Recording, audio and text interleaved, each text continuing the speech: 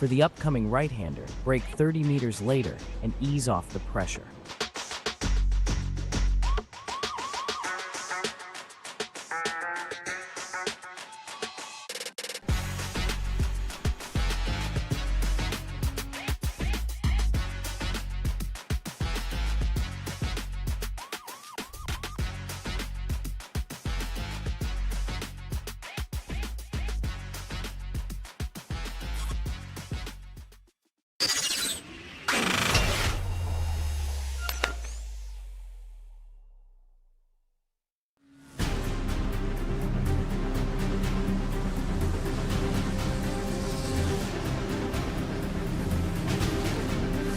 Ready for a race like no other, where the winner is those helped off the track. Welcome to the Make-A-Wish Drive for Wishes 2026. Last year, our drivers and teams raised around $35,000. This year, we're hoping to try and go even better as we head to Circuit Spa Francorchamps, break out three very different cars of classes of racing. Our Junior Kenki party here in the RaceSpotTV broadcast booth, and joined alongside by Zach Sweeney. And Zach, we're in for a bit of fun. GTP, GT3 and MX5, and let's not forget the prizes and incentives that we'll throw on top of that as well. Indeed, tall and small reunited once again, and yeah, very much looking forward to this one. GTP, GT3, MX5.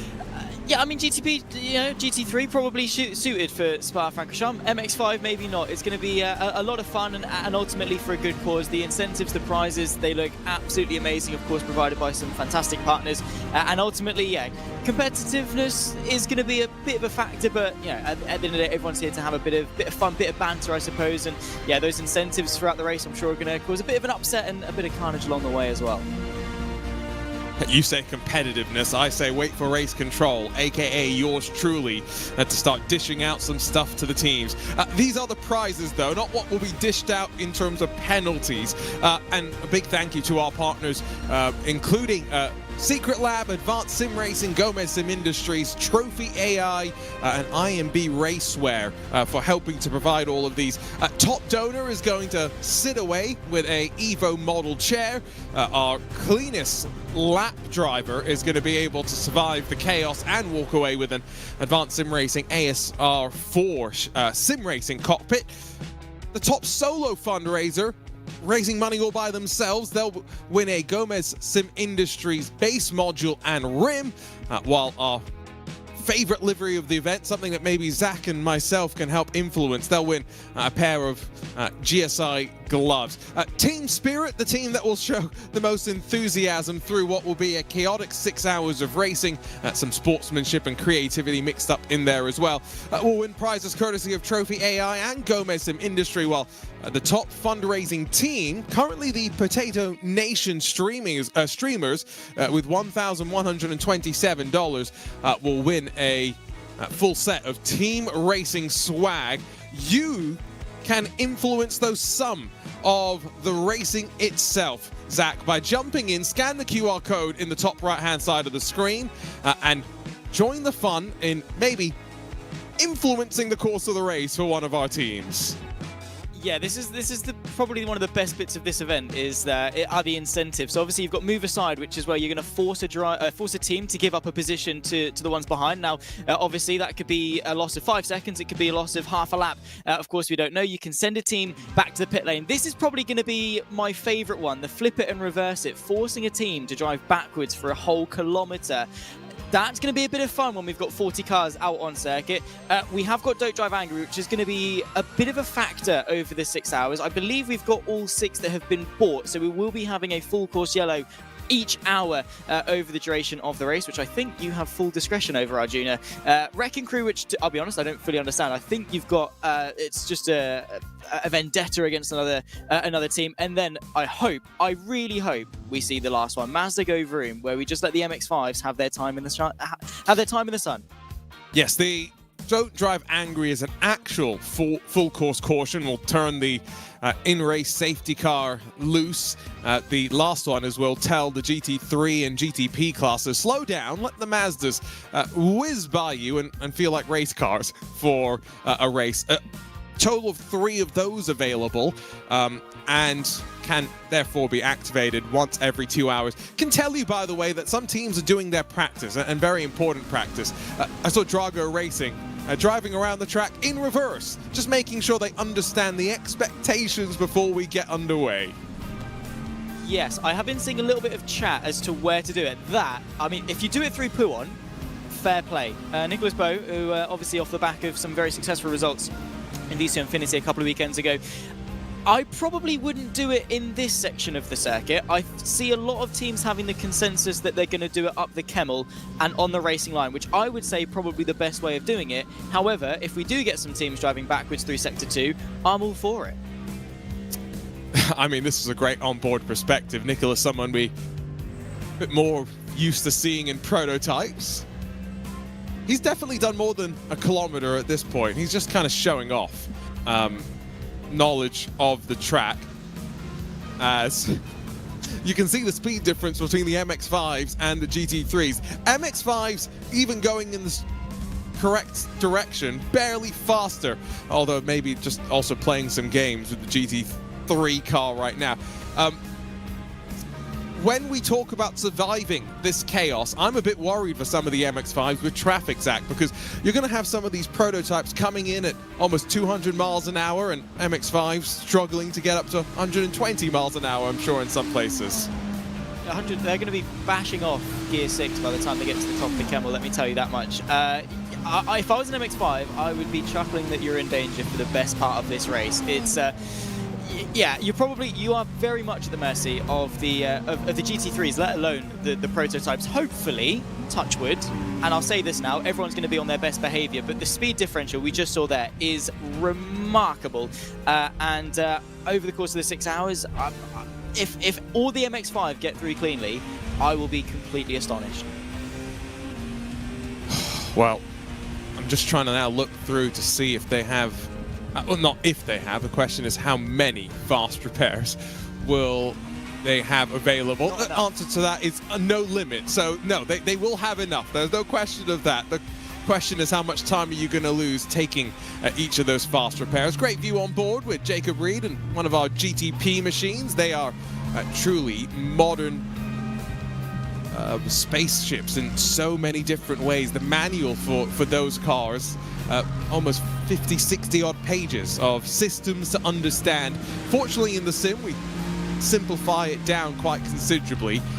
Not quite to the point where it's just race car go fast, but point it in a straight line, put the power down, and it will go pretty quick. We do have a representation of a couple of the different manufacturers, so we'll have a Ferrari, we'll have the Cadillac as well as outside, of course, of the Porsche. No Acura that I saw, unfortunately, Zach. No, a bit of a shame, but ultimately, how big of a difference is it going to make? We'll have to, of course, wait and see. I'll be honest, I haven't driven any of the prototypes in iRacing purely because they scare me, to be honest. So I don't know the differences too much between them, but I'm sure the teams have had their practice and know what's going to be best. Ultimately, I think the tenths or so a lap you're going to make from being in different cars is going to be completely offset by each of the incentives that you might have to face over the duration of the race. So attrition probably more important than car choice. That's why I was a bit disappointed not to see the Acura. I thought we could have seen a representation from all our different manufacturers. We do see in the GT3 class, Aston Martin, McLaren, Porsche, Ford, Chevrolet, BMW. That's what you love to see. Our warm-up will come to an end, and 6 hours of madness gets ready to descend on the Ardennes Forest. Wow. An interesting combination, that's for sure, as we once again get set for Drive for Wishes, all in support of Make-A-Wish. Scan the QR code top right of your screen to learn more. Let's run our way down through the starting grid where Movano for Wishes, one of our staple sim racing teams, 6/10 clear of the field and will lead us to the green. Loic Marchand might get the starting responsibilities alongside of Samuel Ball in the Cornish Lawnmower Racing Team. Brabham Motorsports and Vandelay Community Racing split row 2 with the Preservex 6-man team, hoping we'll see 6 drivers, one for each of the hours, splitting row 3 alongside of the Pit Stop Party Squad. Grid Up Black got a couple of the Grid Up cars in a couple of different classes. 7th for them. Team 922 Racing Team started in 8th with Team Lee Watson, I'm assuming doing this race all by himself, lining up 9th at the tail end of our GTP field. In the MX-5s, starting at the tail end of the field, will be Hyperion Racing and Project 91. Samantha Tan Racing Esports and Vortec Precision Racing split row 2, with Grid Up and Globe Oil 6-man team, 5th and 6th positions respectively. Behind them, rounding out the MX-5 field, Racing for James, both 7th and 8th sharing row 4, red wheels for the 838, white wheels for the 888, and Geezer 3D at the tail end of the class. And then in the middle, GT3s, where Hugh Barter, Drago Racing Team, we saw them driving in reverse. Well, 9/10 clear of the field in qualifying. We may need to BOP them and force them into reverse a bit more frequently. Perfect Pace Racing outside of the front row, Daniel Newman Racing and Potato Nation Streamers then behind them, with Vortex Motorsports under the radar racing through your top 6. 7th for DZ195 Motorsports, Grid Up Red alongside with the Joshamite RBS 6-man team and Daniel Newman Racing crew, your top 10. Grid Up Blue and another one of the DNR machines through the top 12 with the Simpit JR3 Team 922, sending it for IU and Team Matthias Moser and Accelerate Awareness, your top 18 in the GT3 class. And as we get ready to go, Zach, already we've raised $5,246. Long way to go in this race, and I'm expecting plenty of the teams to use the incentives as opportunities to get themselves back into the fight.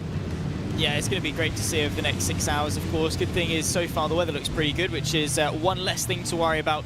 They will be rocketing their way through 39 teams we've got registered for this one, and over the course of the next 6 hours, we'll see who's going to be the one to, well, triumph over the rest. And what I'm interested to see is how quickly we start lapping the MX-5s.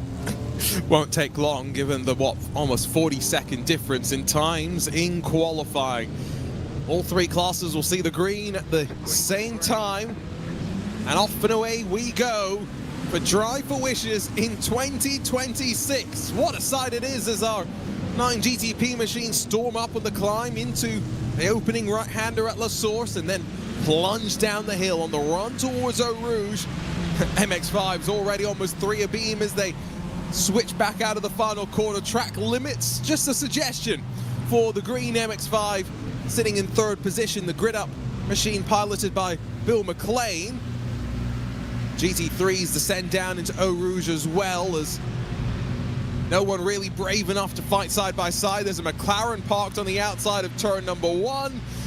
But we are officially underway for Drive for Wishes. And so far, so clean. The MX-5s naturally are going to be, well, slipstreaming off each other all the way up through the Kemmel Straights. A couple of them actually going side by side up the hill through Eau Rouge. And Raddy on that is very brave, but I guess very doable in the MX-5s. Got to be careful, though, not to ask a bit too much of the car. It's a bit of drag race there. You can see Project 91 Hernando leading that in the green and white machine. Then, of course, getting involved just in behind that. Bit of bump drafting already in the MX-5s. And I think, at least for the first hour, that's what it's going to look like.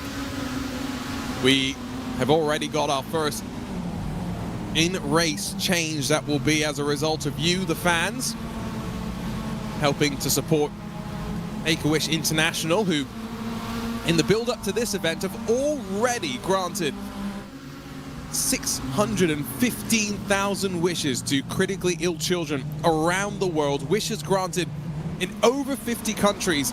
And so this is another great opportunity for our sim racing community to come together and help give some people fighting, some young children fighting, exactly what maybe they need. The Oreo car has been spat off into the gravel as they switch out through Piff Path. Ricky Paz leaves the scene of the incident as Dennis Ali struggles his way back onto track. The rear suspension looking worse for wear. Yeah, not at all what you want to be driving. That's an Oreo that's been dunked in milk for a bit too long, I think, that Corvette, and he's going to be making his way back out onto circuit. Good thing, of course, he's got the fast repair, and was it completely of his own volition? I feel completely horrible for the Aston Martin that was on the outside. Had no part in that whatsoever, going into Piff Path, and just a little bit too much on that race to the apex. Well, we've got our first in-race change as mentioned as we watch the replay from up above. I have the distinct privilege of being able to now talk to the driver, so I'm not going to abuse this responsibility. Zach, I will choose my words wisely. Right. Let's see if I can actually hit the right button as well. That's always important. Race Control has instructed Movano to move aside and drop into second. I hope that went out over the radio. We'll soon see, won't we, whether Marchand can move out of the way. At the moment, doesn't seem to be doing it. I'm going to assume that probably hasn't gone out over the radio, so I'll fix my race control issues while we continue watching things. Oh, it helps if I turn voice chat on, you know? Good start, actually, yeah. Yeah, you know, the commentator. Turning their mic on, it's like it's job number one in your responsibilities. Let's take two. Let's try this again. Race Control is requesting Movano to move aside and drop into second. Let's see. Either that or he just doesn't like you, Arjuna. I don't know. Oh, here we go. No, he's off the racing line right now. He's slowing down. Bam. First change from Race Control. The power you feel coursing through your veins now, Arjuna, must be palpable, I can imagine. Very quickly as well, though, Loic Marchand is going to be very much under pressure from the Cornish Lawnmower Racing of Samuel Ball. Of course, Aidan Millward is the one to take the lead momentarily, so a three-way train for the lead. And then MX-5's, goodness me, Hyperion Racing, Samantha Tan and Project 91, amongst others, all queued up in a very oval-esque race here at Spa. Maybe this is why we included the MX-5s, because this is going to be fun to drop the prototypes on top of in the first sequence through, which will probably happen next time by, I would assume, as on board with Vortex Precision Racing. Love the intricacies of delivery on the front end. This definitely one of the contenders to keep an eye on. Although, for the time being, patience, and maybe not the worst thing in the world with Alex Rogers punching the hole in the air. This is a 6-hour race. We will see pit stops, although fuel strategy isn't that important given that we will have a safety car guaranteed in each hour of the race. It was only a brief interlude at the front for Brabham Motorsports and Aidan Millward. Loic Marchand has jumped back to the point. Yeah, very easily, as we've got our first run in one of the McLarens. That's Steve Axman in the MX-5 getting invited to the exit of P1. Oh my word, what a save. Did he keep out of the wall? I think he did, didn't he? He did. The right side looks untouched and then just has to gather back up the emotions, not the momentum necessarily, and go once more. So 5 minutes in, we've had a decent amount of chaos, but remember, Zach, unlimited fast repairs for our teams to stick in this event. What we like to see. Also, just on the point of the safety cars, the MX-5s will basically be pitting under safety car each time. From what I can remember, a tank is easily over an hour in the MX-5s, especially when they're slipstreaming as intensely as this one. Down the inside goes the number 9, that's Samantha Tan Racing. Side by side through the bus stop, they're going to be keeping that one pinned all the way around. And because of the safety cars, I would very much back, obviously provided we don't have any GTP shenanigans, which again, probably counting on, that the MX-5 stay like this for the majority of the race, because on fuel there's not going to be too much difference in terms of strategy outside of other incentives. Oh! There's a spin there, goodness me, Vortex go round. Oh, it's the bright pink, loved it, maybe too much. Believe in the curse of the commentator? I do, that's for sure, and poor Adrian Lugnott, well, now has to deal with the GTPs beginning to sweep their way through. There goes Movano for wishes. Next will be Sam Ball in the Cornish Lawnmower Racing Machine, has made his way past Brabham into second. There's a big shove coming from Alex Rogers, working their way up through the Camel. Just see the bump drafting as they work their way through, allowing the traffic to go the longer way around the track. And well, that doesn't help when they get in towards the corner. Big squeeze, and the MX-5 gets tagged around by Sam Ball. There's the first casualty, as, oh my goodness me, someone else has got involved there. That's Zach Merrill for Bandley Community, slowly peeling it back onto the circuit, able to get back going again. And well, it's taken us, what, just over 7 minutes into this race to have an MX-5 GTP collision. If we extrapolate that over the next while, I think we're going to be having quite a few more run-ins, to be honest. It has diminished a couple from the front pack. So now we're just down to 3. Nakamata, Rogers and Hernando at the top 3 as it stands, but expect more of that from the GTPs over the next 5 hours and 52 minutes.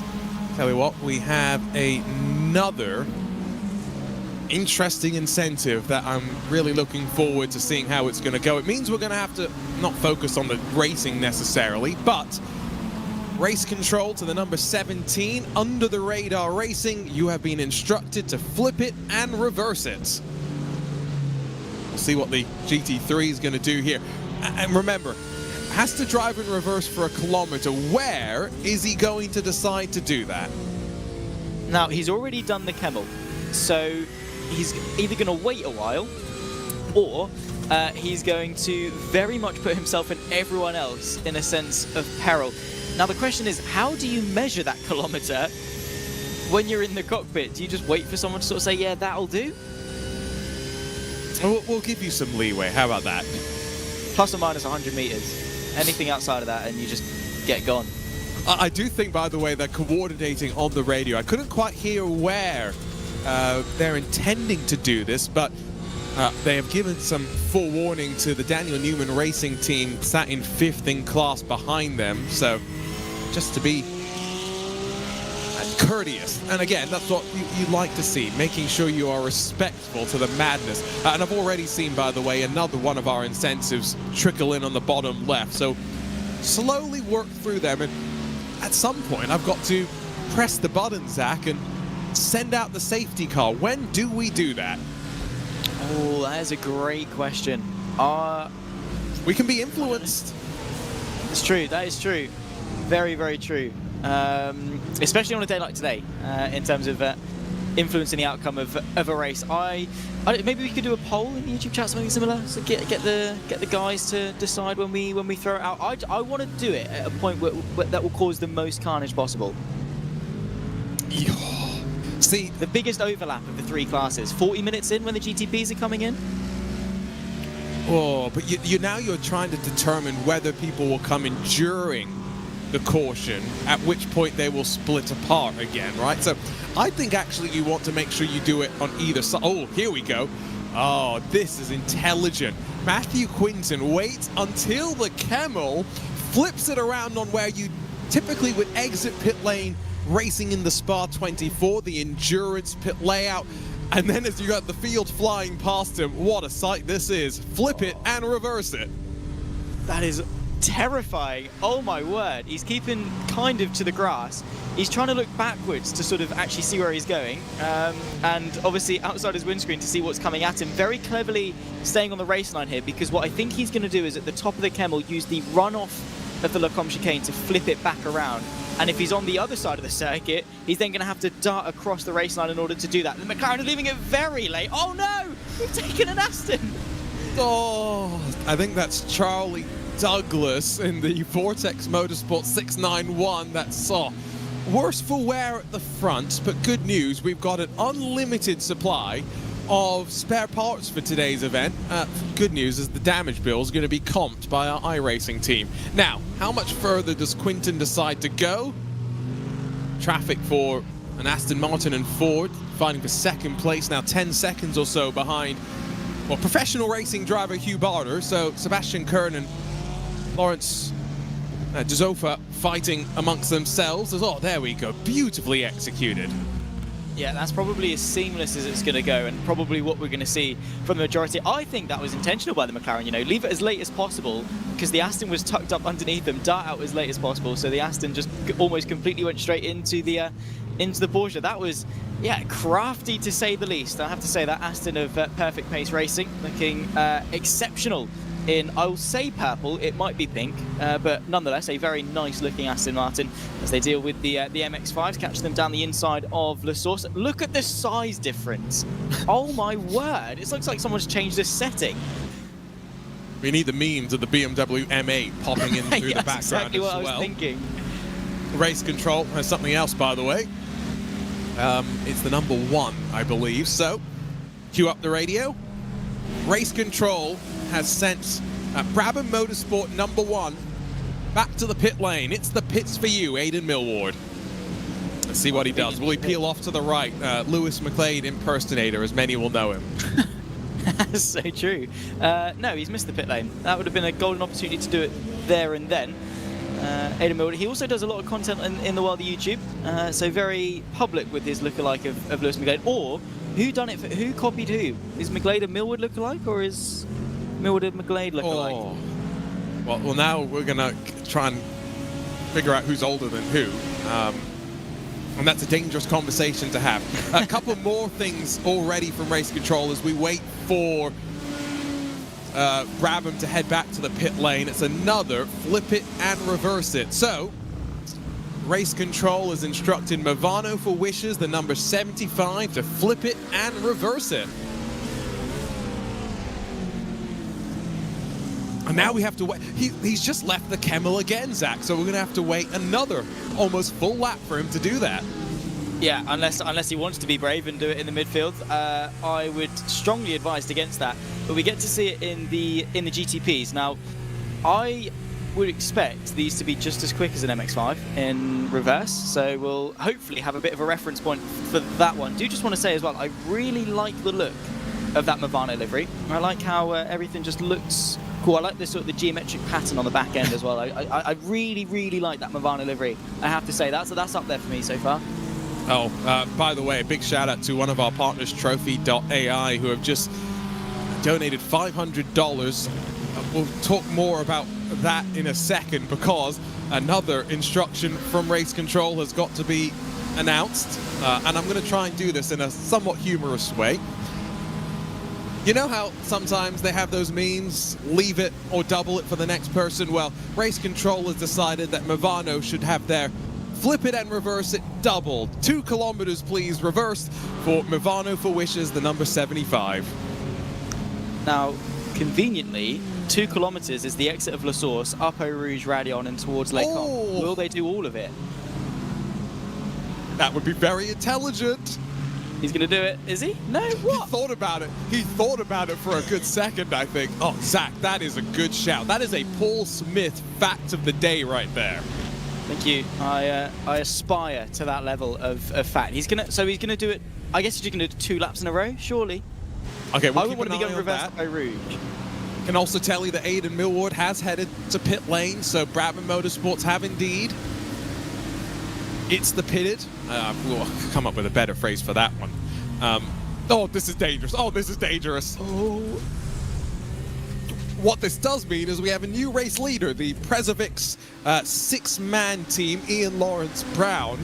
But I am increasingly getting nervous as to how many close calls we're going to get from these reverse it moments on the Kemmel. We're just over 15 minutes through this race. Oh, he's still going. No way is he going. Oh my word, I have never respected a sim racer more. Now this is sensational. This the way is he's content. Absolutely. Clip farming if I've ever seen it. Oh my word. He's still going as well. Yeah, I mean, this is probably going to be one of the moments of the race. He's kept it pinned through the infield. Now I thought he was going to do the La Source thing. Now he's flipping it back round. Or is he? No, he's going to say. I think he can't have done 2 kilometers yet. Like we have to be reasonable with. This is awesome, amazing, and we will give him credit for 2 if we can get to Puon. I think that's our cutoff point, right? I think that's fair. Yeah. So he started. Oh yeah, Radion to Puon surely is 2 kilometers because it's what, about a third of a lap? Because Spa is just over. No, Spa's just over 7. It's 7.004, I think. Oh, nicely done. If he almost got the flick. Almost worthy of a Ken Block Gymkhana video was that moment, but I'll tell you what, fair enough. Loic Marchand, that is credit for 2 flip it and reverse it. Great thing about this, it's not going to stop anytime soon, so let me find the correct button. We have another couple of flip it and reverse it's to announce. So first, for the Samantha Tan Racing number 9, flip it and reverse it, please. And also for the number 69, please flip it and reverse it for us. That's the Drago Racing GT3. Yes, thank you, Zach. Oh my, hang on.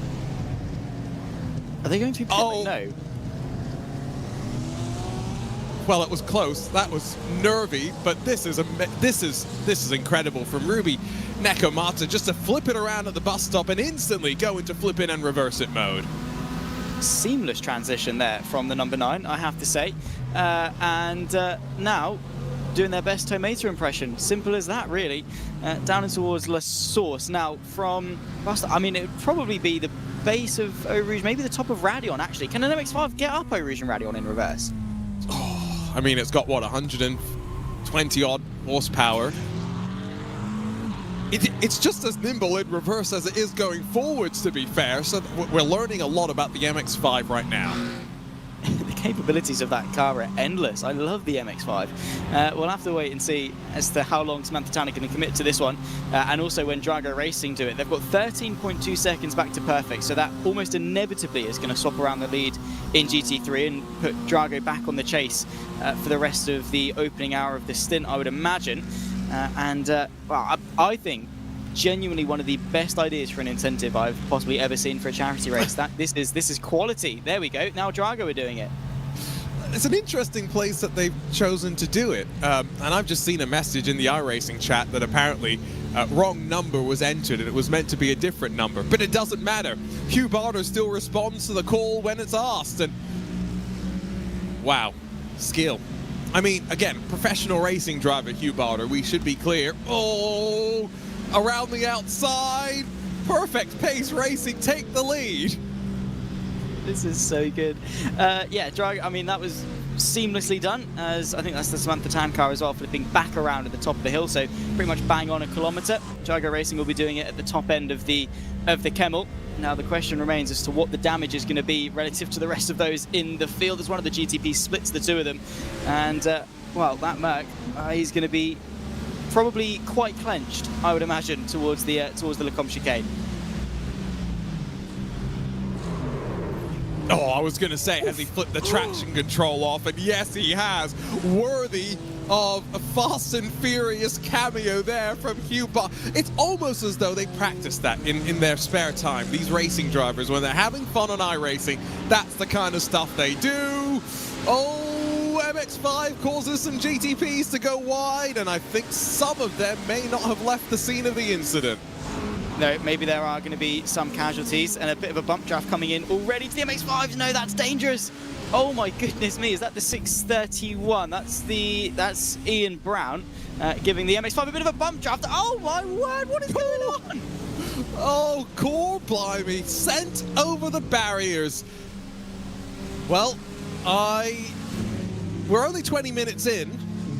Poor David Haynes is watching, thinking, I've got to get into the commentary booth in about 2 hours' time and still have some energy. Watching all of this fight for 6th position sends Ian Lawrence Brown a little bit wide. I mean, they were trying to do some bump drafting. Fair play to them. Oh no! Oh my goodness! You could see that coming from a mile away. I mean, they've just missed the Winter Olympics, but I can almost guarantee they would get some sort of a gold medal for acrobatics. The closing speed, oh my, I don't think I've ever seen an MX-5 do a front flip, let alone 2, and then almost land it into the catch fence. That was 10 out of 10, I would say.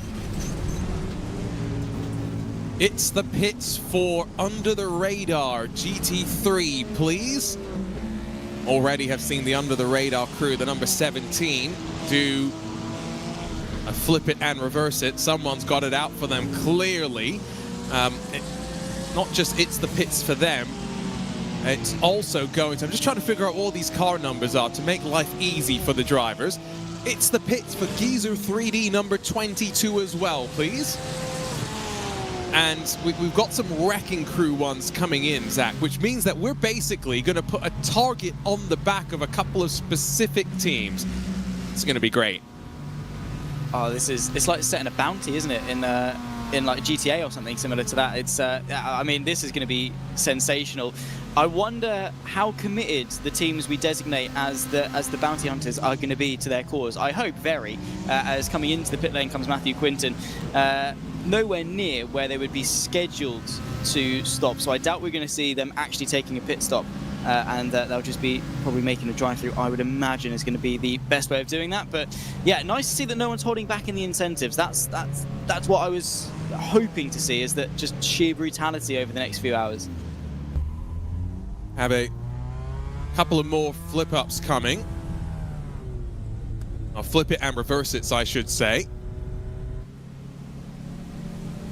I tell you what we probably can do at this point, Zach. 1 caution an hour is what's already been set up through our incentives. Those are sold out pre-race. Shall I go ahead and hit that safety car button? Well, it's looking at you like the Green Goblin mask right now, isn't it? It's like it's staring at you, asking you to press it. I think we should. You ask, I deliver. First caution Boom. of the race. We have 5 more of these to come. And it's with Sam Ball, your race leader in the Cornish lawnmower race. Some great team names, some great liveries. This is a great event, isn't it, Zach? Yeah, I mean, it's such a great excuse for sim racers and everyone to sort of just blow off some steam and have a bit of fun. Obviously, you know, get the most out of it and yeah, have a level of competitiveness. But it's all for a fantastic course. The mission behind Make-A-Wish is remarkable, genuinely, and to see this side of the community and so much good come out of it. I mean, 6.6k raised, and we're 24 minutes into the race is just almost unfathomable. And I think just, of all the awkward stuff that sometimes happens in the world of sim racing, this is one of the best ways to showcase just how good this community is, and everyone's proving it already. It's a way to just have a bit of fun, take things semi-seriously, and just enjoy it. And I think we've seen that already in terms of the incentives that we've seen and just the behavior on circuit. And I'm here for the next, I'm here for the next 2 hours, but I will be very eager to tune in for the last sort of hour to see how the shenanigans have unfolded. David Haynes will join myself, our Junior Kanki party, in a couple of hours' time as we work our way towards the halfway mark of the race. I will say, this is the first time in quite a while I've done a broadcast and had the racing driver's radio enabled in my ear, and it's interesting, distracting, a little bit of everything thrown together. What's so interesting about Make-A-Wish is all the different things that sometimes get requested. One of the most popular requestees is John Cena. I'm a big wrestling fan, so always been great to see how willing someone who no one can see, yes, I'll make that joke, has been to give his time and give his energy as well. Like I said earlier, these are children fighting, and so giving them a little bit of positive energy can be so important. I don't think, by the way, we're going to mix up the fields when we go racing like they may do in some real series. That means all 3 of our classes will be together when the green flag drops again. Oh, this is going to be... How long do the full course yellows last? Is it a lap, or should be one more lap after this, I think. Cool. So yeah, not wasting too much time in getting it back going again. So everyone at the moment, I think, is just taking a breather. But the fact that, yeah, like you say, we've got everyone bunched up together off the exit of the bus stop, where probably we're going to see some of the biggest difference in terms of the classes, in terms of their actual acceleration, the GTPs, GT3s, and MX-5s. A couple of them towards the sharp end of the queue as well. This is going to be a very testing restart, and if we make it through all 39 cars nice and cleanly, I will be astonished. Awareness probably going to be the name of the game for these drivers if they want to make it to the first hour of the race without using a fast repair.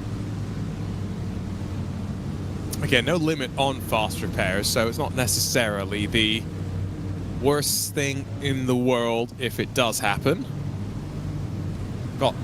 I'm just trying to count them out right now. Is it 4? I think it will be 4 individual flip it and reverse it's to be used at some point. Do you think we should give them the chance to do it under safety car? Is that fair? I was just about to ask, should we let them do it under safety car? I mean, do it at the restart. Let's be awful. Let's call it in to have to do it at the restart. No, I tell you what, I'll call it out now, and if they're intelligent enough to do it, you know, you got to give them some credit. This is all about sim races. It's gamesmanship, right? That's what this racing is. Oh, we do have some takers to pit lane. Race control. Oh, there's a crash at the final corner. Never mind. Flip it and reverse it, please, for the Grid Up 25, Hyperion 44, Mivano 75, and the Joshamite 623, please. You are welcome to do it under safety car if you wish. There we go. Instructions handed out. And there was a crash at the final corner as Hubardo's already proactively going in reverse. Yeah, good idea there, I think, to get it over and done with. Yeah, of course, a much less penalising flip it and reverse under safety car. And also, I mean, granted, maybe there are a lot more cars coming at you, but they're doing it at considerably less speed, and hopefully you shouldn't be hitting a reversing car under safety car. If you are, you're clearly not abiding by the rules of said full course caution. Yeah, approaching the first half an hour into this race, and I'll be honest, it's flown by as one of the MX-5. Well, they'll be doing their flip it and reverse it as well, and again, very cleverly to do it, basically just using the reference of the Kemmel Straight as the methodology for that one, as it's getting very bunched up here under the full course yellow, as well the MX-5s, they're struggling to keep up with the pack in reverse. There's McLean Grid Up white, and Mivano as well, doing it in tandem. Nice to see. Yeah, and I think the Joshamite McLaren 2, so 3 of the 4. Hyperion, the only one of the drivers and teams called out, not able to do it because they're trying to catch up to the pack. So they're actually going to do it now, heading out of turn 1 at La Source. Intelligent. There's some drivers who are making use of, well, let's call it what it is. Our generosity, Zach, our willingness to let them do it under safety car. I know. I mean, you give commentators power, and typically you're not going to be very nice about it. So I think you're being merciful there. Arjuna is the word. You're letting them off. I mean, for the first hour at least, right? Let's be nice. As we get through the rest of the race, maybe strip back some of that nicety and be punishing. Yeah, oh, exactly. Especially because some of these incentives do, at the end of the race, become unavailable. Last 30 minutes or so, not all of them will be possible. Is everyone flipped back around in the right direction? Yes, I think Mivano is as well, finally. Yep, they're going to catch up. This is the benefit of letting them do it under safety car, is they will be able to regather their place in the line. Hubardo is just showing off at this point, isn't he? I think he's doing it for the love of the game, I'll be honest. I think he's just because this is where we saw him do it in practice, isn't it? So he's fully with it in terms of this section of the circuit. I think he just wants to get a good view of the rest of the pack and see what he's up against, because he's easily done a kilometre. When did he turn around? He turned around. He's done the entire lap, hasn't he? Yes. Good effort. Not bad. So I think that's us caught up on flip it and reverse it. We do have some wrecking crews where we're basically going to send out, like we said, target on the back of a whole handful of teams and drivers. Lights are still on the pace car at the front of the field. I say pace car, it's a safety car right now. It's a pace car at the start of the race if we want to get uber pedantic. Does that mean we're going to get another lap under yellow? These are long laps as well for the drivers, so just imagine what will happen when we go racing again, and some of them may be caught out slightly, to put it nicely. Yeah, potentially so. On board with the safety car, and yeah, I mean, just over 7 kilometers crawling under safety car. It takes a lot. I mean, we've been going for a good, I'd say, what, maybe at least 10 minutes now, probably, or so of, or coming up to, of safety car, and we're going to get another one. There's Benny, good old, it says pace car driver, it's wrong, safety car driver, leading the race for what will not be the first, well, it definitely is the first time. It won't be the last time of this race.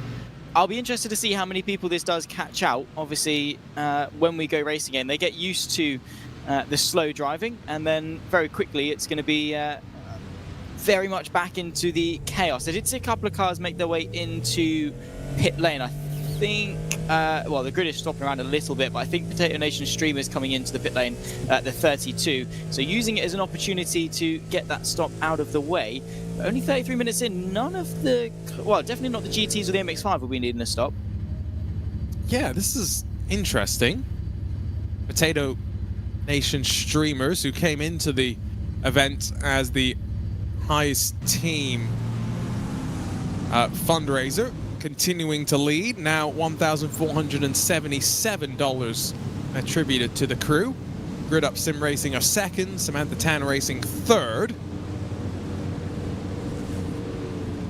It's a long way to go in this race, not even 1 hour complete. One of the wishes featured on our donation page was 10-year-old from Taiwan, Ayu, whose wish was to be a race car driver, and a great picture of them in the passenger seat of a Porsche GT3, not race car, the road-going car, which could be a race car if it really wanted to be, let's be honest.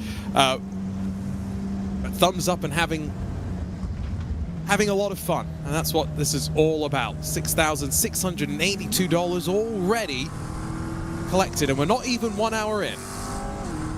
Yeah, like I was saying, I mean, it's one of those things where everyone here loves sim racing, right? It's our passion, it's what we love to do, and you know, when we've got a cause this good, everyone coming together, it just shows how sort of easy and seamless it is for everyone to come together for sort of a common good. Like I say, let off some steam and have a bit of fun, but ultimately everyone's here doing it for a good cause. And I think it's just amazing to see and telling of how good of a community sim racing has built over the years. You know, you look at the likes of Jimmy Broadbent and what he's been able to do, and obviously here today proving that in the world of sim racing. So incredibly proud of this community. I think everyone involved should be incredibly proud of themselves, and obviously a big thank you to everyone that has donated and everyone that will continue to donate over the duration of this race. $6,700 raised, and we're 35 minutes into racing. I mean, yeah, incredible to see, and yeah, it's just amazing what Make-A-Wish do, and yeah, thoroughly deserving of it as well, it must be said.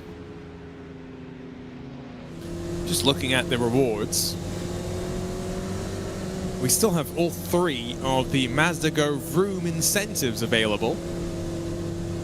That's when, well, we don't do an actual safety car, but we basically let the Mazdas pretend they're the fastest on the track and fly past our hypercars at the front of the field. These are purpose-built race cars in this prototype category as compared to the road cars converted to go racing. Although, let's be real, best racing on any weekend is a Mazda MX-5 race, especially, Zach, if it just happens to be at Daytona. I was literally about to bring up Daytona. I remember I was sat in the airport coming back from, where was I coming back from? Somewhere in Italy, I think. I had about 2.5 hours to sit and chill and watch some racing, and Daytona was on.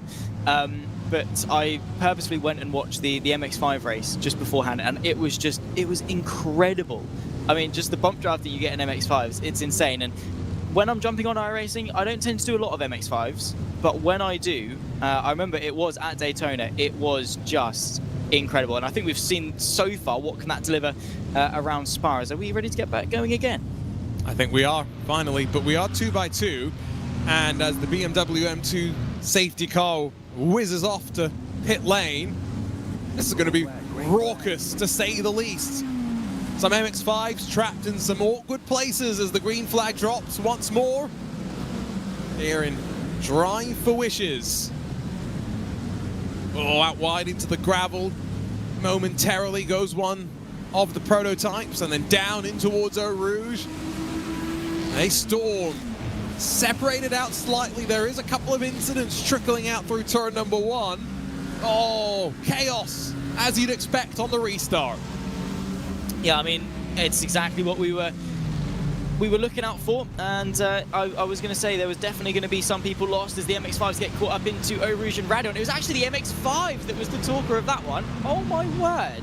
Now that is a very brave MX-5 going down the inside, rolling back onto the circuit and collecting a fellow one as well, as they all managed to get back going again. A good thing that unlimited fast repairs are a thing, but when you've got all three classes all jumbled up and mixed together at the beginning of a restart, well, that's exactly what we were going into this one expecting for, and well, absolutely delivered. I have to say, that MX-5 down the inside of La Source, I didn't think the MX-5 had enough weight to spin around a GT car, but evidently most is the case. Maybe we should get the MX-5s to be the ones hunting down the GTPs and the GT3s.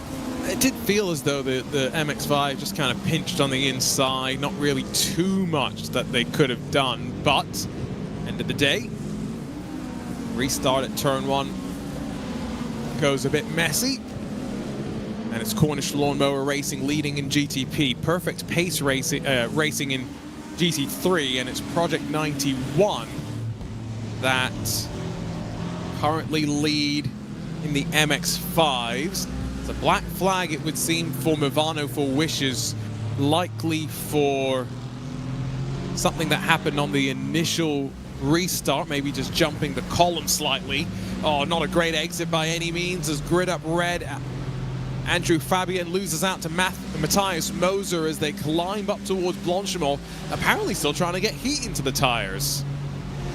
Yeah, I mean, in GT cars, it takes a while to actually get confidence in the tyres. I was driving in all of them as well. I was about to use the Mercedes as the example, but pretty much in all of them, it takes 2 or 3 laps to actually start to build up the pressure you need to feel confident. Before that, you might as well just be driving a cruise liner, to be honest. It's just the way it is. There's no traction, no stopping, no turning. So yeah, for a couple of laps at the very least, they'll be trying to get some temperature into the tyres. GTPs probably not so much. I'd imagine they're able to get the tyres warmed up fairly quickly, as we're seeing them towards the sharp end beginning to push, with the 99 actually running away with it. Back on board though as Drago and Hugh Barter look to retake the lead for probably what is the 6th or 7th time so far this race. Yeah, but I think Hugh's just here and toying a little bit, and I mean that in the fun way, right? He's here having some fun, obviously, and so actually go wheel-to-wheel racing. He's got Nicholas Boy, Nicholas Rubelar, his 2 teammates. Those are World Championship level drivers if I've ever seen a lineup, by the way. This is the type of lineup they would deploy to win an iRacing special event. It means Sebastian Kern's going to have a fun fight on his hands. He's going to have a racing driver showing him all those little tricks on how to fight Zach, all the little nuances. One thing that Hugh's not done yet, as far as I can tell, deploy the attack of the flashing headlights. I am surprised about that. Oh my goodness me, the Aston goes round. That's the 161. Hugh Barter almost lost it himself. I think maybe the perfect race car was just able to keep it out of the wall there. Sebastian Kern, maybe under the pressure of Hugh Barter, didn't even need the headlights to deploy that spin yet, but able to rejoin fairly cleanly, almost collecting the 18 Daniel Newman racing car. But thankfully, David McRoberts had the wits about him to get out of the way for that one. There's Ian Lawrence Brown, who so far in this race can't seem to catch a bit of a break, spinning around on the run into the bus stop. A weird place to spin there. Well, it was really through Blanchimont where it just pitches around on him. Aero clearly at its limit. I tell you what, now that Hugh Barter's taken the lead once again, Race Control has requested a flip it and reverse it for Drago Racing, the number 69, please. Don't you love our community? Oh, block there from one of the GT3 cars, sends a Cadillac. Brabham Motorsports and Aidan Millward skipping over the grass at the bottom of Eau Rouge. Yeah, quick hands there from Aidan Millward as Drago get that flip it and reverse it done and dusted. They're spending more time in reverse in the opening hour of this race than they have done pointing forward. And side by side, oh my goodness me, almost collected. That was quick there. Is that the 17? Fair play from the Porsche to get out of the way going into La Source. And side by side, when you're facing there, and Hugh Barter completely a passenger in that exchange. Well, I mean, counting their lucky stars not to be sent straight back to pit lane with a fast repair after that one. Did you see how, by the way, Hugh went through turn 1 as fast as everyone else did the right way around? So clearly he's got some practice. Also, just been informed, it's the pits for number 161, Perfect Pace Racing, please. So the purple Aston Martin that spun from the race lead as Hugh Barter spins himself back around. That Aston Martin under pressure now. Potato Nation through. Oh, some contact behind as Grid Up and Vortex Motorsports bang door handles with one another. This GT3 class is full of action. Yeah, I'm loving it. Cannot wait to see what happens as an MX-5 goes round through Rivage. Able to get very quickly out of the way of everyone else, but Sebastian Kern, to add insult to injury after the spin through Pool 1 a lap ago, will be making a trip back to pit lane. 17 minutes off the hour, potentially maybe worth actually just doing the service while you're in there cutting your losses. Yeah, perfect pace, able to keep it fairly clean through Pool 1. I think largely down to tyre temperatures in the opening couple of laps, trying to get the power down and committing on the exit there. Definitely not helpful. Now in and amongst the pack of GT cars, which I have to say, like we've been saying, very close, very competitive around Spa. So nice to see some nice equality between each of the manufacturers, each of the cars that we've got in the GT3 class, which largely has done pretty well. Yeah, keeping it nice and close. But we'll see Sebastian Kern into the pit lane this lap, which around Spa, and especially the endurance pit lane, is even just a drive-through is an incredibly large penalty to take. I mean, you're looking probably just shy of a minute, surely, for a drive-through. It's better than if it was the endurance, lad. I think it's only about... Is it just the GP? Yes. No, it's only 25, 30 seconds, I think, at worst. It's the pits for Hyperion number 44, please, and MX-5. Oh, perfect pace racing. Charlie Douglas didn't get the memo. Oh, and Vortex Motorsports get slightly off kilter there through the final corner. Yeah, that was a close one, and Spa always lends itself to that one. And if you're offline and you need to get into the pit lane, well, there's no choice. You've just got to try and do your best to dart back across. There's Zach Merrill for Mandalay Community. At the moment running in P2, 10.3 seconds off the Cornish Lawnmower Racing. Samuel Bull driving incredibly well at the sharp end of the field. I think maybe someone needs to send a flip it and reverse it their way in the near future. The number 12 from the 922 team 922, obviously, and Danish Ramat getting onto the back and probably feeling a little bit of dirty air as they cart their way through some of the traffic, getting close to the hour, 45 minutes in. So on pure fuel, probably the GTPs, I mean, I know we have 3 laps under full course yellow, which will definitely extend their stint somewhat, but it won't be long until we start seeing some of these GTPs make their way into pit lane for a legitimate pit stop. No, and what a fun place pit lane is with these modern LMDH machines. The fact that they leave their pit stall under the electric power, and then you hear the dum as the internal combustion engine gets fired up, and well, different sounds for different cars, but the Cadillac in particular is just fantastic. And I'll just do that again because my producer has specifically requested it. On pit lane, it kind of sounds like this. Dun, dun, dun, dun, dun. Oh, that was worse, actually. The first one was not bad. Just stick to commentary, Junior, I think. Race car impressions not for you, I would imagine. And you've heard the Caddy in real life. I mean, the bass probably you could feel quite a lot, I'd imagine. Yeah, but you know, the one that I want to talk about is the one that doesn't do the startup. It's the one that just always has the V12 running. The Aston Martin, which is just like... Oh, yes. Go on, do a V12. Go on, commit. No, I'm not. I was just going to say, though, old school Formula One vibes with that car. There is no doubt about that. Hyperion Racing into pit lane, and they've actually stopped, by the way, so I'm quite curious how that's going to end up impacting them. Tires. Didn't know if they were going to take them, but it takes a little bit longer in these MX-5s than it does in an LMDH, where just a single nut to loosen and tighten back up. Right, I've been trying to figure out the correct phrasing to announce these particular penalties, but we've got 2 very interesting ones where effectively, like we've been talking about, target placed on the back of 2 teams. Race Control is announcing a Wrecking Crew target on Movano number 75 and Hyperion number 44. It's open season on them for the next lap. I think that's probably the best way to phrase it. Who's going to take the bait here? I cannot wait to see. So Movano down in P8, have they got anyone close to them? I mean, they've definitely got people close in terms of on track. And actually, to be fair, they've settled into a nice bit of track space here. I wonder if anyone is going to be homing in on them.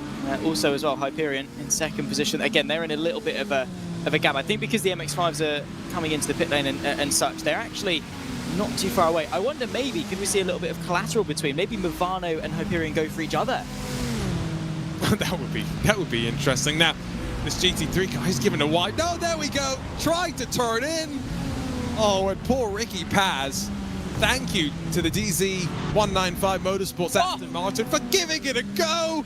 And then the damage is done, but it's not to the right MX-5 car that ends up landing on all four. Oh, that is quality. Oh my goodness me. I love my job. I love this community. I love sim racing, just full stop. That was class. I mean, the commitment there, even at their own peril, was just like, I'm committing to this bit. Yeah, fair play to whatever MX-5 that was. I think, I'm not entirely sure as to who it would be. Racing for James, that was who it was. Travis Harris, 10 out of 10. 10 out of 10, mate, 15 out of 10 from me, I'll be honest, in that one. Oh, what an effort, and landed it as well. I can already tell you that went way better than anyone could have hoped for. So, who is going to do the same to Movano for wishes? Poor Loic Marchand at the wheel is probably thinking, I've got a direct drive wheelbase, don't hit me. To which I will say, hands off the wheel, Loic, we're coming for you. Oh yeah, I mean, direct drive getting smashed into, that is a wrist twister if ever I've seen it. Hopefully he's not got his face anywhere near his steering wheel. That would be disastrous. Now this is on board, so saw it happen. Here we go. Oh, beautiful. Oh, beautiful. You are referring, I'm sure, to the clip of Brendan Lichtenberg from earlier this month, when he's talking about his face, right? Potentially. I don't know. Yes. Oh, there was a clip where he was driving the Indy car in the Creator Series. He went to go reset, and oh, this is going to be a great... Oh, yes. Oh, slow-mo. He's hit him twice. He almost did the flip around as well. Do you know what this reminds me of? I don't know if you've ever seen Speed Racer. You know what it was making me think of is on the front windshield it said, I think it was Jumbo's Chip Shop. Mr. Producer, can we get that in slow-mo once again from this exact angle? Just like 10 seconds back or so. Jumbo's Chip Shop. That was a great livery. So many details. And yeah, there you go. Jumbo's Chop Shop. Ah. Chip Shop would be better though, I will say. Maybe a Binley Mega Chippy livery would also be good for the next edition of a charity race also. No one's targeted Movano yet though, which I'm deeply disappointed about. I think their vendetta has run out as well. So Movano got away with it. Skating through this time. Next time we'll see if they're going to be able to survive. We have another call to the pit lane. It's the pits for Team Matthias Moser, the number 404 GT3. That's second, by the way, in class, and so the Aston Martin, straight off to pit lane, no hanging around. Yeah, very good stuff there. Didn't have any error in the 404, straight into the pit lane. Despite contending for the race lead, so straight in, and again, only 9 minutes off the hour. Probably makes sense to have the service here and now, as they dawdle their way down to quite far down the pit lane, it must be said, as they'll pull over and, of course, make their way in. In fact, actually, no, they're not stopping, so they're just doing a drive-through. Interesting, actually. Hey, nowhere in the regulations, which are codified exclusively on the donation page, did I say that? Did I see rather that you had to stop anywhere in pit lane? It just says to the pit lane. No, I know, but I mean 9 minutes off the hour for GT3. Surely it makes sense to have serviced it, but alas, they didn't. Now, is he thinking that there's a risk of another safety car? Do they know it's only 1 an hour? Yes. Now, it is only 1 an hour, but that could come in 8 minutes' time, theoretically. That's true. We still have to figure out when it would be maximum chaos, by the way, so do let us know in chat. We're watching iRacing YouTube and Twitch, RaceSpotTV channels as well. As Moses already back up to 3rd position, even with the drive-through penalty, by the way. It cost him 18.4 seconds to run between the cones in pit lane. That's good effort. Probably as efficient as it can get done. His entry was really, really good as well. So that's good data, I suppose, to have had. And I think it's the best way to interpret that as 1 safety car per hour slot. So from 6 hours to 5 hours, 5 hours to 4. rather than an hour countdown between each one. I think the way that because in theory we could have done it at 5:01 and then done it back to back straight after that one. So I think, yeah, that's going to be the better way of causing and maximizing the most amount of chaos. Is that's 29. You're not inside the top 5 as it stands, but again, probably as long as you're driving and facing the right way, you're doing something right in this race. And with how quickly things can shake up, probably I'd imagine we're going to be seeing a very different order by the time we get to this point in 5 hours time, as Potato Nation, who were one of the first people to actually come in and service their Mustang. It was under the safety car, making some progress as well in the 32. Got their eyes on that 13 BMW directly in front as they make their way into the bus stop chicane. I do love this Ford Mustang. What an addition it has been to the GT3 class, now around the world. And maybe not all kangaroos are going to agree with me on that statement, but Daytona winner last year, of course, at the Rolex 24, went on to win at Detroit as well, the Interweathertech Sports Car Championship, and this year, Logan Sargent going to be paired up with the likes of Sebastian Frio and Mike Rockenfeller as they challenge the World Endurance Championship, all in the build-up to the Ford Hypercar program. I say Hypercar, it's, again, really an LMDH, but we'll be racing in the World Endurance Championship. Nice and easy. Draft assisted. Xavier Williams in the Grid Up 13 machine can do nothing because the BMW M4 slots back into line, and the Ford Mustang with the V8 Coyote engine roars its way up. Now, that did come into pit lane about 8 laps ago, and I'm pretty sure did a full service as well.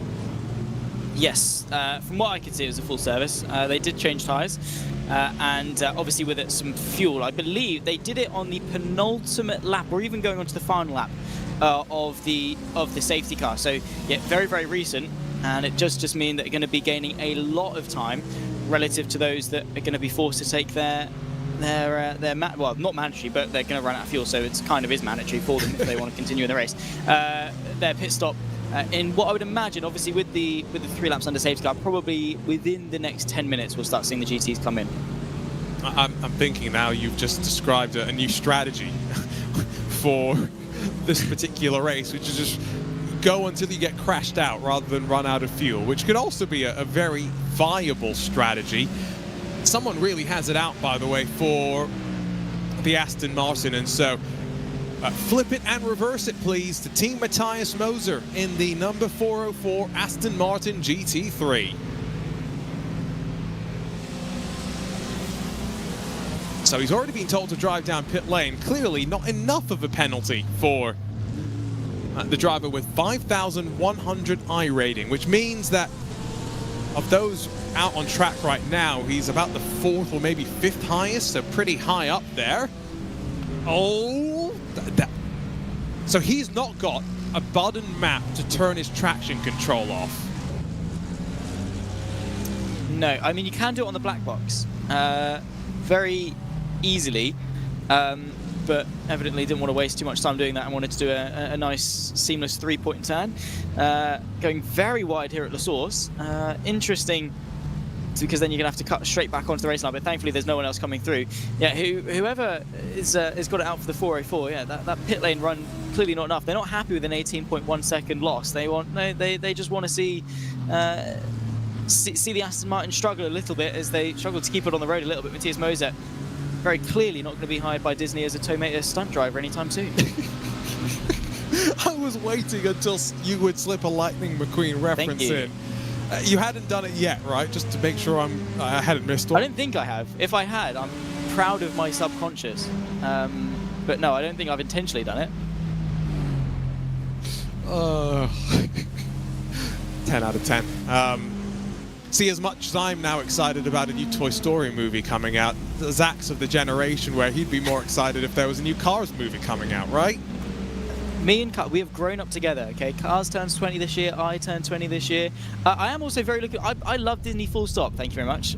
So I am also looking forward to Toy Story 5, purely because it's about digitalness and that sort of thing. And that's exactly what I'm studying at one of my modules in university. So part of me is very keen to see the educational side of the new Toy Story movie, which is Not what I would have been saying a few years ago, but nonetheless, that's what I'm going to be taking out of it. Yeah, very much looking forward. Cinema this year is looking very good. Unfortunately, no new Cars movies though, which I'm deeply disappointed about. I want a Cars 2 sequel.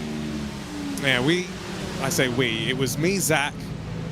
Was Darragh Thacker there? Yes, I think Lewis McLeod was there. The only one of our crew that weekend that wasn't there was Ewan O'Leary, right?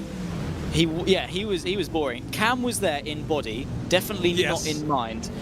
He was wiped out by something in that hotel room. Exactly. Yes, we were all together a couple of years ago, and we had a Cars movie night. We had a lot of fun, and I believe when only half the crew returned for that event the next year, they had a Cars 2 movie night. The Vandelay community team, or as Zach may call them, the academy team, down on pit lane. Once they're out of pit lane, I have a very interesting penalty to explain, and we'll get to that in a second. It may require us to actually throw the next safety car here, so just if any of the teams are listening, that's all I'm going to say for the time being. Samantha Tan Racing, we saw the great effort from Ruby Nakamata to flip it and reverse it at an awkward part of the track. Now in 4th position, tucked up behind Grid Up White. Remember Bill McLean? He was another one that had to flip it and reverse it, albeit under safety car. Yeah, got quite lucky with that one, and now back into a little bit of a train, which I'm sure he's going to be happy to see other cars and also facing the right way this time. Yeah, Grid Up got the penalty. The general team did, and then the subsequent denomination as to which car that was going to be, all down to Arjuna. So any complaints, please direct fully to Mr. Race Control himself. Great power. With great power comes great responsibility. You know what they say. Battle between teammates here. Xavier Williams and Andrew Fabian. Out through the pit path. Awkward place to squabble in GT3. Cars in a very tight line for Williams in the blue. Fabian in the red is going to sweep then out through Curve Paul Frere. Oh, and with the up and under. Pass made before they even get to Blanchimont. Great racing between them. And remember, rule number 1 of racing, do not hit your teammate. Couple more things coming through as we are inching closer to $8,000 here in the Drive for Wishes 2026. Poor GTP car blows by. Speed difference is mind-blowing. But flip it and reverse it, please, for the 911 and 44 MX-5s, Project 91, and Hyperion Racing Team. They're running 1st and 2nd, Zach. They are indeed. Thankfully, with quite a big differential between them. 2 minutes is the gap for the Project 91 car, so they're going to have absolutely no dramas in terms of retaining their overall track position. Question remains is whether, well, I say no question. In terms of if they keep it clean, it's no question. If not, then that's a completely different story. But yeah, flip and reverse going their way. Well, not able to do it halfway down the Kenmore Straight, and very wisely so. I think we're going to be waiting an eternity for them to come back round and do it again. Hyperion have had a couple of penalties so far this race, I think. So this is going to be another one. We should have kept the tally, shouldn't we? I mean, we do kind of have a record, but of what teams get the shortest end of the stick in this race. Movano initially had been given quite a lot. Now they are a lap down, but you know, you can never count out a team as big as that. There is also a move aside penalty, so let's quickly dish that one out to the Preservex 6-man team. Move aside to the 631 GTP. Ian Lawrence Brown, please move aside and let the 99 Cornish Lawnmower Racing Team get in front of you. Beautiful livery, I must say. On the 631. Yeah, quite like it. Yeah, I have to say, I was scrolling through the channel because all of the teams have put their livery photos in. I have to say, I'm a big fan of quite a number of them. I think everyone has done a pretty decent job. It's the 631. This is the punishment, isn't it? I mean, it could be a case of, like we saw earlier with Movano, you lose a second. Or in the case now, when the race is settled down, that you lose upwards of 30. It would be brutal if someone done it in the MX-5s. The 911 would be waiting almost a lap to let Alex Rogers through and take that position, but Samuel Bull blasts through and will take second place from Ian Lawrence Brown. It's a good point, actually. You know, if you are Samantha Tan Racing Esports, a move-aside penalty to Project 91 would see them basically have to park on the side of the road for 2 minutes. That seems wise. Oh, spinning through the final corner. It's the Ford Mustang. Has it shed the rear wing? No, Potato Nation have kept it on. Oh, what's happened here, though? What has happened here? That is indecision and awkwardness. What are they trying? Are they trying to reverse through the pit lane? I think now they are. Is that? Can you not get DQ'd for that in iRacing? We're about to find out if we didn't already know. Because the reason the team I was with in for the Daytona 24, we got disqualified for reversing in the pit lane. We'll very quickly find out as to whether or not that's the case or not. I mean, they're still going, not at much speed, but this is probably one of the safest ways of doing it if it is allowed. Oh no, oh no, Hyperion Racing, flip it and reverse it, going up the, running towards Radion, and Sam Ball just gifted second from our move aside. Oh, it ends in the tires. That was, you could see that coming from a mile away, and when you're on that level of commitment, there's not really much that you can do. Slam on the brakes, you're just going to lock up, try and turn, and you're not going to do it.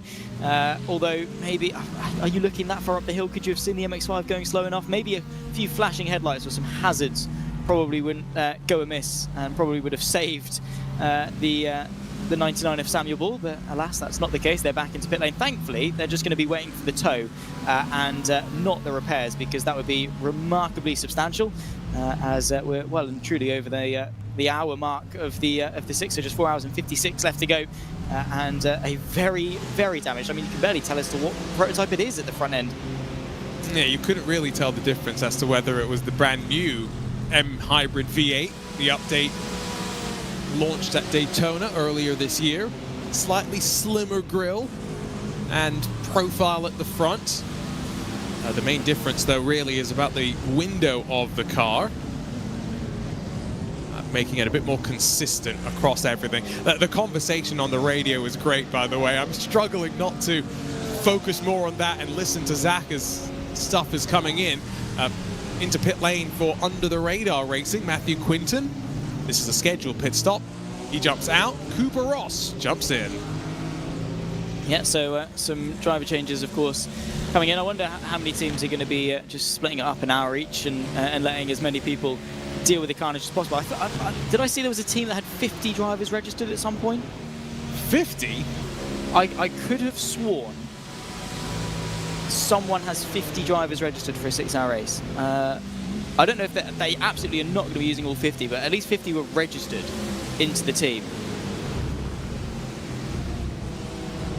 I'm clicking in iRacing. The problem is if I click the team with 50, it might crash the sim. I've never seen that before.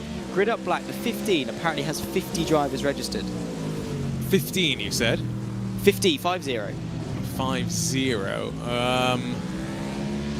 According to Hugo in the Discord, from what that is the only source that I've got going off. Well, in that one. The problem is there is no there is no number 50 car. There's a 15 which has 3. No, yeah, it's for the 15, but they have 50 drivers registered. Sorry if that was no, okay. Right. Sorry, no. Wordplay there, number play. No, they've only got 3. Jacob Reed is, I think, part of that lineup, currently at the wheel as well. Atenwa Theba and Faraz Ibrahim, I think, are the other 2 drivers. But no, I think the maximum you can have, Zach, is 16. And even that for a 6-hour race would be ludicrous. Yeah, I have no idea what was getting at there, but it would have been hilarious if that was the case. You'd be coming in every other lap to swap out drivers. 60, I mean, yeah, that is excessive, to say the least. But perfect time to do it than a chariot. I mean, you could just be swapping out every lap. I think it would be a bit of fun. Imagine to try and get the fair share of all 16 drivers over a 6-hour race. I mean, what would that be? Is, oh, goodness me, a spin there for the Porsche down the inside of P1. Probably going to be able to keep that one out of the barriers. But yeah, what would the fair share look like for 16 drivers? Now, I wonder if that was cold tires, by the way, for Cooper Ross, who's shed the main plane of the rear wing. That's suboptimal. Into pit lane for a whole handful of other GT3s. Not much you can do there. Oh, you're holding on and hoping. Smallest of contacts, the biggest of impacts. In terms of that car is going to require a trip back to the pit lane to replace that. To the pits, please, for the 911 Project 91 Racing Team, Raul Hernando. Please head to pit lane in the next couple of laps. That's our race leader in MX-5. Now, I thought the wiser call would have been move aside, but someone at least has done something to try and eat into the 2.5-minute gap he has. Yeah, it's going to be something. I mean, it's going to be, what, 18 seconds lost. The MX-5s comfortably can reach the pit lane speed limiter, so they will be taking a similar amount of time through as the rest of them. Doesn't come in on this lap, Raul Hernando, as the Porsche, very understandably so, will be needing a rear wing around the circular spa crankshaft, so comes in to get that one nice and fixed. But yeah, 2-minute 40 gap is remarkable. So they have gone very unnoticed up until this point. So yeah, hopefully we can have more of those incentives come in to have a bit of a fight in the MX-5s, because I thought it was going to be the closest of the bunch. Definitely was for the first 10 minutes. Yeah, you know, I'm looking forward to watching MX-5s on the streets of St. Petersburg this weekend, cheering on the likes of Nathan Nicholson, Cam Eben, a couple of sim racing, real-world crossover drivers there. Nathan Nicholson also going to actually be racing in the NASCAR Truck Series, which is, that's a wild shift from a Mazda MX-5 over to a NASCAR truck. That's an interesting mix of machinery on a weekend. It's almost as different as jumping from an MX-5 to a GTP in this particular race. I was going to say, you're at least tripling the power. Maybe even more than that, I'd imagine, going from one to the other. Yeah, but you see, I've got plenty of experience now in iRacing Arcade over the last 24 hours. You know, that's taught me that they're basically the same to drive. Just hold the controller slightly differently. Yeah, that's all you need, right? Just turn, brake, go. It's not rocket science, really, is it? On board with Jacob Reed. Do you reckon he's got enough guitars? Or... Oh, well, see, Zach, you've just made the crucial mistake. You see the white thing there? Yeah. That's not a guitar, that's a bass. Oh, they do. It's got strings. So he's got, the blue one is a guitar, the one behind it's a guitar as well, the strap that I assume is the Union Jack maybe. Yeah. There's 2 basses, and I would say 5 guitars. Is it 5 guitars that we can see? Yeah, 3 behind the 1 bass, yeah. So, he's definitely not a guitar, I agree with our producer. I wonder if someone's just told him what's on the stream, because he's having a good old giggle right now. A couple more penalties. To the pits, please, for Drago Racing number 69. And move aside to the Brabham Motorsports number 1. Swap position with the number 12. That means a full 61 seconds that Aidan Millward is going to have to give up here. Yeah, he's going to be not very happy about that one by any means. And yeah, I mean, it's not quite the 3-minute gap nearly that we've got between the 911 and the 9 in the MX-5 Cups, but it's at the very least something. This is Drago on the back of the Z195. Ricky Paz just in front, making a quick little swap on the Kemmel, as one of the MX-5s is on the is offline going into the Lecombe chicane as Drago lose their front bumper. A little bit of contact between the two of them, and that's going to be suboptimal to say the least there from Hugh Barter. Yeah, don't think that was how he drew up that. Well, good thing is, he was due for a pit lane visit anyway. I'm always trying to look on the bright side of things. You're a glass half full kind of guy, Arjuna, and I do respect that indeed. What an angle that is. Yeah, I mean, it's just going to be a quick little, you know, hold the brakes for a second, whack the old front bumper back on and go again. But it just looks like the Mercedes has done a face mask, isn't it, when it comes peeling off? As, well, Aidan Millward slowly slowing down for the number 12 Vandalay. Do I start calling the Academy car? Do I lean into the meme? No, we'll leave that mistake from how many years ago was it now? 3. It's got to be 3 years ago, hasn't it? No, it must be 2. Must be 2. I refuse to believe it's 3, and so that's the main reason why I'm not going to believe it's 3. I can control my own reality. That's one of the lessons I took. You are race control. That is true. I am race control, and we still have a very interesting thing to come down. Oh, the poor Vandelay community car. It might need to go to the academy. Zach Merrill's looped it at the top of the track and now stranded momentarily in a perilous place, but spins it around. It's going to gift the lead eventually to Ian Lawrence Brown, because poor Aidan Millward is still having to wait now on the exit of Pouon. He's suffering from success, isn't he? Imagine being that far in front that you've got to wait this long to give up a position. He's probably loving that. Probably the first, maybe even the last time in his life that it's ever going to happen. So we'll have to wait and see as to how long it eventually takes for the position to swap, as the grid up cars are still quite close with one another. Draga come in, they stopped for, well, how long? They are stationed. Oh no, yeah, they were stationary for quite some time actually. 6.5 seconds. Definitely doesn't take that long to do a fast repair. So I wonder if there's been a splash of fuel or something. Yeah, you'd assume so.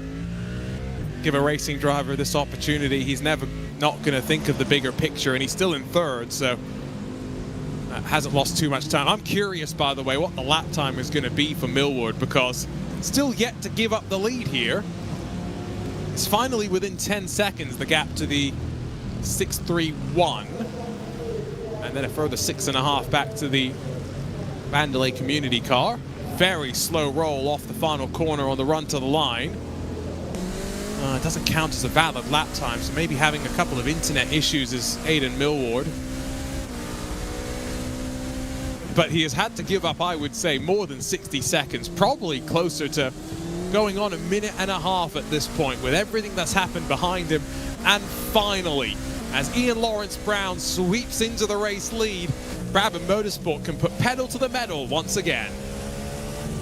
They can indeed. Zach Merrill probably feeling a little bit, I say hard done by, as if it wasn't completely his fault that the reason that he's not in the race lead right now. Aidan Millward, though, able to put his foot back down. Now, he didn't stop on the circuit. He, crawled around at a very, not reasonable pace, but, he wasn't dangerously slow or anything like that.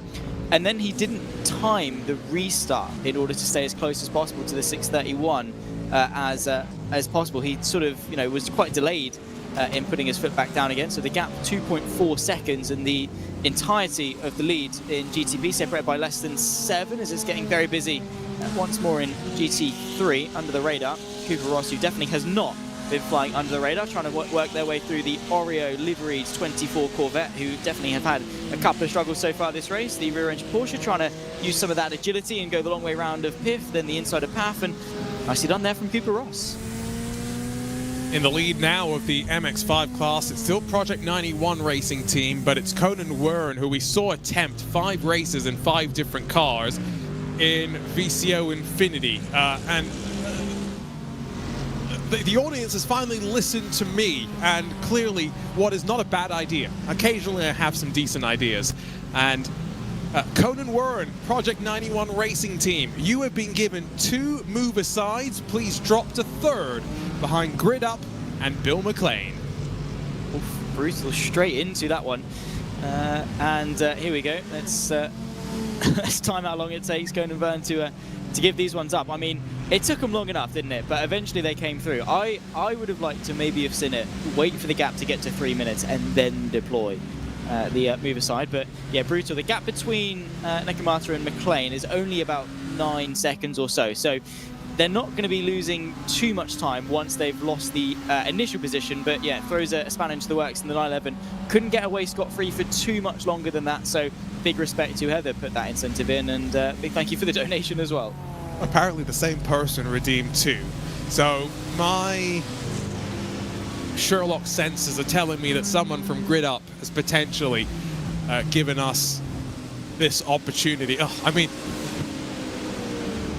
if ever you could see the contrast in speed, look at a regular MX-5 be passed by a GTP, and then look at one that's doing, I mean, Conan's still doing 120 kilometers an hour is what my timing screen is telling me. So wise. Don't stop on the racing surface. Stop off the racing line. This is heads up. Yeah, very, very wise driving there. So you can let the time tick down. The only thing here is obviously going to be the tyre temperature come down, but MX-5s have such small tyres, it doesn't take too long for them to get back to temperature. Taking no no damage in terms of risk, as, oh my goodness. That was our leader. That could have been a lot worse. No one around him. He's probably right now having a nice discussion. What's for lunch? You know, what are they ordering in? Probably has time to run to the door, actually go pick it up as well. And now, slowly get onto the power, I would assume.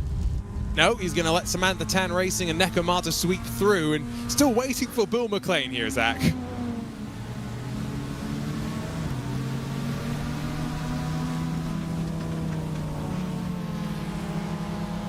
There he goes.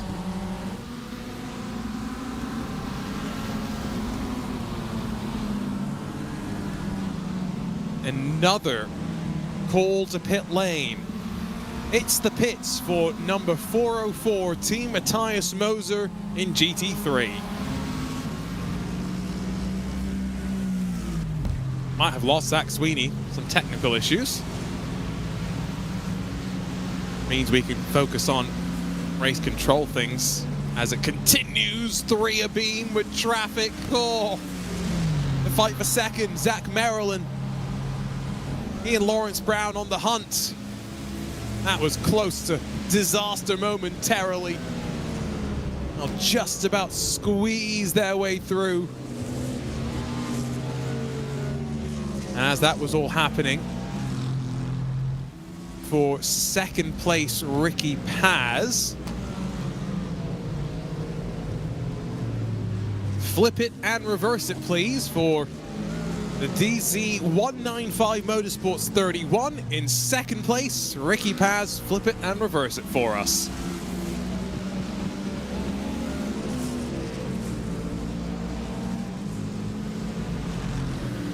And there's one more.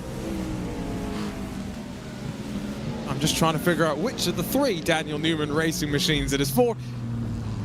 And I'm letting the chatter on the radio continue between the drivers. So much of it going on. One more, flip it and reverse it, please. This one for the 21, Daniel Newman Racing, a blue machine, Tony Van Dyke. Flip it and reverse it for us.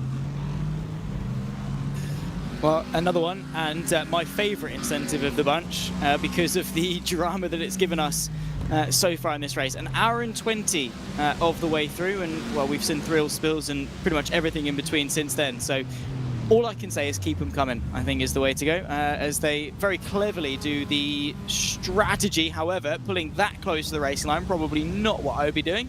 Ricky Paz, though, getting away scot-free on that one. And a very camouflaged Aston Martin to be going backwards. It will be, especially in the Ardennes. That's a very green livery to be going backwards.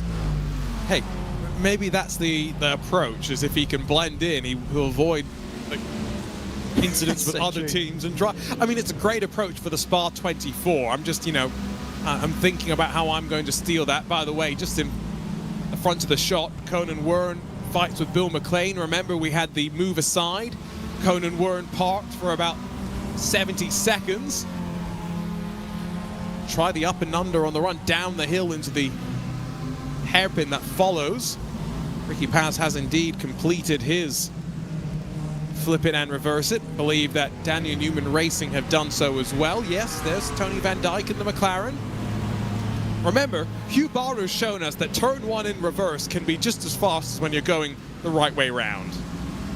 Yeah, it's because you don't have to scrub off too much speed, and you've still kind of got the rotation. The car obviously very sensitive in reverse, as the 11 Conan Verne, who worked their way through, of course, well, had to relinquish the position, now working their way back through on, well, that was the 25, that's Bill McLean. So Good Up White, who we suspect to be the ones that did the double whammy in terms of give up positions. Well, they've been the first to be overtaken. Now 10.6 seconds, the gap in the lead. Now a bit of a challenge coming in for Conan Verne for what I'd imagine to be towards the tail end of the opening stint for the MX-5s, as they negotiate with a bit of traffic, as that's always going to be dodgy on the outside of the double right-hander at Stavelo and Kirkwood Frere, but for the most part able to keep it nice and tidy. And I think Arjuna may be deciding for a bit of carnage to come up soon. Well, Tony Van Dyke's already welcomed a bit of carnage. Already things have gone wrong. Confirms the damage just by making it a little bit worse. I tell you what, got some more penalties that, yes, are coming through, but as an incentive that we need to get to that requires the triggering of the safety car. I need to hit the right button, though, for that to happen. I'm really struggling. Really struggling. Third time's the charm. Yellow flag is out, and drivers, we have a special incentive under this safety car, and we need your assistance to make it possible. Once the field is caught up behind our BMW safety car, I am going to call for the dance party. You're going to pull alongside of the car in front of you, if you have someone. We're basically going to get into a 2x2 formation, and we're going to run next to each other for the entirety of the lap. So once everyone's caught up, I'll call it out, and we'll have our dance party. It's going to be good, isn't it? It's good. Looking forward to seeing this. So are they doing it? They're doing it under safety car or under restart? It will be under safety car because this restart will actually be single file. Thanks for reminding me that I had to also do that. Good stuff. Race control. Get Arjuna booked up for any and all race control inquiries, I'd imagine, both virtual and real life. I'm sure you'd be loving the power of safety cars at your disposal. It's a dangerous proposition. Dangerous proposition. Any minor inconvenience, safety car, boom. Exactly. You know, I need to go and get my lunch. Safety car. Tell you what, that actually did happen. That did happen in a real race. Don't tell me. Don't tell me. No. There was a 24 hours of Ford KAs in Enduro KA last year, and at Anglesey Track Mon in the UK and Wales. Some of the marshal posts are landlocked, and of course, marshals, you know, the amazing people that they are, race control through a safety car so that the safety car could deliver lunch and deliver food to the marshals around the circuit, which I thought was a very good use of the safety car. That is interesting.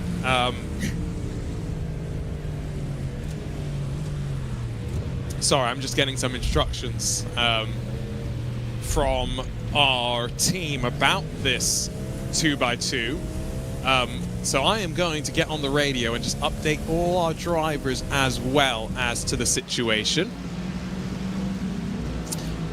I've just been given an update on our dance party as our BMW M2 safety car has just left the pit lane. What we are going to do is restart this race 2x2. We'll start double file. All subsequent restarts will be single file. But the entirety of the first green flag lap after the restart must be done side by side. So whoever you are restarting this race with, you must be next to them when you start the race or restart the race, and next to them when you end that first green flag lap. I know this is a little bit different, but let's have some fun with our dance party. Now, the interesting thing here is that obviously you're going to have some odd pairings. For example, that McLaren, that MX-5, is at the discretion and at the sole mercy of how fast that MX-5 can go around the circuit. The two Astons towards the sharp end of this safety car queue, well, they can go nigh on GT3 speed, so we're going to have some pretty big disparities. Now, is overtaking allowed under that first lap of restart? I mean, if you're side by side with someone, theoretically, but that means you'd have to be four wide, because the danger with going side by side is this could be too many questions. Yeah, this is a good one. But if you've got two GTPs side by side and then you've got two MX-5s side by side, are you going to sit behind the MX-5s? Now, this is where the class ordering that, you know, they do, for example, in IMSA at the end of a safety car period would be very helpful. My suspicion is we aren't going to get that. Imagine if you're a poor GTP who does start alongside of an MX-5. It's like your school sports day when you're doing the three-legged races, and you know, you're stuck with, you know, you get like the fast people that pair up together and they'll be blitzing off into the distance, and then you'd get sort of paired up with me, for example, and you most definitely would not be winning a three-legged race. Let's put it that way. So I think some of the GTPs might be at the discretion of that one. I wonder if we might see some tactical pit stops to hope to get a slightly better partner for this restart. There is a lot of technicality going into this restart. If teams take it, if teams look at it that deeply, I hope they do. It'd be funny. I think what I probably need to do is get onto the radio and interrupt this conversation that is brewing between the drivers right now and just inform them of the specifics. Hi folks, just jumping in from the broadcast to remind you of exactly how this is going to work. When this race restarts, you must stay alongside of whoever you restart this race with for the entire lap. Now, if you want to go and pass someone in front of you, you need to make sure you've still got someone next to you at all times. So be very careful. If you are by yourself at any point, there may be some other penalties heading in your direction. And that means that if you're a GTP who starts alongside of an MX-5, maybe don't go full throttle at the start when the green flag drops. I know that's hard to ask for, though.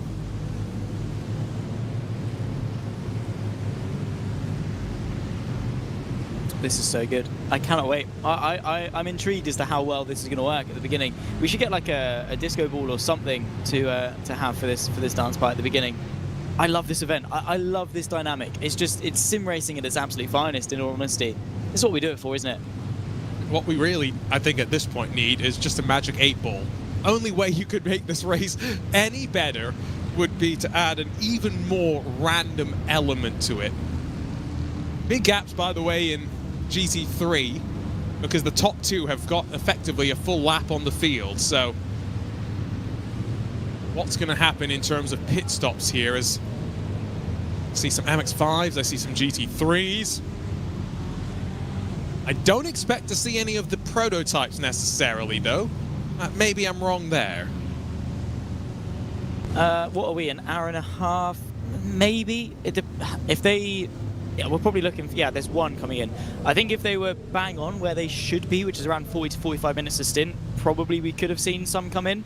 Maybe a couple of them. I think because so many people are so off sequence, there's no way of truly tracking the ideal strategy, purely because I don't think you can. For the GTs and the MX-5, it's fairly simple, especially for the MX-5s, because 6 hours, that divvies up quite nicely into 90-minute stints, which is roughly what you can get out of an MX-5 tank. GT is typically about an hour. Obviously, it becomes a bit more complicated for the GTPs, but in terms of ideal strategy, I don't think there is one for a race like this. No, I mean, ideal strategy?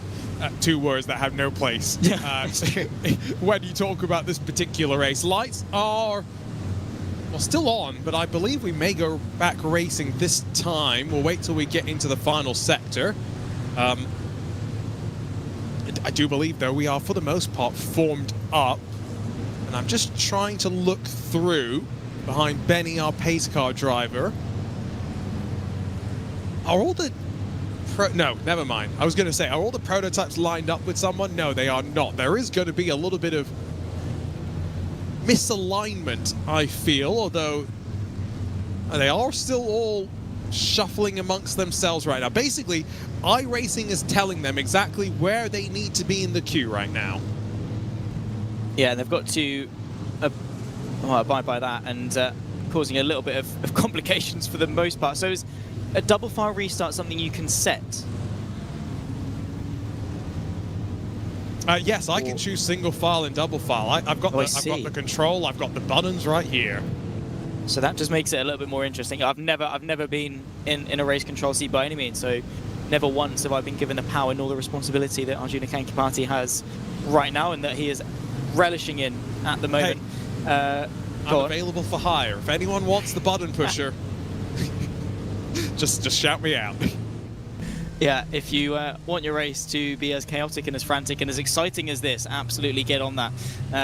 I think we're going to have a very interesting restart to this one, because again, this isn't something you can practice. This is a completely new dynamic for every single person on this grid, and it's just going to be guesswork. How well do you coordinate this? How well is that communication going to be with your dance partner as such, it definitely does take two to tango, and we'll see that echoed over the next lap and a half that we've got of well, the rest of the safety car restart, and then of course the well, the rest of the safety car, and then of course the subsequent restart beyond that. So let's see who's got the dance ability. Who would win strictly on this grid? Let's find out. Who's got their dancing shoes on? Now, Strictly is a British show. I don't think there's a US equivalent of that, is there? I have no idea. Oh, I'm Dancing with the Stars. That's the American equivalent of Strictly. I have just Googled it and it has come up straight away. Yeah, Dancing with the Stars. Yes. I have no it idea took what me a that is. second. Took my brain a second. That's how much TV I watched. That at least I was able to remember it. Yeah, this is a bit awkward. They're all trying to figure out who they want to be alongside with. MX-5's a little bit further down.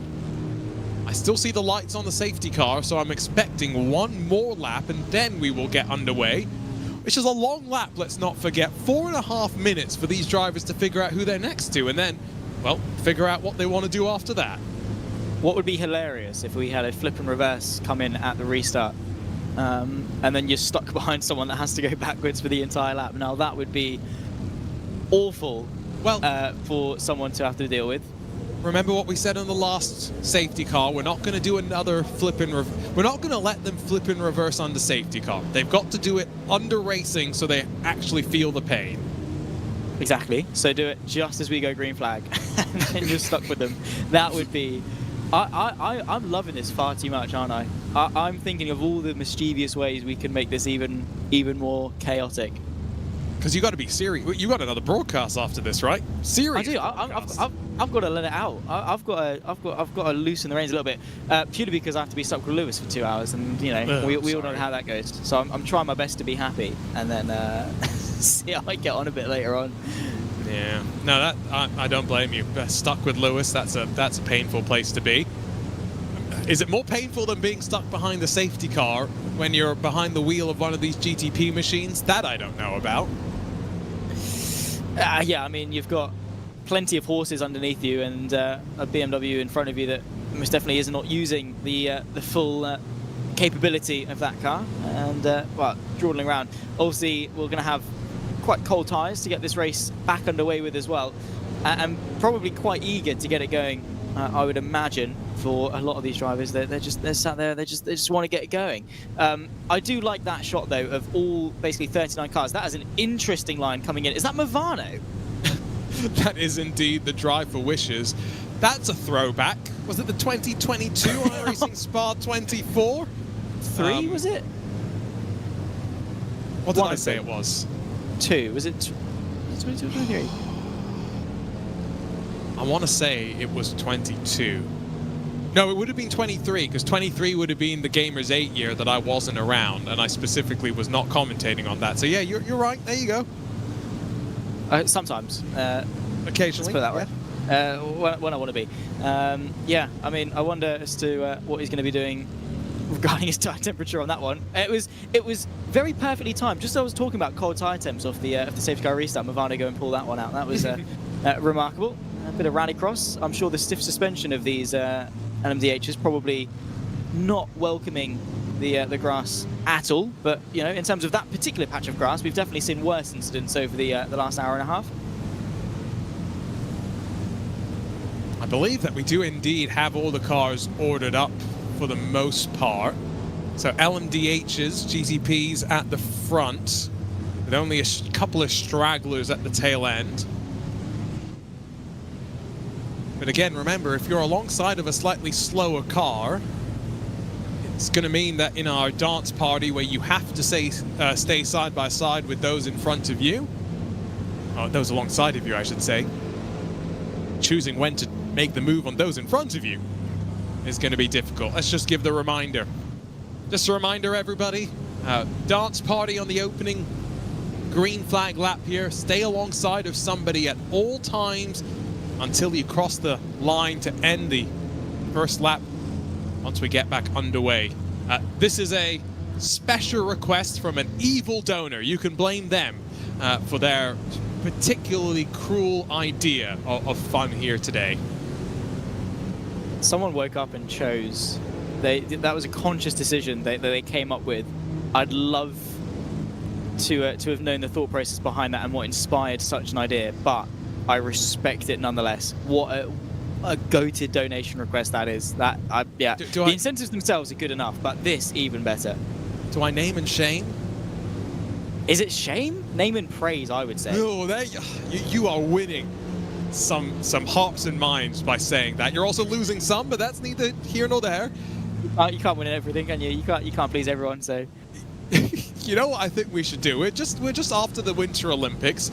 No ice skates on, but let's turn up the tango music, and instead of Zach and I blabbering on about the beauty, the elegance of the dance pairings we're about to see here at the Circuit de Spa-Francorchamps and Drive for Wishes 2026, let's enjoy this dance party side by side for a lap here. Our drivers have their instructions. Who's got their tango shoes on?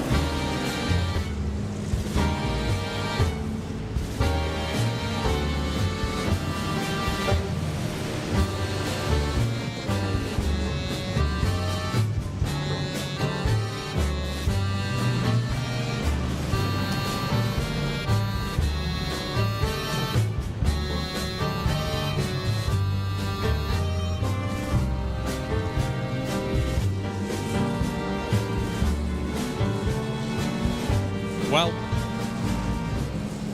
quite remarkable. A tango around Circuit de Spa-Francorchamps, continuing further behind. Thanks to everyone for playing. That was a lot of fun to watch along with. And the coordination between some of our drivers. I heard it on the radio, Zach. It was almost like formation flying. A little bit faster, a little bit slower, a little bit left, a little bit right, as they worked their way around the lap. Well, if the Red Arrows are hiring, I could definitely suggest a few people to go and take some acrobatics as well. That's not even more tango going on there between these three. As down the inside goes the Oreo Corvette, which finds its way through down the inside of the bus-stop chicane. And I just sat here and I was laughing to myself for the entire lap. It was great. I mean, the music as the and then of course the backdrop of the start-finish straight off the restart was great. Drago Racing, of course, Hubata contending towards the sharp end of the GT3 field, as we would expect, as it's all getting very, very busy. Again, off the safety car restart, very nearly there. Conan Verne getting collected in and amongst the traffic up the hill through Rouge and Radion for the first proper time for these guys, as Hubata now back into the race, into the GT3s, and well, for how much longer we'll have to wait and see. So we have a couple of incentives that have made their way down. I'm just trying to make sure that they will be announced correctly. It's the Vandelay community team that leads in the prototype class, Drago Racing in GT3, and then Project 91 in MX5. So let's begin our waves of flip it and reverse it's first. Let's begin with them. If you're just joining us, that means team has got to reverse on track for a kilometer. Not the opposite way, but turn the car around and drive with the direction of traffic. Flip it and reverse it, please, for the Drago Racing number 69, for the Under the Radar number 17, and as well for the Vandelay Community Racing number 12.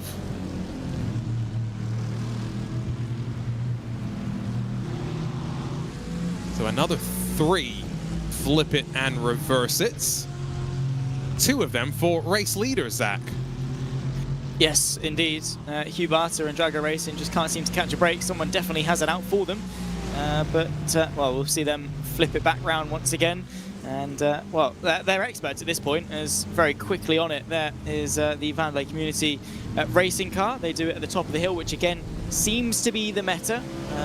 Although it is very perilous doing it that close, as they, well, do their best NASCAR impression there of riding the wall around the Kemmel Kink and keeping it, well, very awkwardly placed, I'd actually say, on the racing line, but able to bring it back over closer to the white line. And again, this is a kilometer run. They have to do it for a kilometer run from, well, the top of Radion to the Lecombe chicane. Drago have been very testing with where and when they decide to do their flip it and reverse it, but off the exit of the bus stop, they probably should be done by the time they get to the top of the hill at Radion, which is probably the last place in the world I'd want to be flipping it back round again. But, well, we'll have to find out what Hugh Barter can muster up as he makes it through La Source. Once again, pretty much at racing speed. Yes, pretty much. And as he weaves one way then the other, he jinks one of the Daniel Newman Racing McLarens. Speaking of, move aside penalty for the Daniel Newman Racing number 18, Scott Parker. Please drop back behind the Drago Racing number 69. So as Under the Radar Racing do their own flip it and reverse it at the top of the track, back of the shot, I love it. You can see Hugh Barter, who's just done the J-turn, punched it back in a straight line, and off to the races he goes again. Yeah, it's quite all right, actually, for the Merc to do the flips. It's quite easy with it being front engine. The rear end quite light, and it's quite easy to break traction. So J-turns in the Merc, pretty satisfying to hook up, and Hugh Barter obviously doing plenty of them in his stint in this race thus far. Of course, Scott Parker and Daniel Newman Racing will be pulling over and allowing the Mercedes back through, so the flip it and reverse it punishment very much mitigated for Drago there, as they'll, well, effectively find their way back into the race lead almost immediately. Although a 20.6 second lead for Daniel Newman Racing they're going to have to lose. It's by no means the biggest one that we've lost so far this race. That goes, of course, to Project 91 Racing Team and their near 3-minute gap they had to give up not once, but also, well, not just one position, but 2 positions they had to lose about half an hour ago as well. So that move aside can be one of the smallest punishments, or very quickly one of the best bang for buck you can get in terms of the incentives. Yeah, it's a good thing that in the last 30 minutes a lot of these incentives are turned off, because we would just be talking value for money. And you know, as it is in all racing, the team with the deepest pocketbooks might end up coming out on top. As we watch MX5, Hyperion and Alex Rogers on the back of Skylar Loverink and Samantha Tan Racing. That's the fight for second. We have a couple of other incentives that have come through. It's the pits for Potato Nation streamers and the number 32 GT3 car, please. And also a flip it and reverse it for the 669 Globe Oil team. Steve Axman at the wheel right now. Yeah, so more brutality coming in. There's a Mustang. That is remarkable fashion. Does he get it? He gets it back rotated again. That was quality there. A very damaged front left, but I mean, what else would you use a Mustang for than spinning around, to be honest? I think that's a perfect use of that GT3 car. It's a little bit squashed. Would have been a good time maybe to head off down to the pit lane, one would have thought. maybe he got a bit distracted by the call out to head towards the pit lane. Almost into the third hour of racing. We'll have a safety car every hour of this race. Those incentives are sold out before the green flag already dropped, Zach.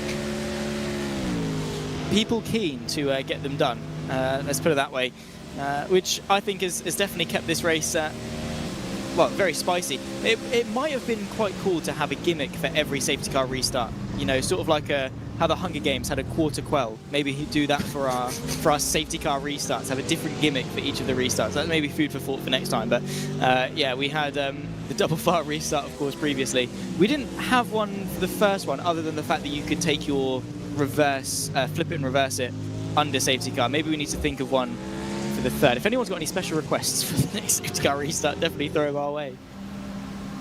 Well, not just throw them our way.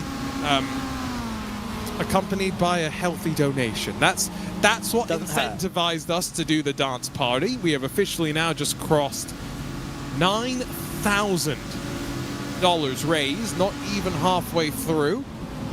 Almost halfway towards the goal target in Drive for Wishes 2026. Make-A-Wish already granted more than 615,000 wishes to critically ill children around the world.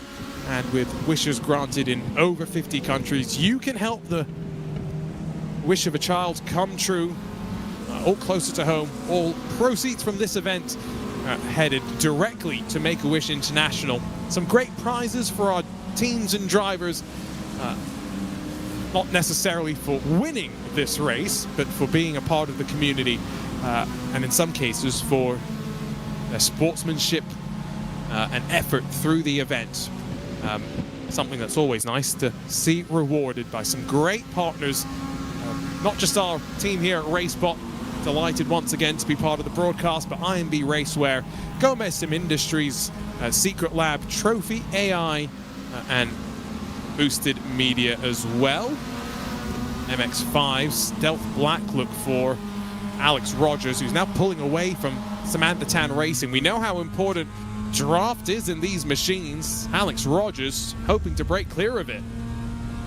Yeah, he's going to try and do his best, but Skylar Lovering for Samantha Tan Racing going to be desperately trying to stay just within that slipstream range, especially at a circuit like Spa. We can have some very oval-esque racing, as we saw in the opening 10 minutes of the race before the incentives very much were incentivizing a lot of people to space out the grid ever so slightly. I think once you're in the draft, it becomes incredibly difficult to break free of it unless there is a mistake or that incentive come in, because yeah, Skylar I think was just within that draft range, and then it's just exponential. The closer you get, the stronger it gets. The stronger it gets, the closer you get, and the cycle repeats. So yeah, firmly locked into this toe.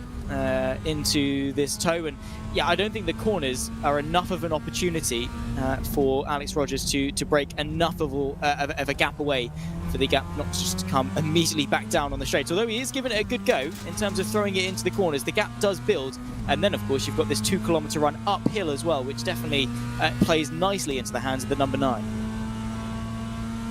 We have a couple of It's the Pits penalties. Drago Racing number 69, Vortex Racing number 691. To the pit lane, please. And after that, I'm going to pile on the misery for poor Drago Racing, because guess what? After that, they'll have a move aside penalty, which means they're going to have to give up about 90 seconds as here comes Hugh Barder to pit lane. Oof, this is not ideal by any stretch of the imagination, well, Drago Racing have definitely got a bit of a target on their backs. They've not been given the Vendetta incentive yet, but we'll have to wait and see, because it worked very, very well for one of the MX-5 teams earlier on, straight through the pit lane for Drago, so they're going to lose a position. Now, if they did them, can they choose which order they do the punishments in, do you think? Because it would have been wise to do the move aside and then the pits. That would have been a lot less punishing. Because they haven't been told about the move aside just yet. Oh, that's true. Yes. No. I was slightly strategic in making sure I announced them correctly in that order. Another penalty, unfortunately, for Drago Racing. Please move aside and drop behind the 29 of Daniel Newman Racing. You that's going are to be heartbreaking. despicable. You are despicable, Arjuna. I have never respected you more. Well, and you know, it gets worse. While you're slowing down, you might as well also do a flip it and reverse it Drago Racing, because you've also got one of those to do. This is great. This is great. Oh, seamless transition though. That is someone who does have traction control off, bound to their steering wheel. Yeah, 100%. Yeah, and on the Astro as well. Definitely going to be losing a bit of traction. It becomes a front-wheel drive car, so if you lose traction, you just, you know, understeer, which probably doesn't, you know, hurt in terms of some stability when you're going backwards. But yeah, nice to get. At least you've given them the solace of doing the flip it while they're waiting to be caught up. I think that was somewhat nice from you. But yeah, to do the pit lane, to lose the position, and then have to wait another 90 seconds. That was. I respect it. I respect it. Hey. I'm fair. Yes, I'm benevolent, but I'm fair, okay? You can attest. You've got access to the same Discord channel as me. The order of operations, it's the pits came first, then the move aside, then the flip it and reverse it. And one more thing as well, I might as well just announce now. Let me find the right button. Hugh, your reversing skills are great. If you want to reverse to pit lane, you've been given an it's the pits again. I am loving this way too much. I'm gutted. I have 23 minutes left of this. Can we just have as many incentives packed into the next 23 minutes as possible? I want to see as many as we can get. This is good. This is what sim racing is all about. Hugh Barter, I'm sure he's loving it, to be honest. He's probably laughing to some degree. He's got a smile on his face, I'd imagine. He's at the very least practicing his reversing skills. If he ever struggles to find a car parking space from this point on, I would be deeply surprised because, well, he should be able to fit in anywhere with skills like this. He's raced in Formula 3 and Formula 2, if I remember correctly, but clearly what he's now practicing for is the Formula Reverse Championship, which very prestigious. What a camera angle. This is genuinely also a terrifying perspective as the prototypes rush on towards you. 10 out of 10 on the style. Back in a straight line, back on the power, and is he going to be straight down to pit lane? Yes, he is. The transitions just get better and better. Hugh Barter, take a bow. Yeah, into the pit lane. Now I wonder if he is going to service the car at this point, 5 minutes off the hour. We'll have to wait and see, or if he is just going to drive straight through. He's not even lost the position yet to the 29. He was meant to do, wasn't he? Has he given up the position yet? I was just double checking. No, he's still got to give up another 20 seconds. So you can reverse for half of a lap and still not lose a position. That is insanity. and that's why he's not put pedal to the metal just yet. I mean, this is some. You and I have done some unique things with VCO esports. You know, I'm thinking to a lot of different events. Hugh's been a part of many of them. This will definitely be one of the more unique things. On board with Thomas Hitchcock, who will get that second place away from Drago Racing. This is not, by the way, Hugh reversing up Eau Rouge. This is genuinely the camera looking over his shoulder. And I think he's finally starting to pick up the speed slightly as the McLaren slithers into the draft as they climb toward the top of the track. And what an interesting 3 minutes for Hugh Barter. And now he's finally going to have to give up second position. Yeah, and he's timed that very well as well, just to tuck straight back into the McLaren.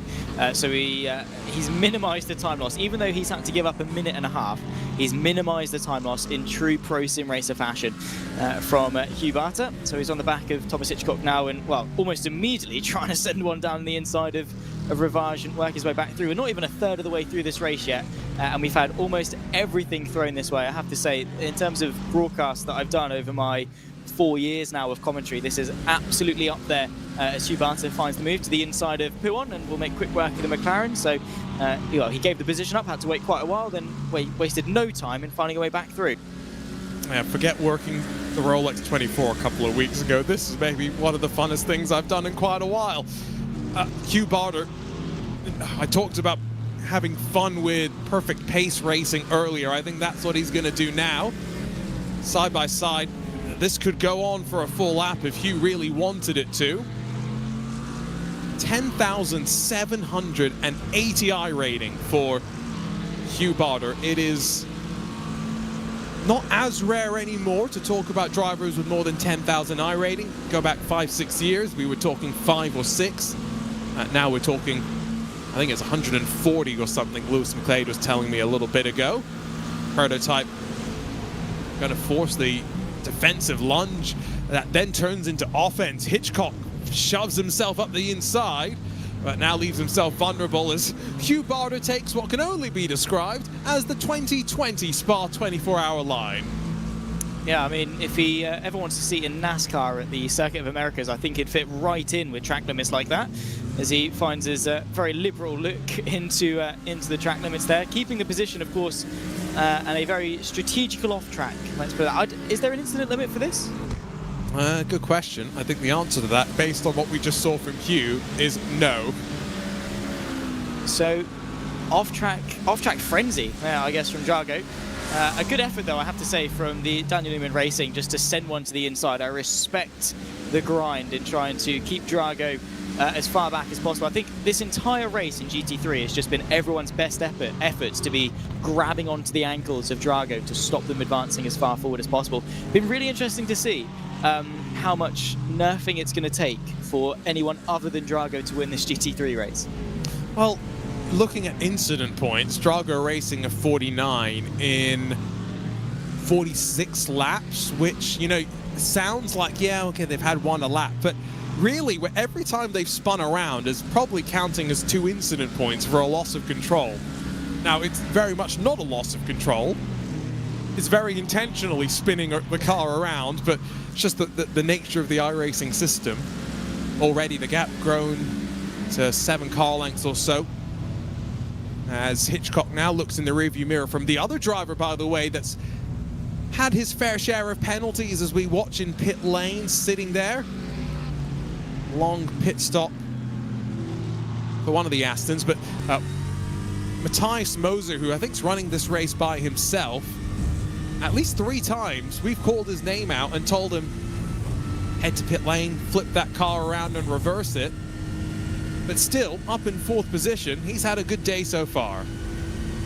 Yeah, P4 for the 404, he's doing quite well. The Aston we did see come into pit lane was the team 922, which was aptly the 923 because I've got 2 entries. It took me a while to translate the Roman numerals, CM XXII for the team 922 before I very quickly realised that it just translates into 922, which makes a lot of sense. There's a lovely little slow motion there of one of the that's the Globe Oil MX-5s. Right. We've got to move aside. That's about to make things a bit more interesting in the GT3 class. That's a big, big contact for MX-5. 6-man team. Glad the replay's finally off our screen as Moses slipped through on Hitchcock. Move aside for Daniel Newman Racing number 18. Please drop behind Team Matthias Moser. So drop to 3rd position, please. And for the Drago Racing number 69, please drop behind Team Matthias Moser as well. One more penalty or incentive. Mivano for Wishes number 75. It's the pits for you, please.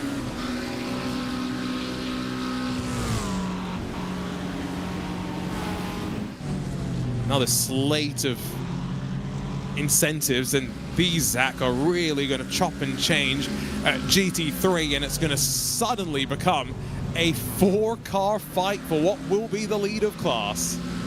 Yeah, come on, let's have it out for a few laps, lads. Come on, bring it to give us some entertainment as they fly in formation. Of course, McLaren's either side of the Merc and the Aston going side by side through the Piff-Paff chicane. Drago back down the inside of the left-hander. Nicely done there from Hugh Barter to retain what is 2nd position, at least for now. Matthias Moser, of course, just in behind in the 404 as well. The Atomic McLaren going way off there through Stavolo.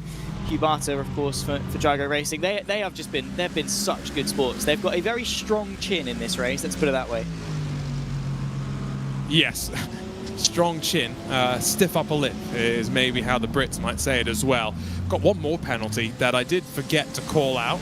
and that one was flip it and reverse it, please, for the Project 91 racing team, the 911 Conan Wern.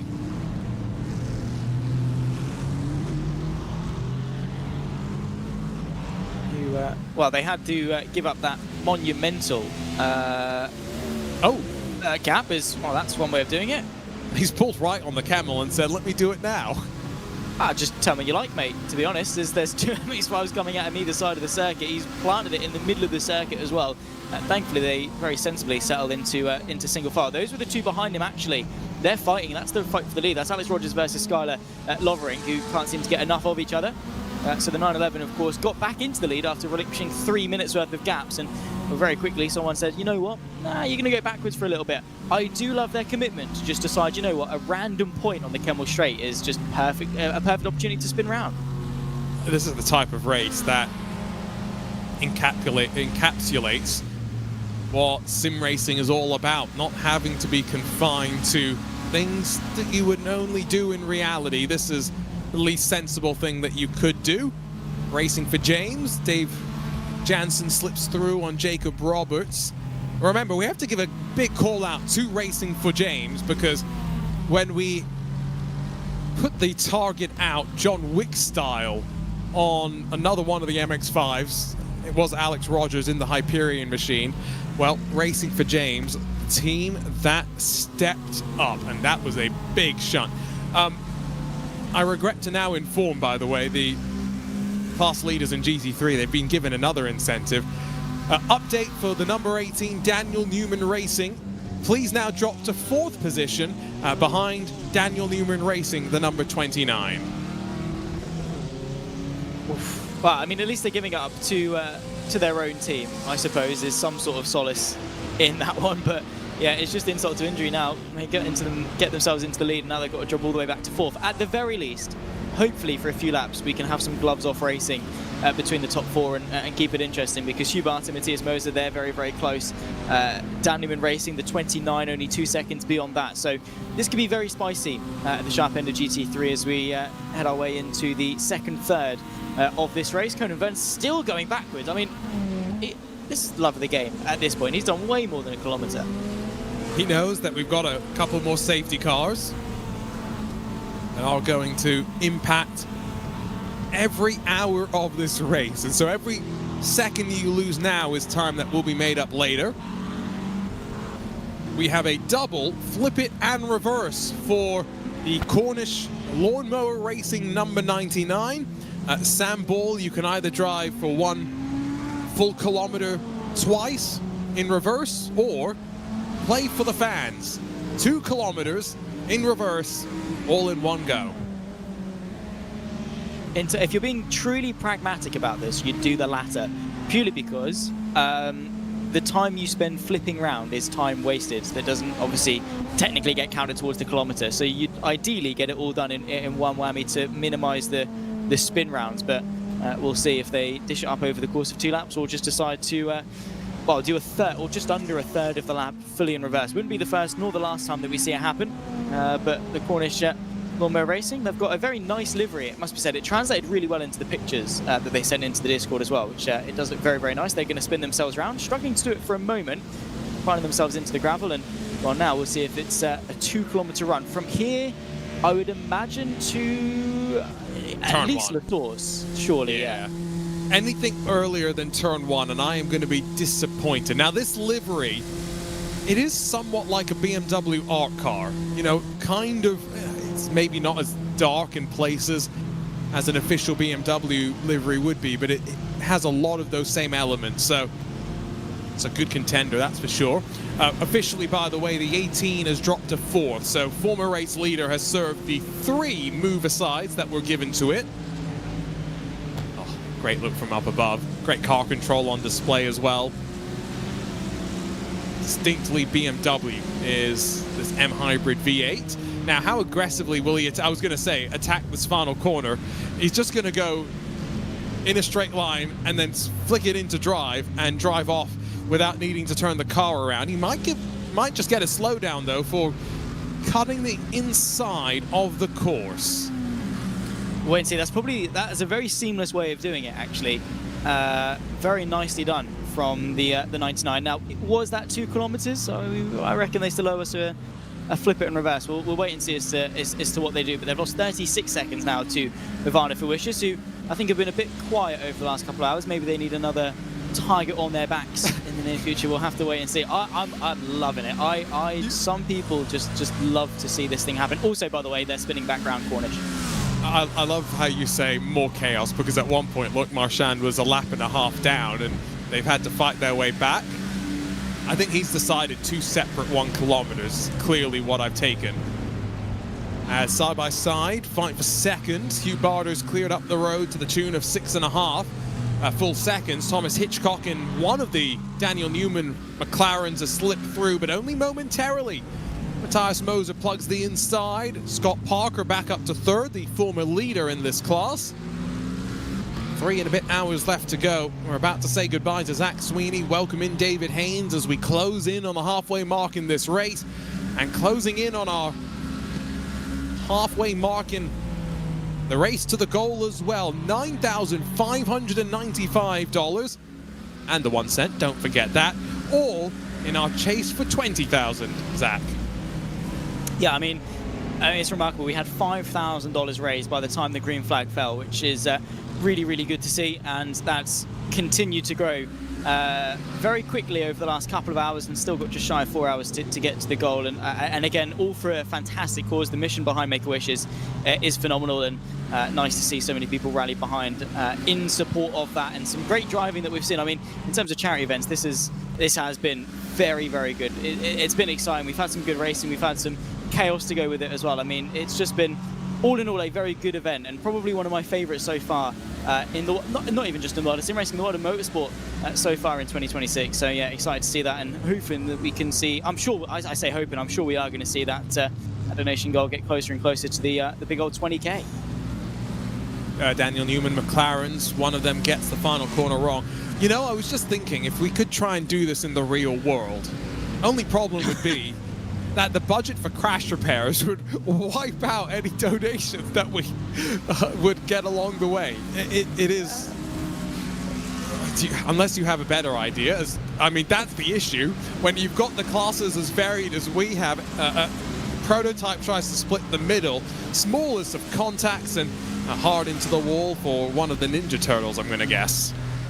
You could do it in some sort of a case of like maybe banger racing, sort of very inexpensive cars, or you know, like MX-5s, BMWs, GT4 level cars. I guess in terms of actual crashing on circuit, you could have like a paddock target. So maybe someone goes around with a paintball gun or something, and then you've got to sort of hide out for 25 minutes or something. So there's a member of a team that gets nominated as opposed to the driver themselves that then has to be hunted down for some time, and then you could have sort of like Joker Lap-esque things instead of going backwards, so they have to, or like a spare car maybe that they have to then drive backwards around, maybe like a go-kart track. I know plenty of circuits have go-kart tracks, so maybe that's the thing. I'm trying to find a way. I know Spa definitely has a very nice go-kart track. Silverstone has one as well. So there's a couple of countries, a couple of circuits that we could do it at feasibly. Definitely something in a similar vein of challenge that could be done in the real world. The logistical nightmare, though, I think would be probably insurmountable, in all honesty. I would like to see it, though.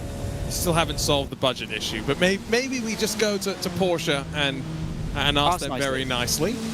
Yeah, you know, they won't mind. I see the smoke in front. That's probably a healthy chunk of change. You've got 5 minutes, Zach, and I'm putting you on notice now. Before you go, we do need your top 3 picks for liveries as skipping through the chicane goes the 631 machine. Because, of course, let's not forget, we do have to, as a broadcast team, and with our Make-A-Wish team as well, pick the winner of our Looking Good award. They'll win, of course, a pair of Gomez Sim Industries gloves. Indeed. One of mine definitely going to be Movano. As much as I have thrown them under the bus a little bit in terms of they need more penalties, they do have a very nice livery. So I'll give them that one. I'm trying to think as to who else I've seen. I'll try and pick one from each class. Maybe that's the way to go. MX-5 wise. Well, before you do, I'm just going to also remind you, we're giving prizes here, so you don't have to pick car specifics. No, but in terms of my top 3 for now, this is okay. sort of, I think the 3 for me right now. In GTP, my favourite is Movano. GT3, I really did like that purple Aston. I can't remember which team it was for, but the purple Aston Martin. Pace, guys. Yes. Very, very nice livery. Just because of the colour scheme, I really like. It's not doing a lot in terms of like sponsors or anything like that, but I really like the colours. And then MX-5, I'm trying to think as to who stood out in the MX-5, I'll be honest. I do quite like the Globe Oil. I think it's a nice colour scheme. But I think it is quite hard to make a really nice livery for the MX-5 because it is difficult. I like the red and the white. I'll go with this one, I think.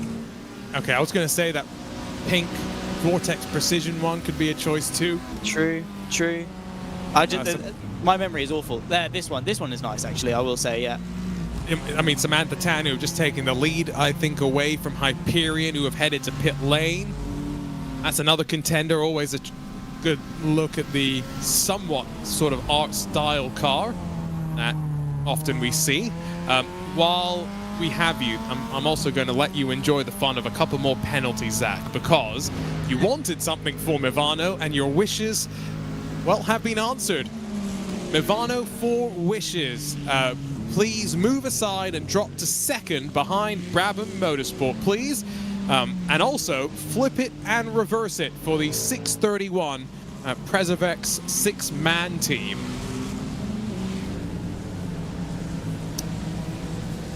Well, they're in the pit lane at the moment, so they can't be doing much of that. But once they're back out, they'll be adding insult to injury for that one. The Movano one, though, I'm not going to say I'm happy to see it. Sorry, Movano. Definitely won't be getting any Movano merchandise anytime soon. But, yeah, they're going to be slowing down. They're very quickly on it as well, which is good to see.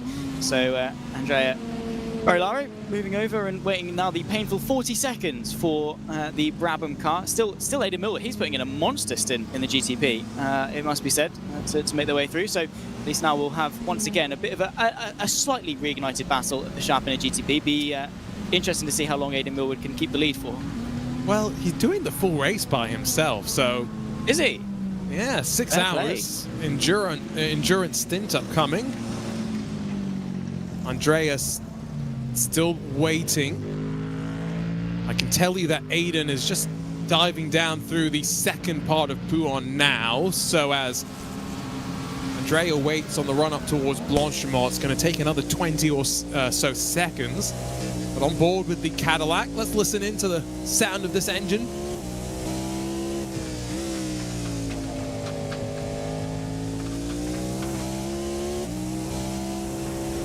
It's a good one, that's for sure, especially when it's not on fire, as one of them ended the Rolex 24 uncomfortably close to me.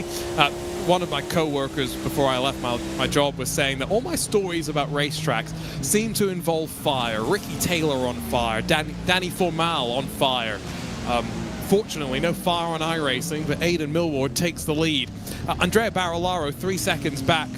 Don't know how long that lead's going to last, though. We'll have to wait and see. Let's start the timer already in the background, and very minimal traffic between them for the time being as well. So let's see how long Aidan Millwood can keep this one up for. Of course, he has been, to be fair to him, he's been towards the sharp end of the field for quite a lot of this race, so he's been driving very, very well.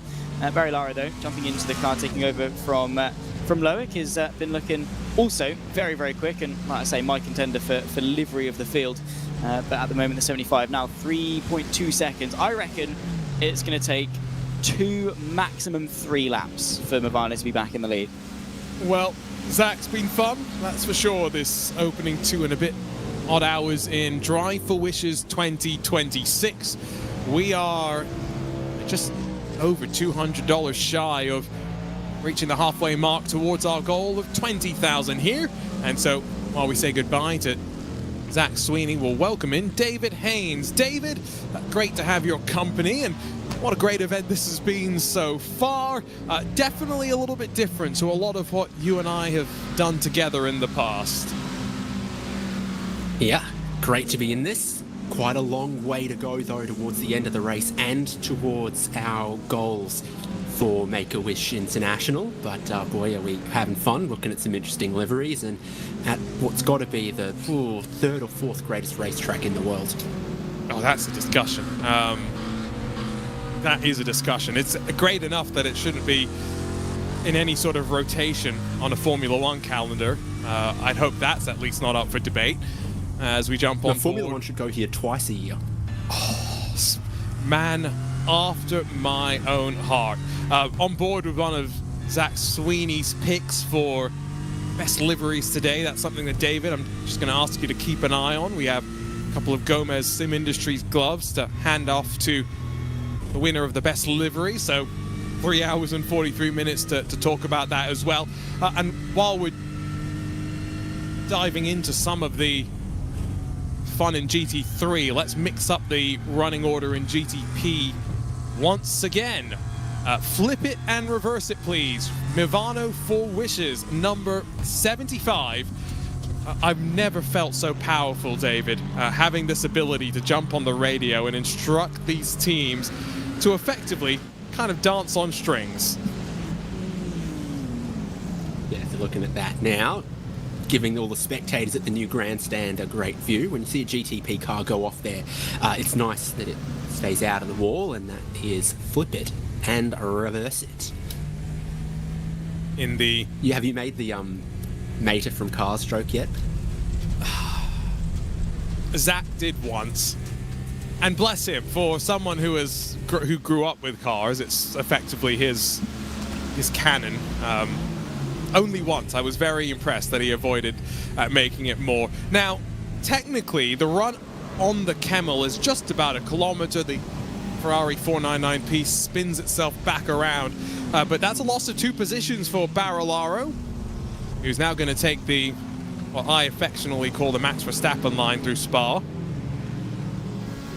and passes an MX-5.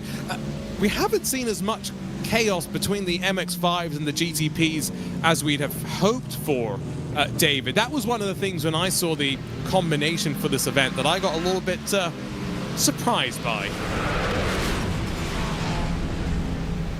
Oh, that's flipped and reversed.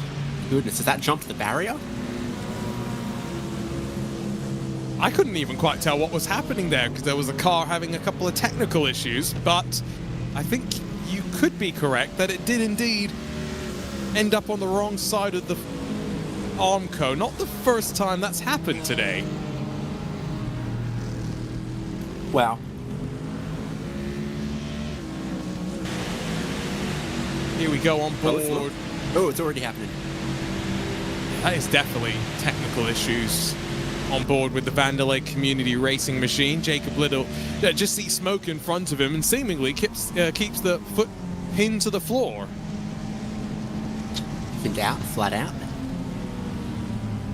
It's the name of the game. There's another car, I think, by the way, parked on the exit of Eau Rouge and Radion. That has been a treacherous place, and yeah, it's a McLaren. It's Thomas Hitchcock. At one point was firing up in podium positions. I think this is cold tire related though, because he has just left pit lane. It's not the coolest day by any means. 80 degrees Fahrenheit track temperature, but oh, that's not easy. Snaps on him, and for a moment he thinks he saved it, and then he hasn't. Yeah, very light, snappy, just at that sort of part where you've got the compression at the bottom of the hill that gives you extra grip, but once it levels off, the bit of grip comes away from you, you're turning, your tyres aren't all there, and a bit of a loop finds just a tiny bit of Armco, but I don't think that was quite as much damage. No, that could have been a lot worse.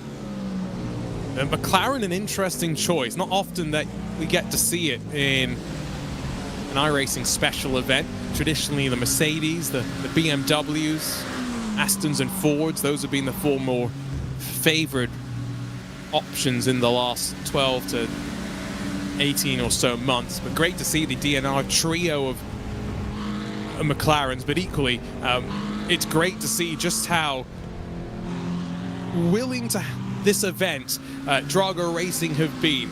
The number of penalties that they have gotten so far, I've already lost count, and I have no doubt they'll be getting a lot more before the end of this day. It's the only way, really, to peg back a lineup that includes Hugh Barter, Nicholas Rubelar amongst their drivers, and oh, don't forget, they've got a third world-class driver as well, Nicholas Boy.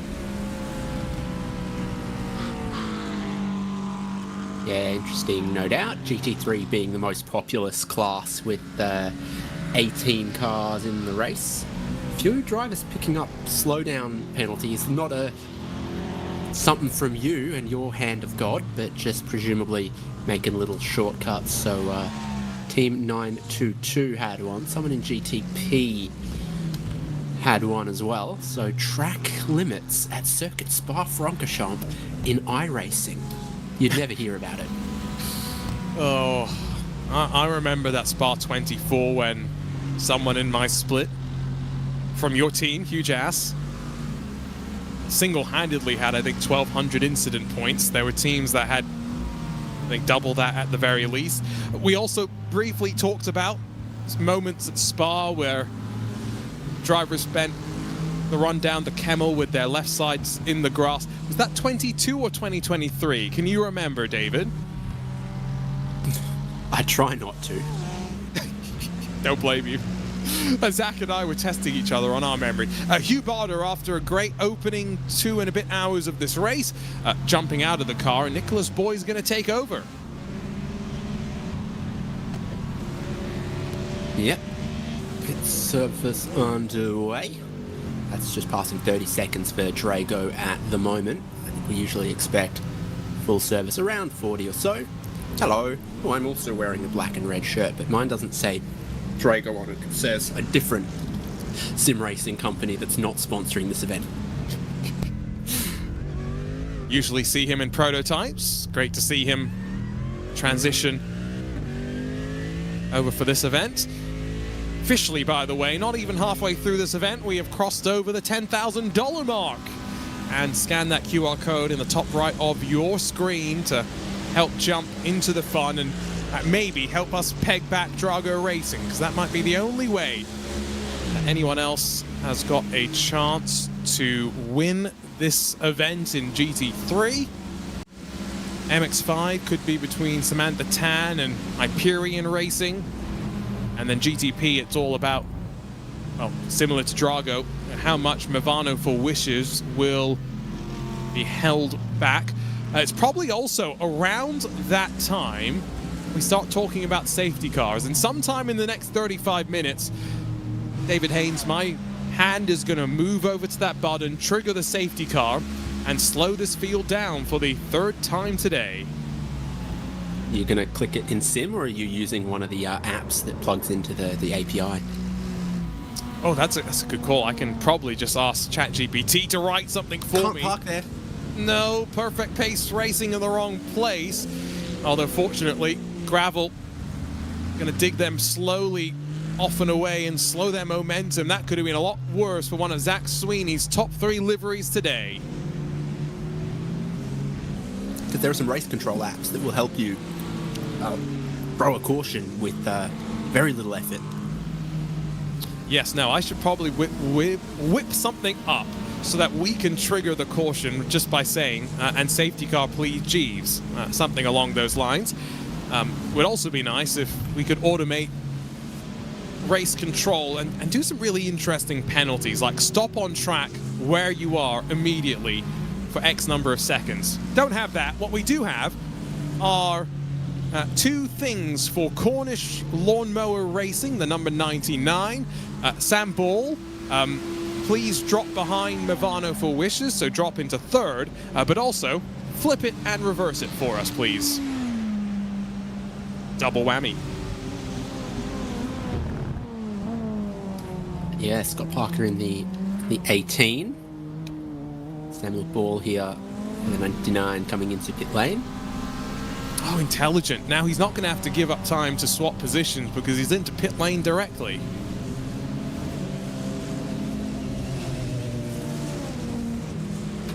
BMW M Hybrid V8. This is still the original large sniffing spec, isn't it? Yes, it is. I don't think I'm going to call it that down on pit lane, but I do like that description. The large sniffing spec. And this car in particular, I did say it earlier, David, it kind of reminds me of BMW art cars. Like, I think they've even run a M Hybrid in WEC, which kind of had a black, red, and yellow sort of highlight pattern to it, if I'm thinking clearly. It says LMP3 is the dentist class, but GTP is the rhinoplasty class. All of them did go through a decent number of front-end reworks this year, so not far off. Tell me what you know about the Ferrari in the wind tunnel.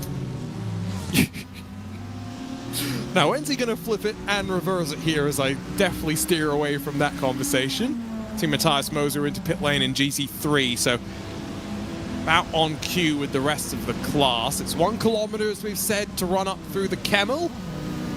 And Sam Ball, well, he's just spun up those tires and heated them up, but the rest of the Camel run in reverse as he fulfills his obligations.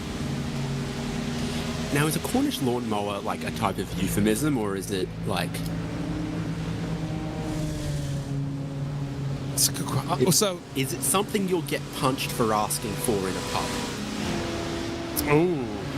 Well, see, a Brazilian lawnmower, that sounds like it could have multiple connotations. Yes, I know, but really what it is just Tony Kanaan off in the grass at Indianapolis, right? So, you know, that scared me far more than it should have. One of the Racing for James MX-5s using the draft, and then some on the climb up towards the end of the Camel Straight. 10 out of 10 on the spin back around from Sam Ball. I think is he running this race by himself, or are we going to get a chance to interrupt him and have a chat at some point? He does have a teammate, Chris Nightingale, so maybe at some point we can ask Sam directly, David, tell us about the team name. I tell you what, I've Googled it and none of these results make any sense. But the Old Lawnmower Club in Cornwall, Helston Museum is a great place to view historic local artifacts. For mower enthusiasts, there is a small garden display sporting a 14-inch Flexor side wheel mower. Somehow I'm not quite sure that's what they are focused about, but hey, I've been proven wrong before. What's the weirdest museum display you've ever seen? Like, I've been to, you know, like train museums, art museums, but sometimes you come across a niche museum and it's like agricultural equipment or something. I'm not sure off the top of my head. Probably something from the North Carolina Transport Museum that I went to last year. Would like to go to the NASCAR Museum, see what stuff they've got there as we sweep past Geezer 3D. Dan Persons sees the fight between Grid Up Red, Alexander Cortez, and the Potato Nation streamers. Mr. Potato himself at the wheel. It's been an eventful day for that Ford Mustang. And another car that's much like the BMW M Hybrid V8 being updated in the real world. A couple of dive planes added to the front of the car. And I say couple of dive planes added. They never had them before, so new additions to the aero profile of the Ford Mustang GT3 Evo. Same 5-liter V8 Coyote engine that powers it. As he sweeps out wide. An interesting contrast between the Ford Mustang and the BMW in front. They're both big for the class, you'd have to say. Not big enough to stop a kangaroo. Oh, I alluded to that once earlier today. I did say Ford Mustang loved by everyone except maybe kangaroos, but boy. Oh. You were at Bathurst this year, David, I presume? Yep. As I hope to join you one year. Yeah, that was top of the mountain campsites are sold out now, so the only people that'll ever be able to get them is those that already have one and renew them. AKA yours truly. Yeah, that's going to be like, my kids are going to inherit that campsite. So it's kind of like Indy for the 500 in that regard, and that is cool. Yeah, if you renew your campsite year on year on year, you get to keep it, and it's difficult to get. It's going to become difficult to get in. Yeah, I was talking to John Heindorf. He, on either side of the Bathurst experience, commentating obviously this year, he made sure to actually enjoy some of Australia and New Zealand rather than just go there for work. And one day I'll get the opportunity, hopefully, to do that too. But even if I'm not working Bathurst, I'd like to come and spend some time, dig up some of the drinks buried in the ground at that campsite, I'm sure. David's never done that. Tell you what, though, as we close in on the halfway mark of this race, I'm going to give one more race control intervention. Brabham Motorsports and Aidan Millward, please move aside and drop behind Mivano 4 Wishes. 23 seconds behind you. That's another of our incentives. What a great community we have in the return of Drive for Wishes 2026 already. Halfway towards our goal of 20,000.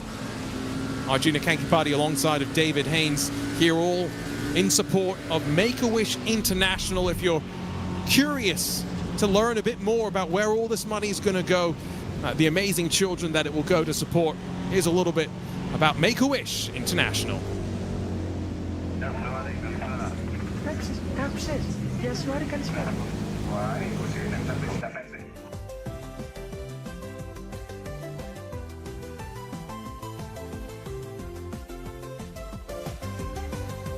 Πραγματικά σε όλο αυτό το ταξίδι μας βοήθησε πάρα πολύ το Make-A-Wish και σε πολύ κρίσιμες στιγμές και δύσκολες που είχαμε, το Make-A-Wish ήταν δίπλα μας και πραγματικά αυτή την εκπλήρωση της ευχής την περιμέναμε σαν να ήταν το τέλος όλου αυτού που έχουμε περάσει.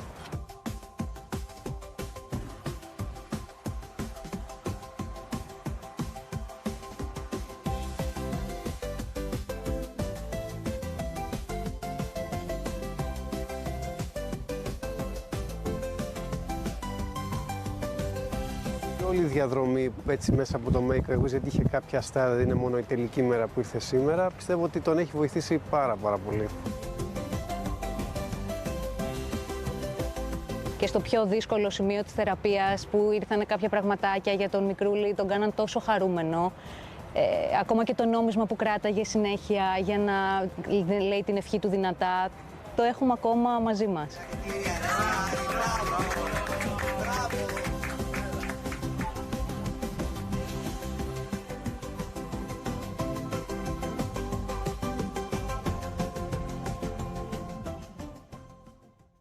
I'm Riley and I'm a paraswimmer from the Waikato and I had a right forequarter amputation from osteosarcoma. Cancer spread all through my shoulder, my arm and my clavicle. They tried to do chemo first and it just didn't work, so they ended up just going, scrapping all that and go straight to the surgery, which I was like, cool, I can swim with one arm, that's all right. So that's okay. Being her mum through that process was pretty amazing. She is such a tough, resilient young girl. She has literally gone through the hardest thing of her life, and yet she's just tackled it with such amazing positivity and grace. Cancer has gave me a different way of looking at life. You just got to look forwards and make sure that you live your life to the fullest because you never know what's going to happen next. A 16-year-old having that insight into life is pretty amazing, and as her parents, Paul and I just couldn't be prouder of how she's handled everything today, you know, 1 year down the track. So we did the application to Make-A-Wish, and then about 3 or 4 months later, we met our amazing Make-A-Wish volunteers, our fairies, Denise and Tony, and they came in and kind of talked us through Riley's wish and what she wanted. My wish is a photo shoot and a shopping spree.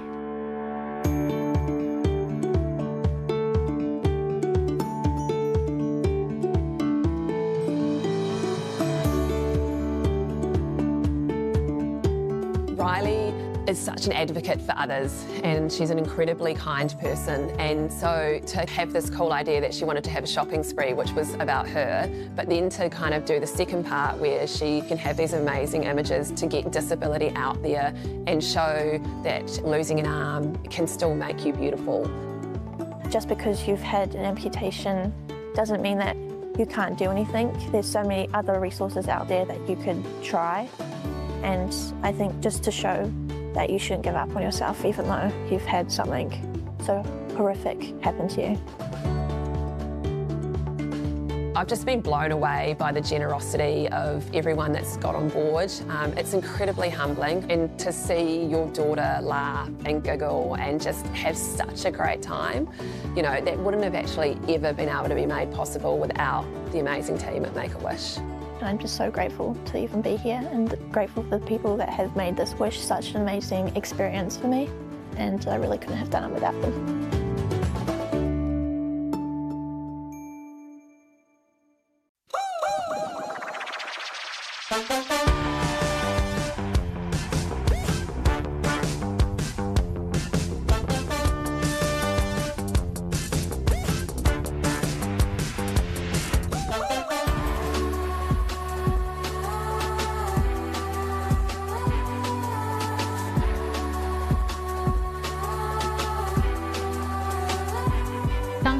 他开始不舒服的时候，真的在住院的每个夜晚，几乎就是都在流眼泪。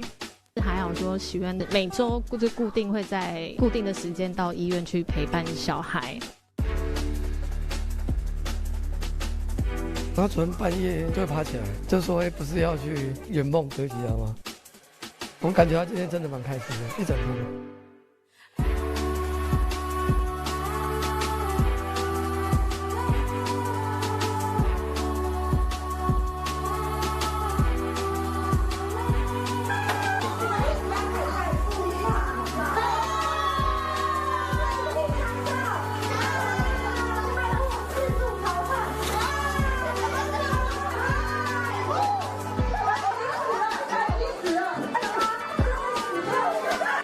开始遇到许愿的时候，他说：“你们可以看有没有什么愿望想要圆梦的，我们真的可以帮忙达成。”我没想到，就是你们真的就是帮了这么大忙。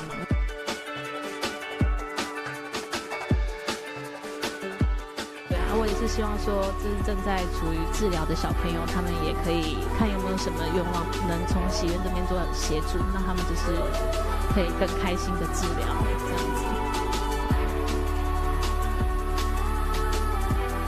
来，我们恭喜凯凯，愿望成真，耶！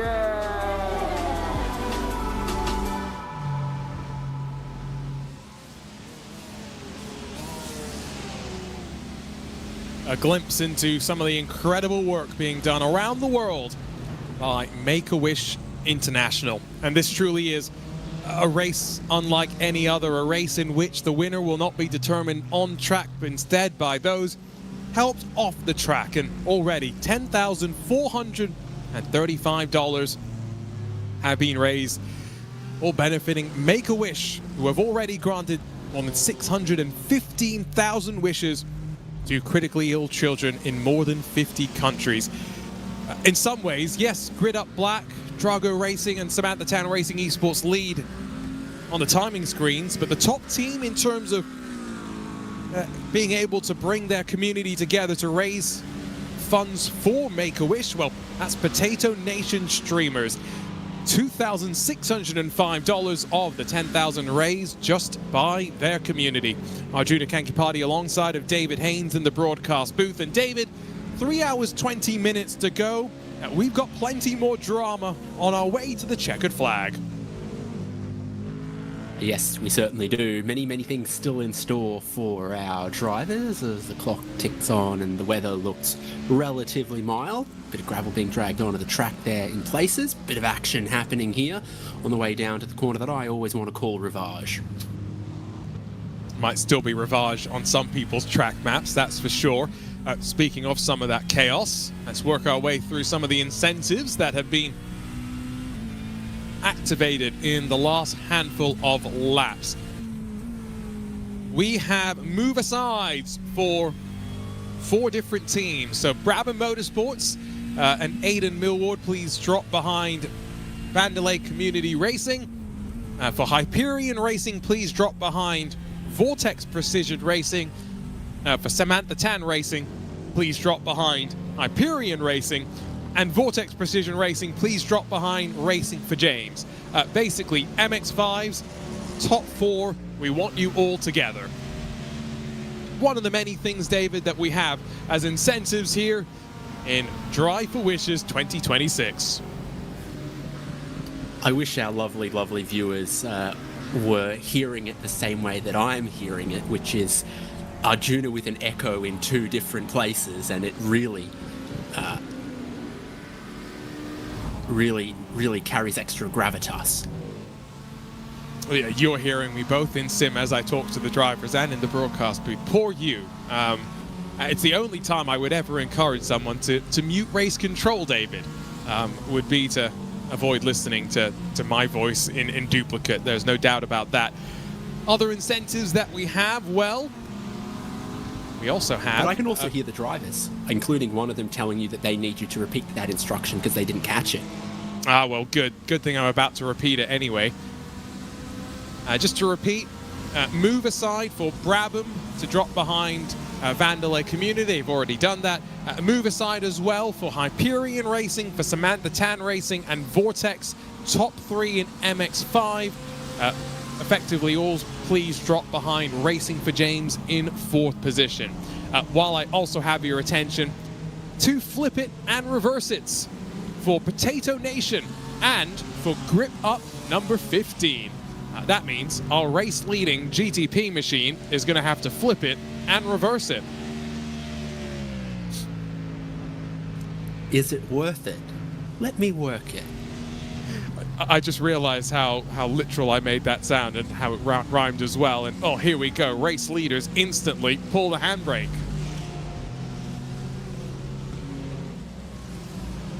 Porsche 369.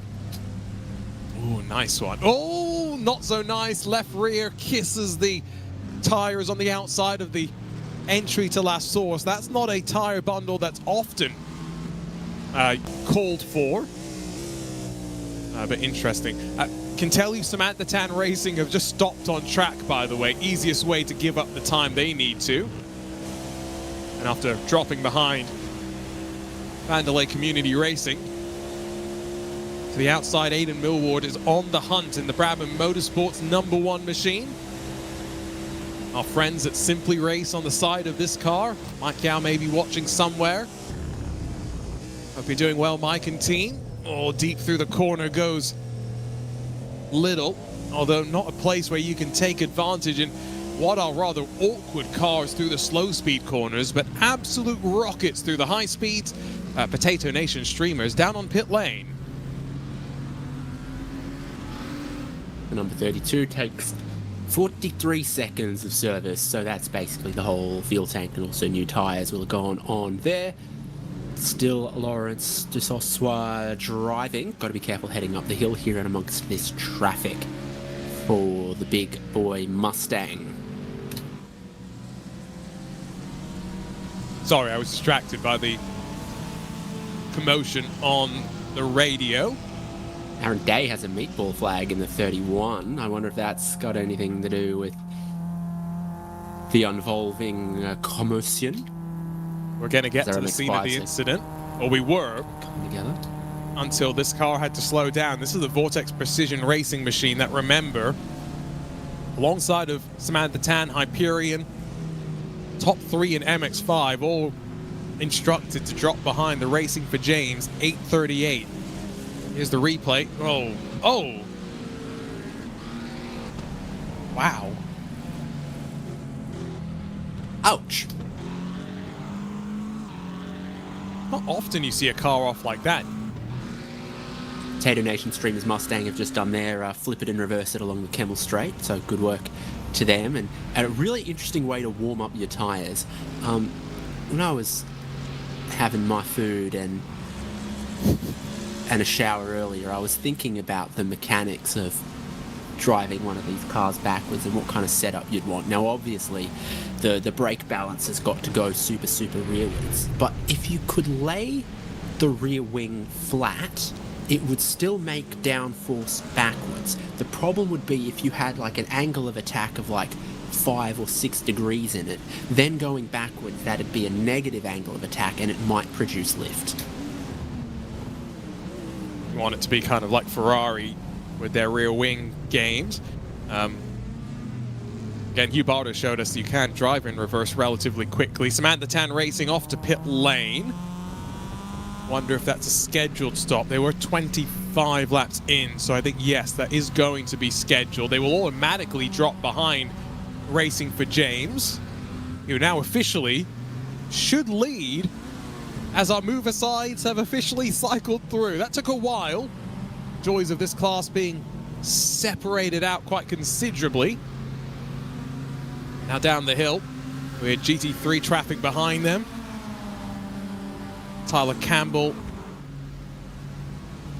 61 seconds stationary, so it's a relatively long stop in these MX-5s, and now he's going to be loaded with fuel, especially in comparison to Vortex, who will owe us a pit stop in the next couple of laps. But they are pushing each other on the run-up through the Kemmel Straight and out of the Kemmel Kink.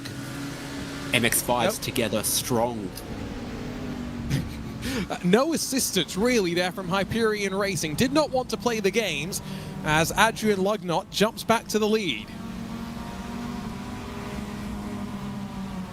And I saw that the 24 and 13 both had slowdown penalties, so as those GT3s navigated somewhere, they both went off track together. We take a look here at Heiberger. Very stealth black car, but usually Hyperion, seen them in the 24-hour series esports championship end of 2025 with a rather fetching Aston Martin. Pops to the inside of Michael Brennan and slipping through at what I still call Pouon, which is now officially known as the double gauche. Literally translates to the double left. Yes, correct. Double left down the hill. Brennan still now on the inside though, is into Lefania.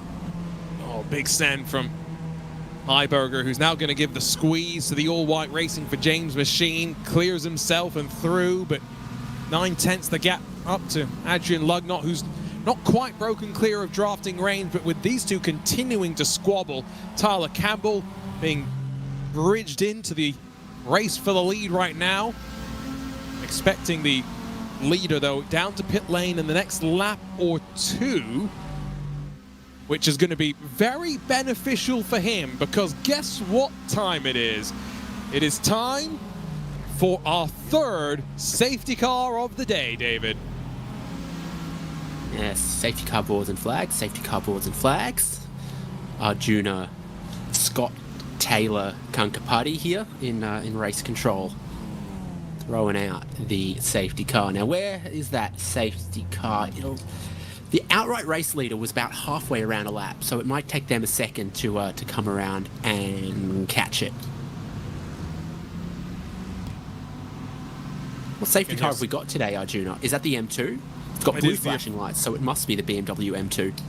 It is the official BMW M2 iRacing safety car. Actually added to the sim before the M2 racing car was made available. Now, one note, as we close in on the halfway mark of this race, this will be a single file restart. And from this point forward, so about 3 hours left, probably a little less than that when we go racing, we'll have 3 more safety cars in this race. Drivers have no idea when they are. So any sort of strategy, it's kind of a wild card. And, well, Vortex Precision Racing not only needing fuel, looking like they're going to use their fast repair to fix up some of the damage on the front end of their MX-5. Pit entry will close until they have caught the group. Race leader has gone past the start-finish line and indeed has caught the safety car. As far as I'm aware, it's the only safety car that also has blue lights as well as yellow lights on it. You can see it's got some in the grille there, and on the top, and everyone is joining the safety car pace, which appears to be 100 kilometers an hour. which in the MX-5s are still relatively quick. In the prototypes, it is effectively walking pace. Based on what we've seen on the first 2 restarts, we will have separation between the classes, so expect the prototypes at the front, the LMP2, not LMP2s, GT3s then slotted into the group behind, and then last but not least the MX-5s. But these are lengthy pace laps as well, let's not forget. So 4 and a bit minutes, expect that. 3 or 4 of them. Look, it's a BMW W. Just wait for the camera to... Oh, now it's an E. I was going to say, now wait it's a for it W to turn. No, if it goes left, it could be a 3. I'm thinking that when we go racing once again, poor Nicholas Boy is going to have the target on his back because GT3 is going to be compressed up once again. Movano, well, they've had their target on their back multiple times today. And what I must say, I agree with Zach Sweeney. That is a great interpretation of the traditional Movano livery, David, but adapted for this Movano for Wishes look.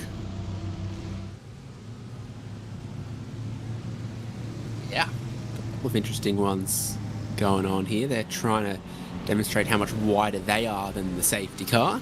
So Movano, but in the sort of blue and white with the black on the nose. Got a little stripe of the Italian flag there. My Italian is really good, so I know that that's the tricolori.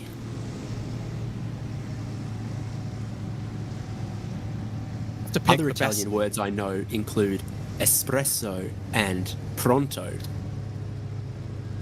To pick the best livery, which I'm struggling. I always hate doing Who's that. the one that's got teeth on the Porsche? So we've got 9 GTPs. I'd like to cycle through them quickly. Is it a GTP that's got the teeth on it? Is that the Ninja Turtle? Is it the Ninja Turtle looking car? I think it might be the Pit Stop Party Squad number 10, please, Mr. Hugo producer. They're not quite. No, this is doing it for me. No, this is pretty good. Is this the one you were thinking? Yeah. I don't know my Ninja Turtles that well. Hang on. Oh, I have no clue. Googling.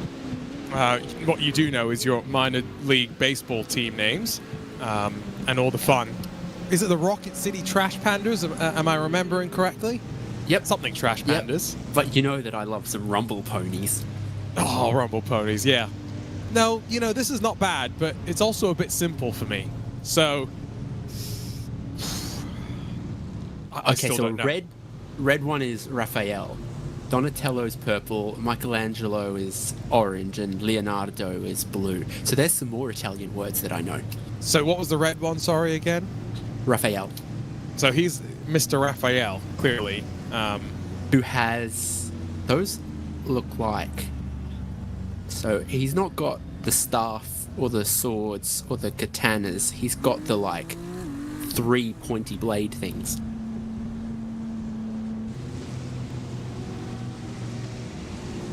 Couple of cars pitting. It looks like pit entry ought to be open this time around as well, so you're getting a whole bunch of cars taking the opportunity. Does that mean that Grid Up Black are going to end up as race leaders? I think they are going to cycle their way up to the front. Should also mean that Hyperion Racing, I'm not expecting... They probably should pit if I was them, 13 laps into the run. Samantha Tan Racing Esports should be back to the lead of MX-5. No pits from Matthias Moser. That's an interesting one. Now, these drivers have no idea when the next caution is going to be. So it could come before the next pit stop, actually, for the GT3s, especially for David McRoberts, second. He's 6 laps into the run. 3 wide up the road. We got 3 wide on the safety car. Yeah. Be fun to be that MX-5. Well, you missed the last restart we had, David, which we affectionately called the dance party in the comms booth, because everyone had to be side by side with someone else for the entirety of that first lap back under green. There's as a Cornish lawnmower. Good look here. Not a bad looking livery on that Porsche 963 either, that I believe is, no, I'm looking at the wrong car. It's giving Maya a shank. Yeah, our dance party was a lot of fun. These drivers getting another memory of that. Haven't had our, what I was thinking was going to be most interesting incentive, the Mazda Go Vroom, where GTPs and GT3s effectively will put their pit limiters on while we let the Mazdas race around for a couple of minutes. And I'm going to quote what's on the donation page here, David. Let the Mazda zoom by and feel like a real race car. They're the truest race car that there's ever been. Always fun seeing the MX-5s go racing, but I mean, it's not wrong. They are road cars converted into racing machines. And always do put on a good show.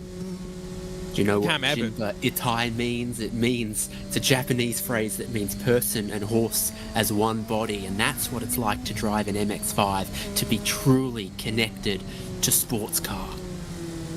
Yeah, look at Cam Eben, who's one of the drivers with 10K I rating. Still races on the Logitech G27, basic setup. Racing in the MX-5 Cup Series this year in the real world. And I'd rather be connected to an MX-5 than a horse. It's proper racing, that's for sure.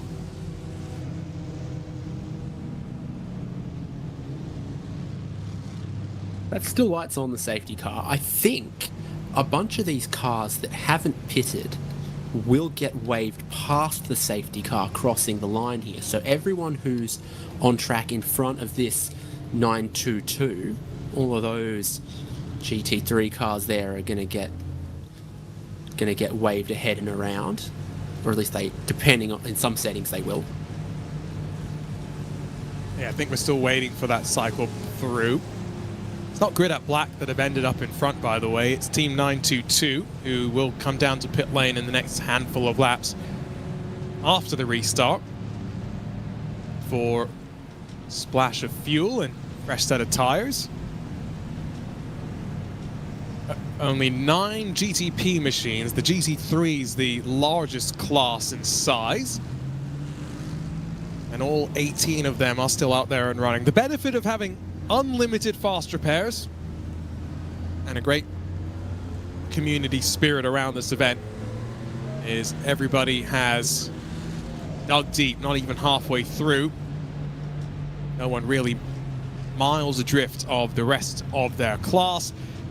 A couple more takers down towards pit lane, but the lights are finally off on the safety car, and so next time by, less than 3 hours will be left on the clock, and David, we will finally be back racing again.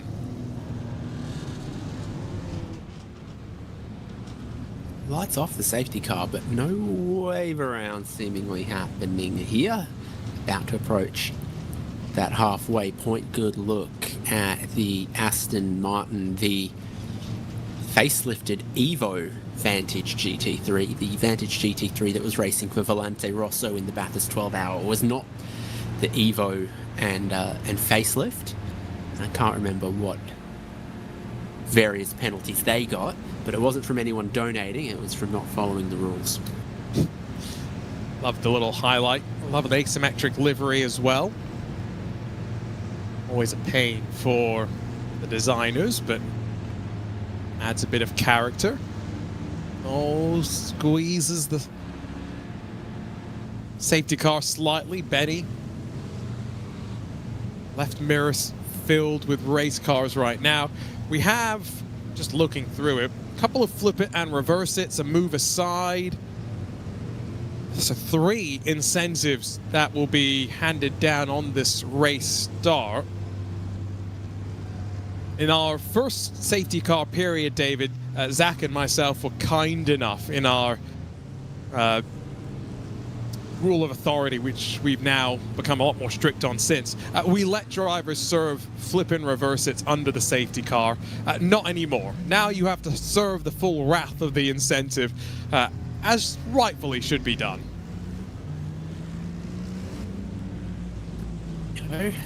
Now, did you know there is 102.2 meters elevation difference between the lowest and highest point of this racetrack?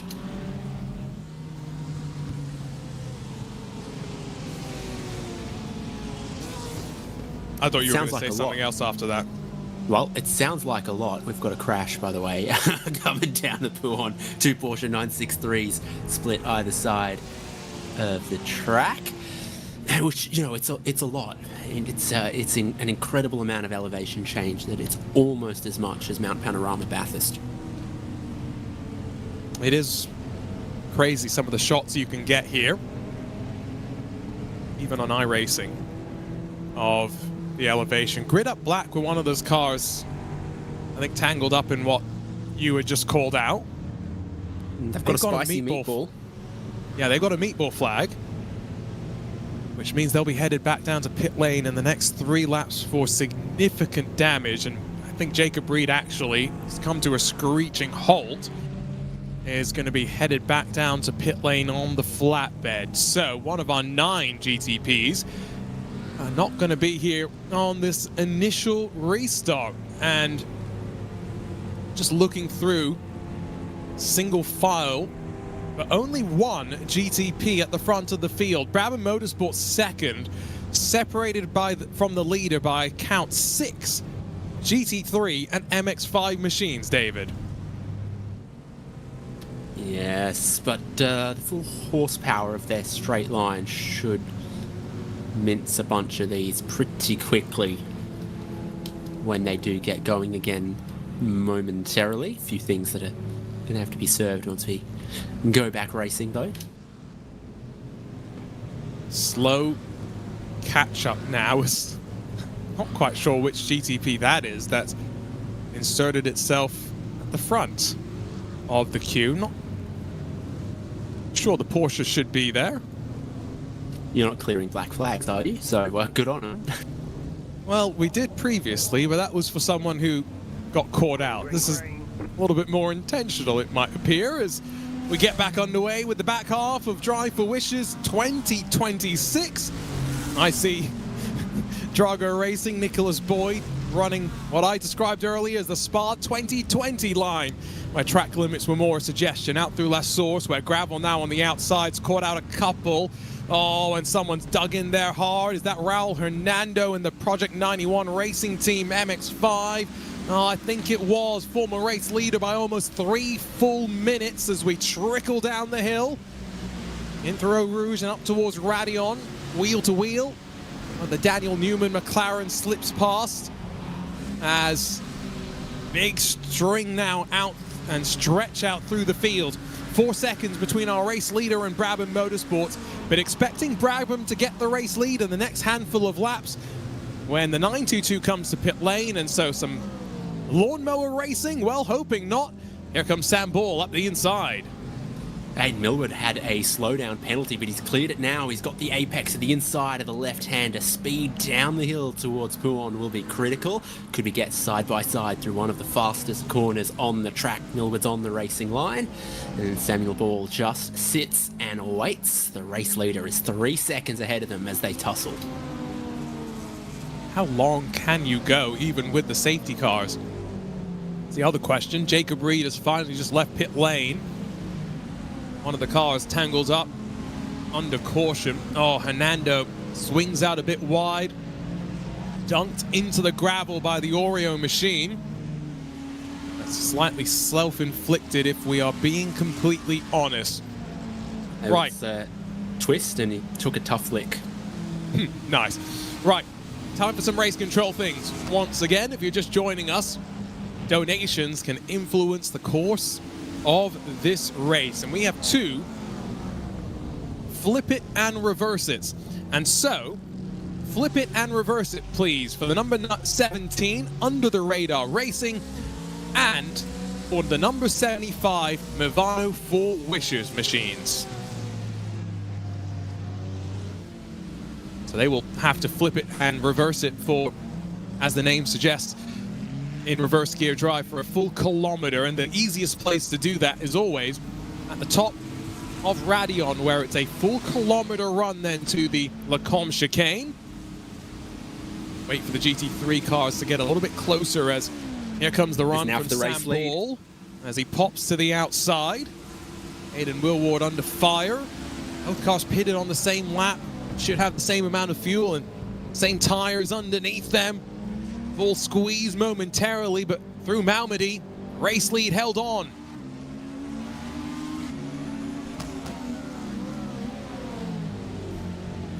So the flip it and reverse it being served there as they're side by side for the race lead. It's all about the track positioning, and now we get to the left-hander, which I think will favour the Cornish Lawnmower BMW, but around the outside, Brabham Cadillac holds on to the race lead side by side through multiple corners there. Nice J-turn, flip and reverse. And Movano for Wishes will keep going in 4th place, but now 32 seconds behind the race lead. Remember, scan the QR code top right of your screen, and you can as well get in on the incentives. And even if you don't have a particular car that you're hoping to, well, torment, trouble, there's been a couple of teams in particular that have been needing some pegging back. So Drago Racing, 3 top-level drivers behind the wheel of that car. Hugh Barter's handed over to Nicholas Boy.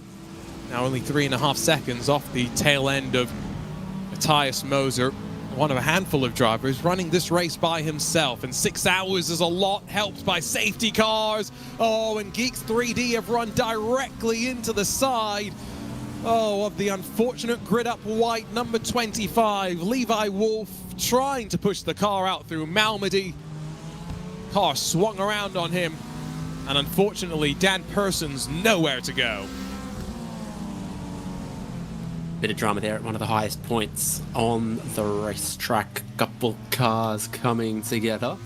There's a meatball flag for Giza 3D and a black flag for Globe Oil's 6-man team. Let's take a look here. Oh, yeah, they lose it. And, well, you can't see a whole lot for a second there, can you? That's where... broken the bonnet pins for Giza 3D, and that's a meatball. Could be worse. Could have actually hung up on the windshield, as we've seen before. Yes, that's happened to a car that I've driven, yes. Exactly. The new iRacing damage model, slowly they just continue to make these tweaks that make it frustrating in one sense of the word, realistic in the larger sense of the world. Fight for the lead within half a second. We have another caution that will be sprinkled in inside of the next 50 minutes, and these drivers have no idea when. They're just hoping to be on the right side of the strategy. Team 922, I thought they'd be down to pit lane a couple of laps ago. Slightly off the pace, yes. Still out there on track and extending the stint as far as they can. One thing that we were talking about a bit more on Thursday in the IndyCar Thrustmaster iRacing Pro Series was gravel being dragged onto the track at the WeatherTech Raceway Laguna Seca. There's a few places here, David, where we've seen that as well. Keep an eye on the exit of turn 1, where has been a couple of drivers just slowly bringing that stuff, the loose stuff, onto the track. I walked across one of the sand traps in my track walk at Bathurst, and it's really fine, like playground sand, play pit sand there, whereas at Albert Park for the Australian Grand Prix, they're all very large gravel bordering on sort of paving pebbles and gardening pebbles, so different ways to construct a gravel trap. But for the temporary ones at the street circuit there, they're using very large pieces of gravel, but very deep, soft sand at Bathurst. So I'm going to guess it's somewhere in between here at Spa. I guess it's all about what's easier to get in and out with a street circuit, whereas purpose-built facility, much like a golf course, you'd hope that the nicer the track, the nicer the sand. For a moment, Aidan Millward got a bit spooked through traffic, but he holds on. A couple more incentives have come through, and these ones are move asides, which basically is telling one team to slow down, hold position until someone can pass them. Effectively a redress, but for no reason other than someone asked for the positions to change hands. And so, please move aside to the Daniel Newman Racing number 18, David McRoberts. Please drop to 4th position. For Perfect Pace Racing, please drop to 5th position behind Grid Up's number 26. And for Vandelay Community Racing, the number 12, please drop behind Movano's number 75. 3 teams with their instructions to drop behind someone else.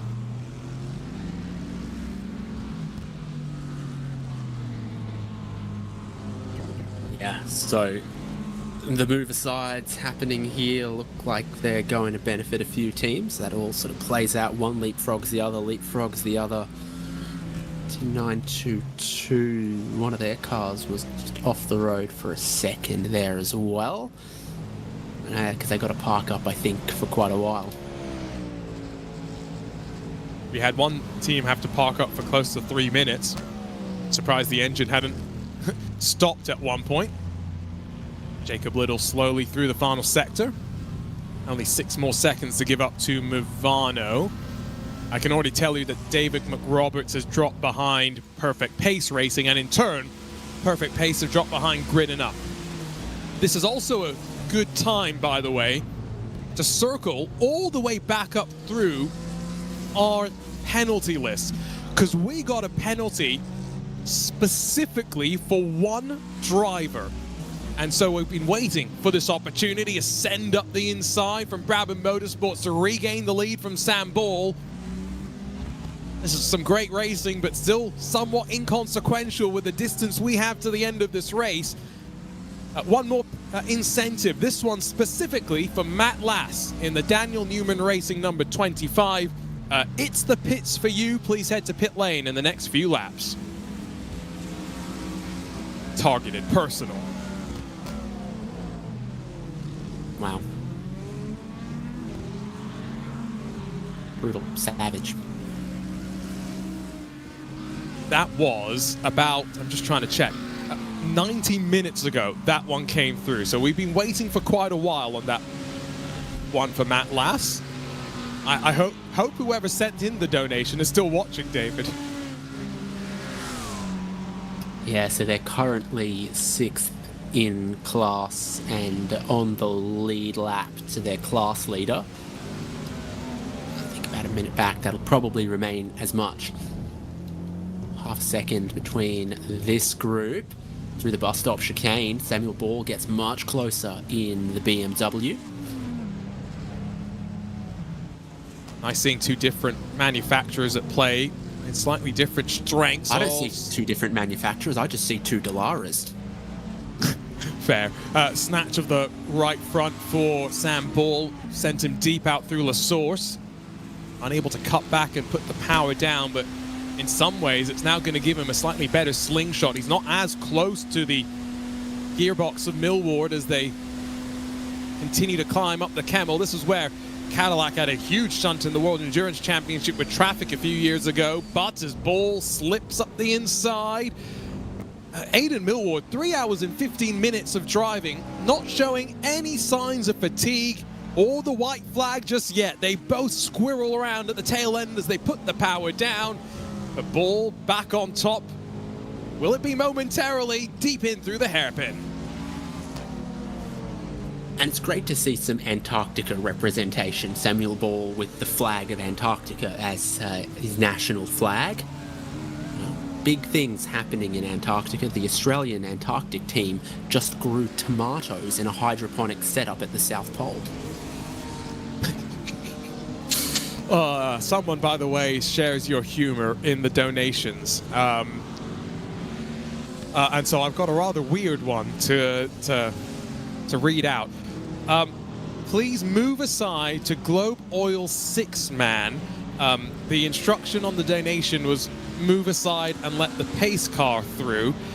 We're going to ask for you to stop for 10 to 15 seconds on track and then go once again.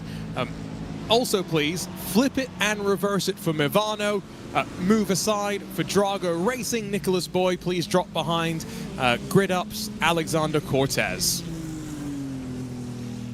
Lots going on. Yeah. I wonder how those tomatoes taste. The great thing, though, about this event is with the unlimited fast repairs, all 36 that started are still out there and running. How many special events have we done where you start with 60 and they end with 36? Too many. The good thing about flip it and reverse it for this team is that 69 flipped and reversed is still 69. So great choice of car number. Unfortunately, they've got to move aside, but they were flipped and reversed at one point. Now, it's not quite flipped upside down, though, which, you know, that would be a slightly different sort of a penalty.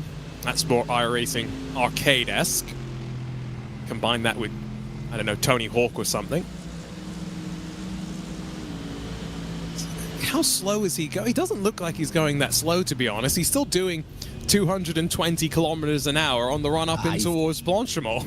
Dropping like 3 seconds per sector here, but not exactly parking it up. I can see that he is, compared to the class leader, dropping a bit of time. Like a 2:15.3 is the fastest lap that this car has set since I joined, or the whole race, and that was a 2:26. So they dropped about 10 seconds on that lap. They just need to drop another 5 or so more. He's doing pace that I could potentially match up with. Should slip behind Cortez, I think, on the run after. What's your I rating these days? Still probably 4,500. I haven't raced since I started commentating. Yeah, no, I mean, I had 7 teammates running in the IndyCar Thrustmaster iRacing Pro Series, so that's my claim to maybe still having some sort of speed. Movano did their flip it and reverse it up the Camel. Nicholas Boy still yet to drop behind of Alexander Cortez and Sebastian Kern. Will finally do so as he slots in through Les Combes. Loic Marchand looking stylish as he spins that car back around. Nicholas Boy is going to go instantly back on the offense here. Mercedes with cool tires given the lack of effort put through them in the last lap or so. Oh, around the outside. Cuts back to the inside. Oh, rubbing doors with one another and bullies the grid-up car out of the way. Here comes perfect pace racing. Nicholas Boy knows what he's done. They know what they've done at Drago Racing. So he comes up into second place. Grid up now, face pressure from the purple Aston Martin.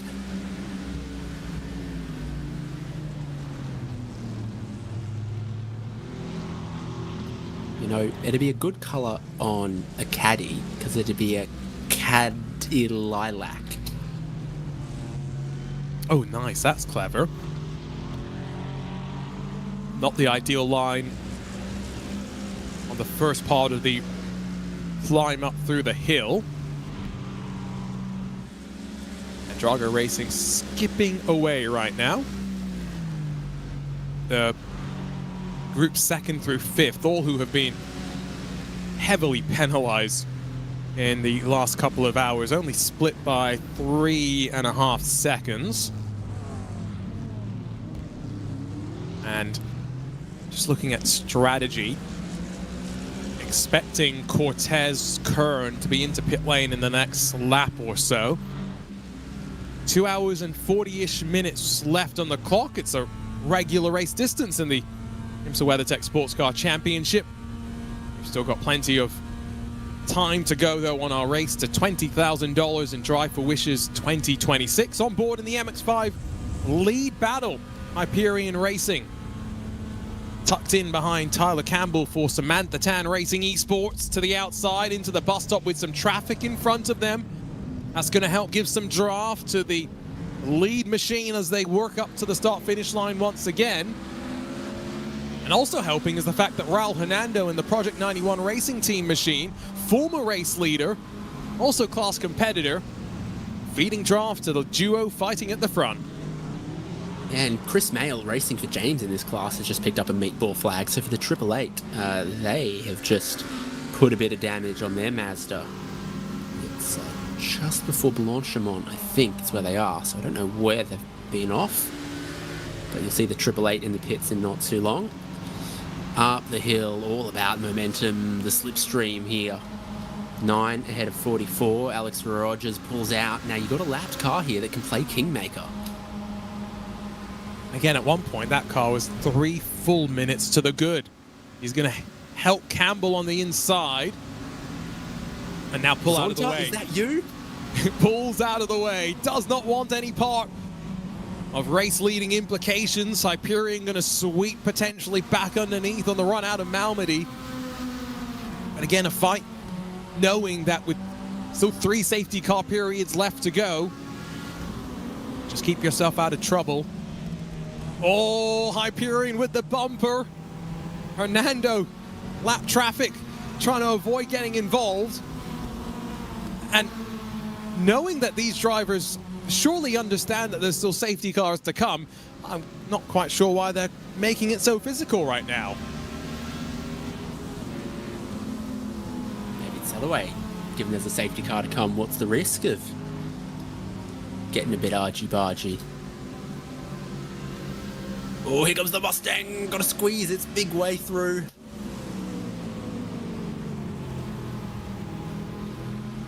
Still sat behind, nothing happening. There was an interesting incentive, by the way, that has already been paid out, penalized on, but I'd like to just let you know about as we try and get a replay of what happened. Potato Nation streamers, David, they were told, take your glasses off for a lap and go and drive around Circuit Spa-Francorchamps. As someone who's wearing glasses right now, if I take them off, well, I suddenly lose my ability to commentate on the race. And here's a look at that moment when the glasses get stripped off into turn 1.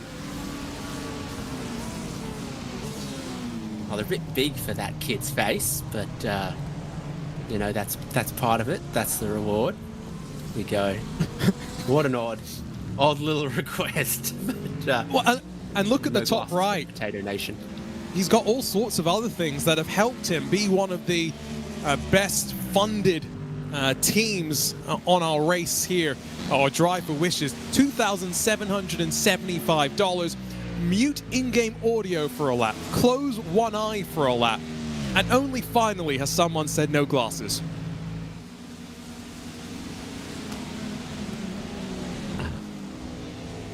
Get him some polarized sunglasses and then turn one of the monitors on its side.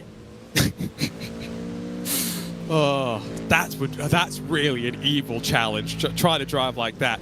I've got an odd one. In my road car, there's lots of little displays about the air conditioning and the heads-up display and the media display and everything. And for whatever reason, the little screen next to the air conditioning controls is polarized like vertically or whatever. And I can't see it with sunglasses on, but every other screen works. We have one more thing for the teams out on track. There was, by the way, just a huge crash as Grid Up's GT3 car tried to push the MX-5. A little bit closer to this fight for the lead, where Hyperion are back in front. It led to chaos, but amongst all of this, for the number 21 Daniel Newman Racing GT3 car, please head to the pits in the next couple of laps. Hippity hoppity, it's time for a pit stoppity. Love from the 6-man team. That was the exact message that was sent through our way, David.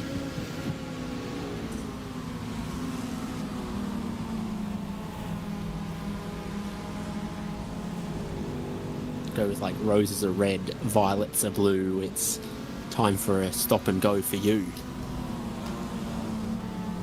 You are more of a poet than I could ever hope to be. 6/10 the gap now between Hyperion and Samantha Tan Racing Esports.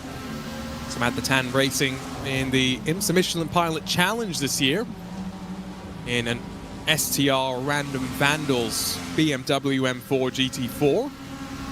Paired up with the legend Bill Oberlin. What a opportunity for Samantha to learn from one of the most decorated drivers, A, in a BMW, but B, in American sports car racing. Whoa! Hip and shoulders. That's the type of argy-bargy that you expect for sure in MX-5s. Slightly awkward then through the final corner for Campbell as he's put offline and off kilter. Shoved from behind from that lapped machine to propel him back up to turn number 1. Alex Rogers continues to lead this race. Alex Rogers, who is sharing this car with, I believe, just Dennis Heiberger. And we've seen Dennis do just 14 laps in this race. 14 laps, I think, being about a stint or so. For Samantha Tan Racing Esports, there are a total of 4 drivers registered in this car. We've only seen 5 drivers, excuse me. We've seen Skylar Lovrink, we've seen Ruby Nakamata, and now, of course, Tyler Campbell. Might see Cam Martineau next. Here's a look at the replay. Moment I mentioned earlier, David. No. Late move from bump draft, and the BMW came across, blocked the Aston Martin.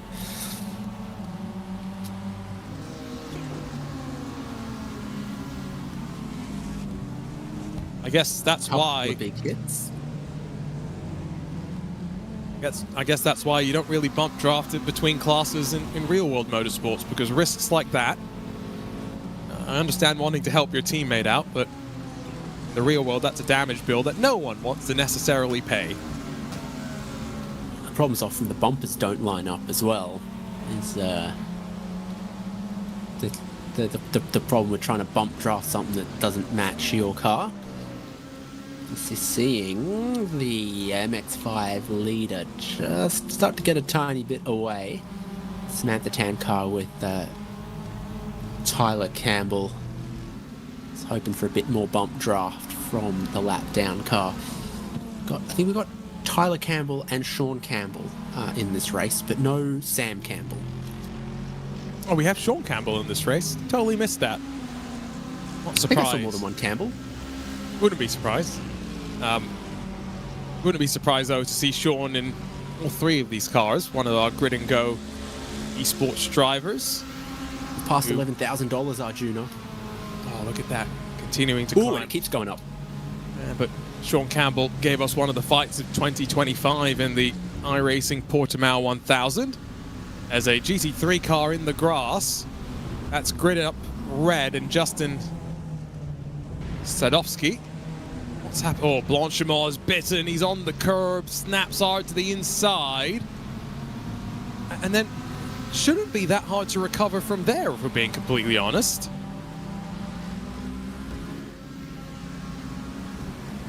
This is close up again amongst these drivers, Rogers and Campbell. Tyler J. Campbell. This is another public call out to iRacing user David Haynes 2, who hasn't accepted my friend request.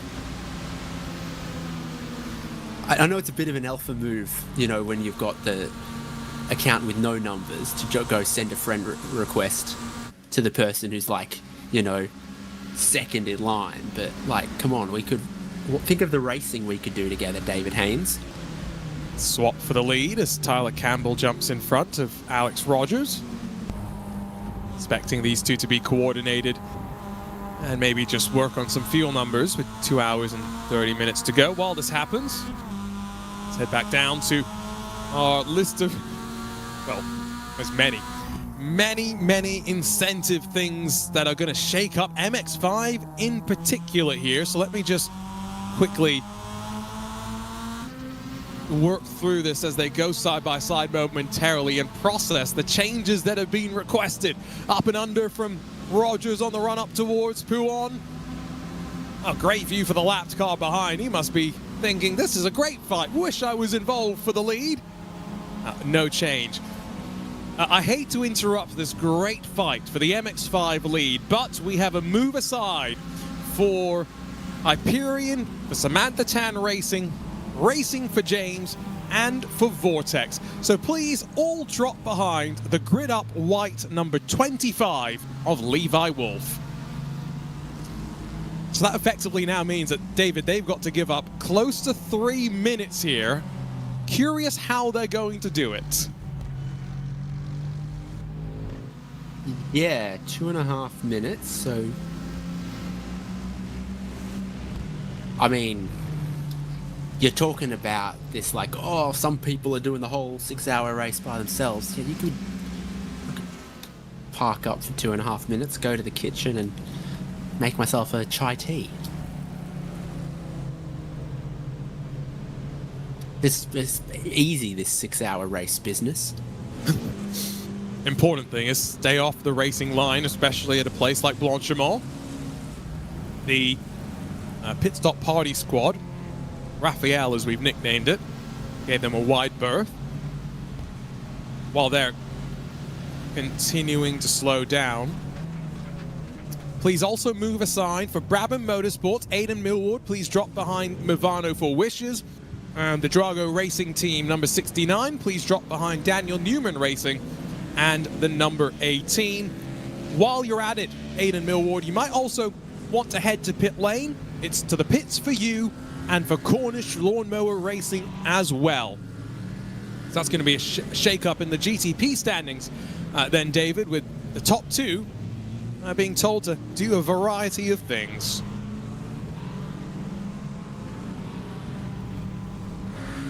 You could go down the classic pit entry for 2.5 minutes.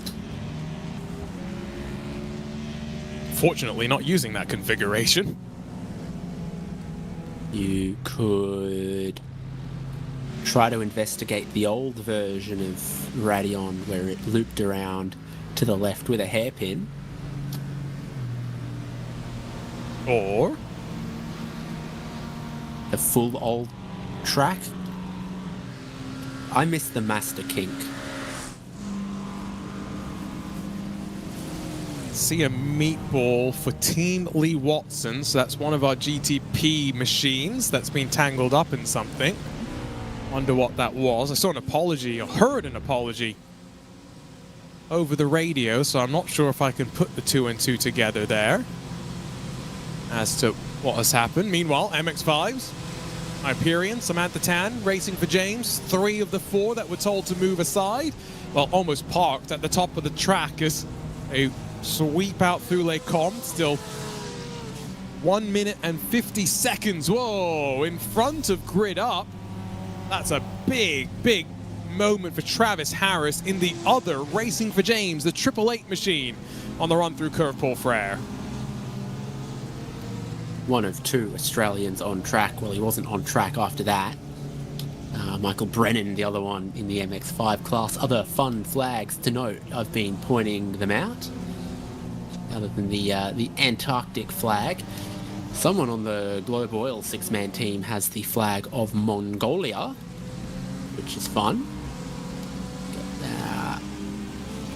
that the flag of the Philippines for the 923? Yes, it is. Good food there.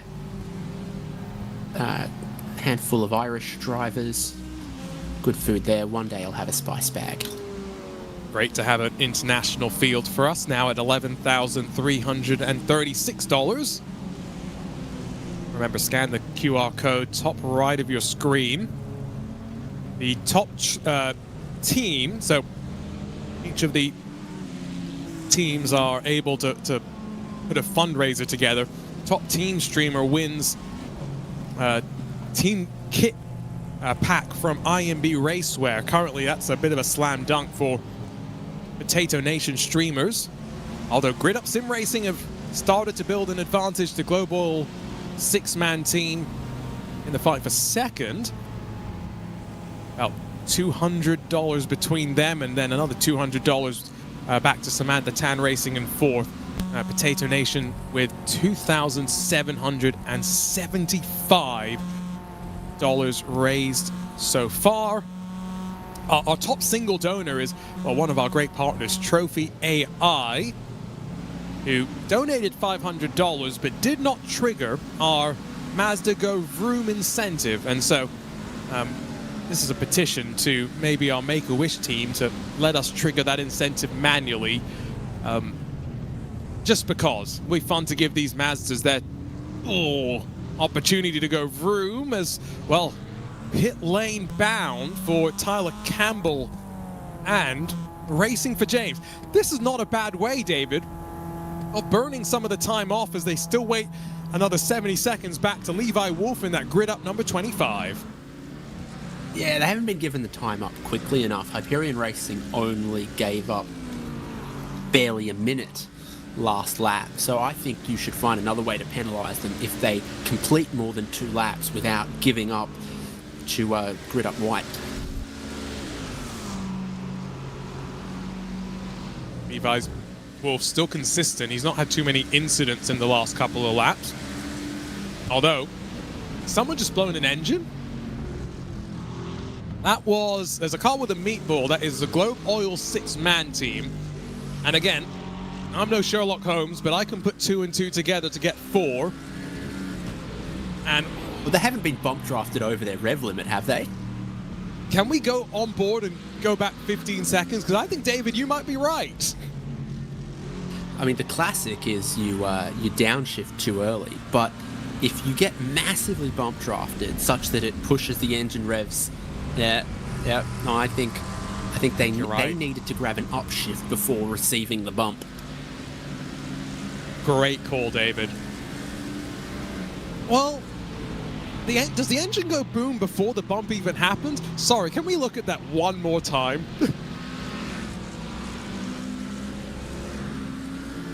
Okay. Oh, zoomed in. Producer read my mind. I can see the shift lights from here. Oh, okay. Well, maybe that's what they get. Okay. Wow, that's a new one for me, David, here on the sim. Definitely over-revved, though. I don't know, maybe they had a problem with their shifting or their gear selection or something. The other thing, of course, is you can blow the engine if you've got damaged oil or radiator or something, and that car is... Maybe Globe Oil isn't that good. Maybe it's great. Maybe something else happened. Oh, okay. While we were enjoying that, I have a whole slew of things to look at. Still waiting for Grid Up to get to the lead here. So, holding on for that, but there is something else to quickly just point out. For Team Matthias Moser, when you come out of pit lane, you have been given 6 move asides. So, up to you if you want to sit in pit lane to serve this, but we need you to drop to 7th on track based on when I saw this message, please. Oh, that's a harsh one.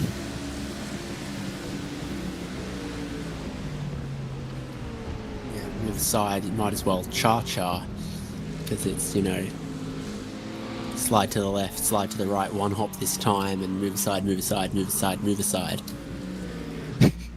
By the way, I think Hyperion saw what Racing for James and Samantha Tan did in coming to pit lane, and he slowly sped up and now is in pit lane himself. So very, very interesting calls in this MX-5 class as we wait for that sequence to shuffle through. Grid Up White needed to take the opportunity to pit them, and they should have pitted before catching everyone. And then everyone would still have to park up and wait for them, and they wouldn't be at a 4-lap fuel disadvantage. They should pit now. Pit now, Levi. I hope, Levi, you're listening, because that's actually a genius call. See, the only problem is Racing for James and Samantha Tan have given up the position. They have moved aside, so they don't have to slow down anymore. They would probably lose a bunch of time to them. Something else, quickly just to call out. Drago Racing number 69, Nicholas Boy, please flip it and reverse it. There's also one more thing that I was trying to get to the correct number. And also, before I forget, Perfect Pace Racing 161, Please drop behind Daniel Newman Racing's number 29. Business is busy in our race control room.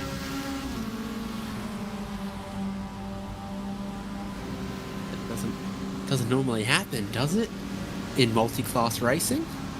It's pretty quiet for race control when you've got, you know, safety cars, restarts, multi-class business.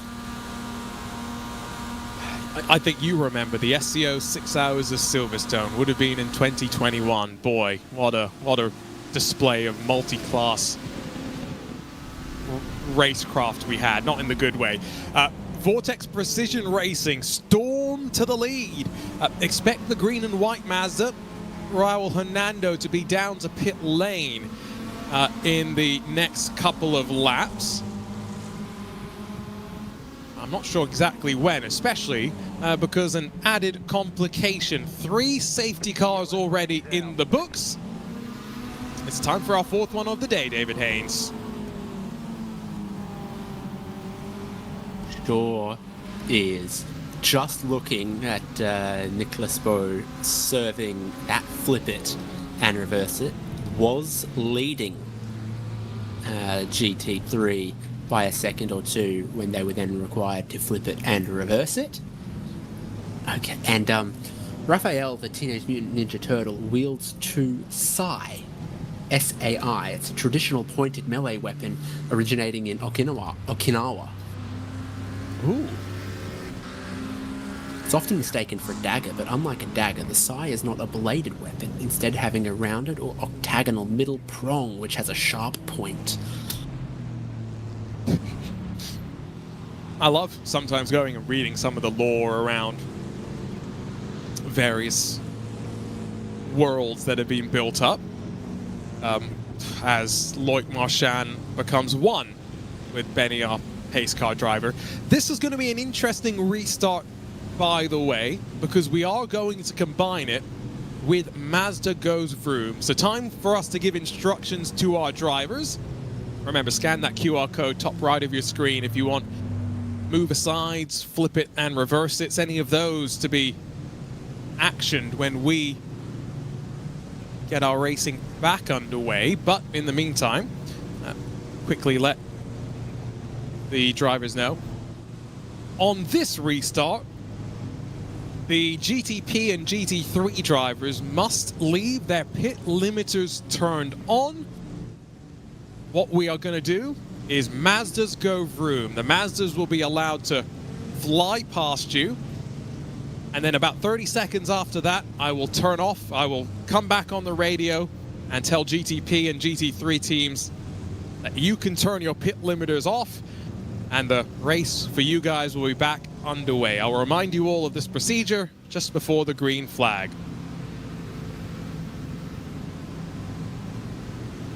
Should be fun.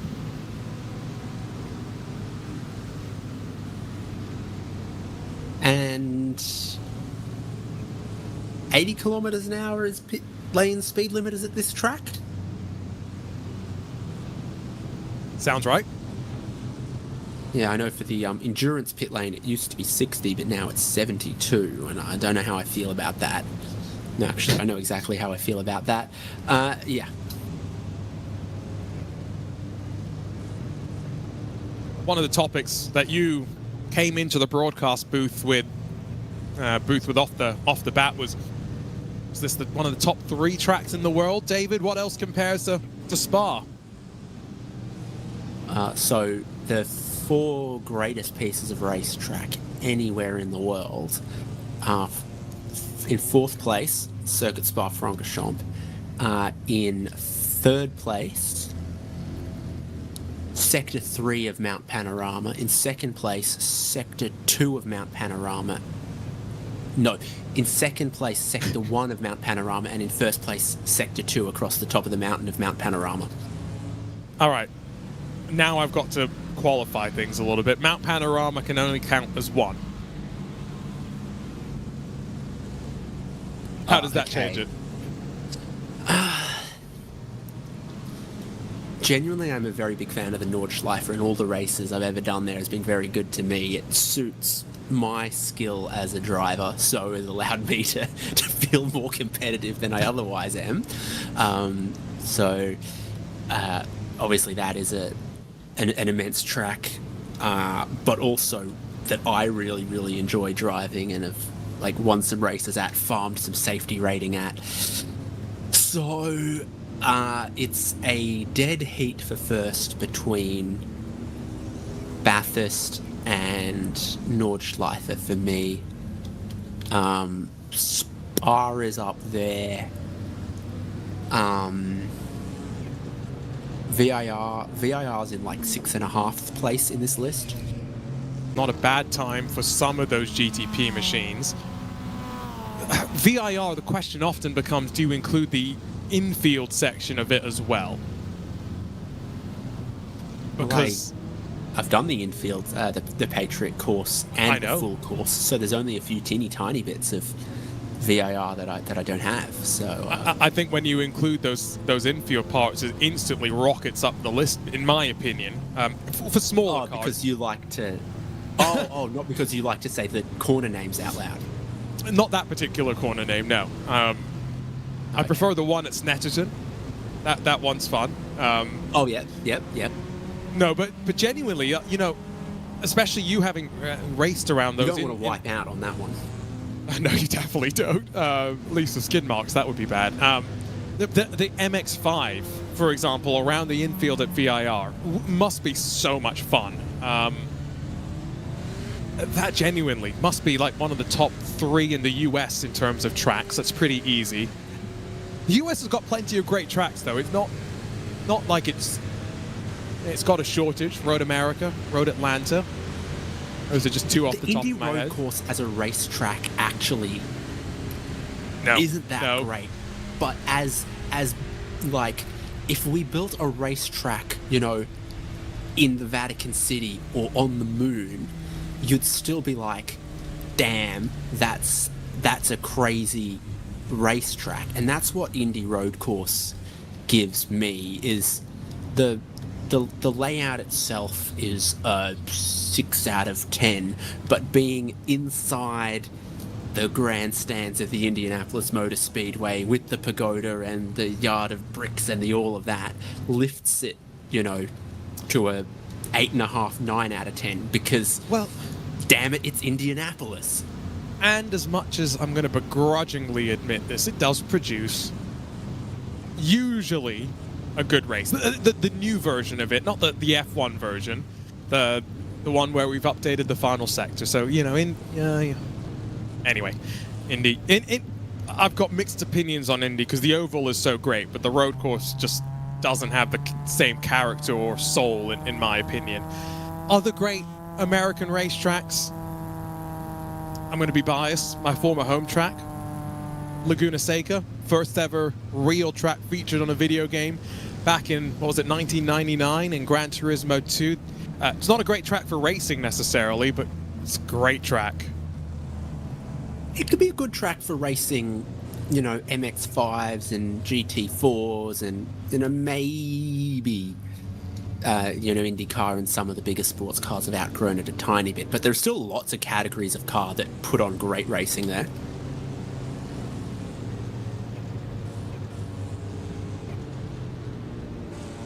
Just listening to the radio, one sec.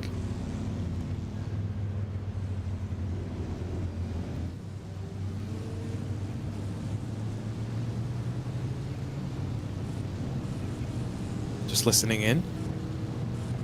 Sorry about the silence, but Mr. Potato himself was talking.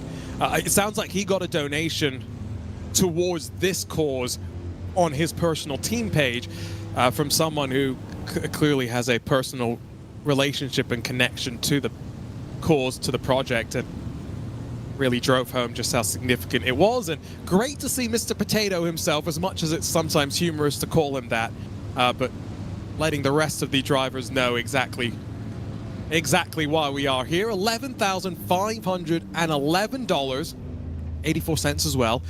Well on our way to the $20,000 total. But don't forget, we're closing in on the final third of this event. So scan the QR code. We've got some flip it and reverse it's, I think, to enjoy in these last 120 29 minutes.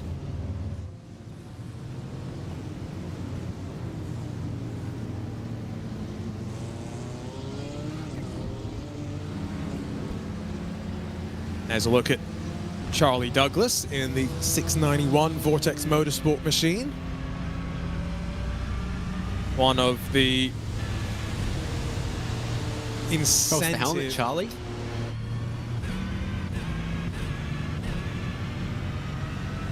Nah.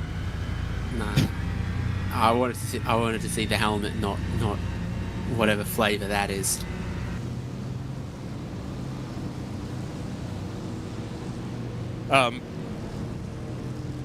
Just getting slightly distracted by some of the race control things. There's a message that's come through specifically to be handed out after the caution. I love how some people are very specifically targeting their friends. It takes me back to those days in school where you'd be able to have fun like this at a charity event. Unfortunately, you know, you don't get to do this kind of stuff on pit lane in serious racing. I'm sure some drivers, David, wish they could do stuff like this during a real race weekend. Nice work on the lawn mowing. 00 has a DQ.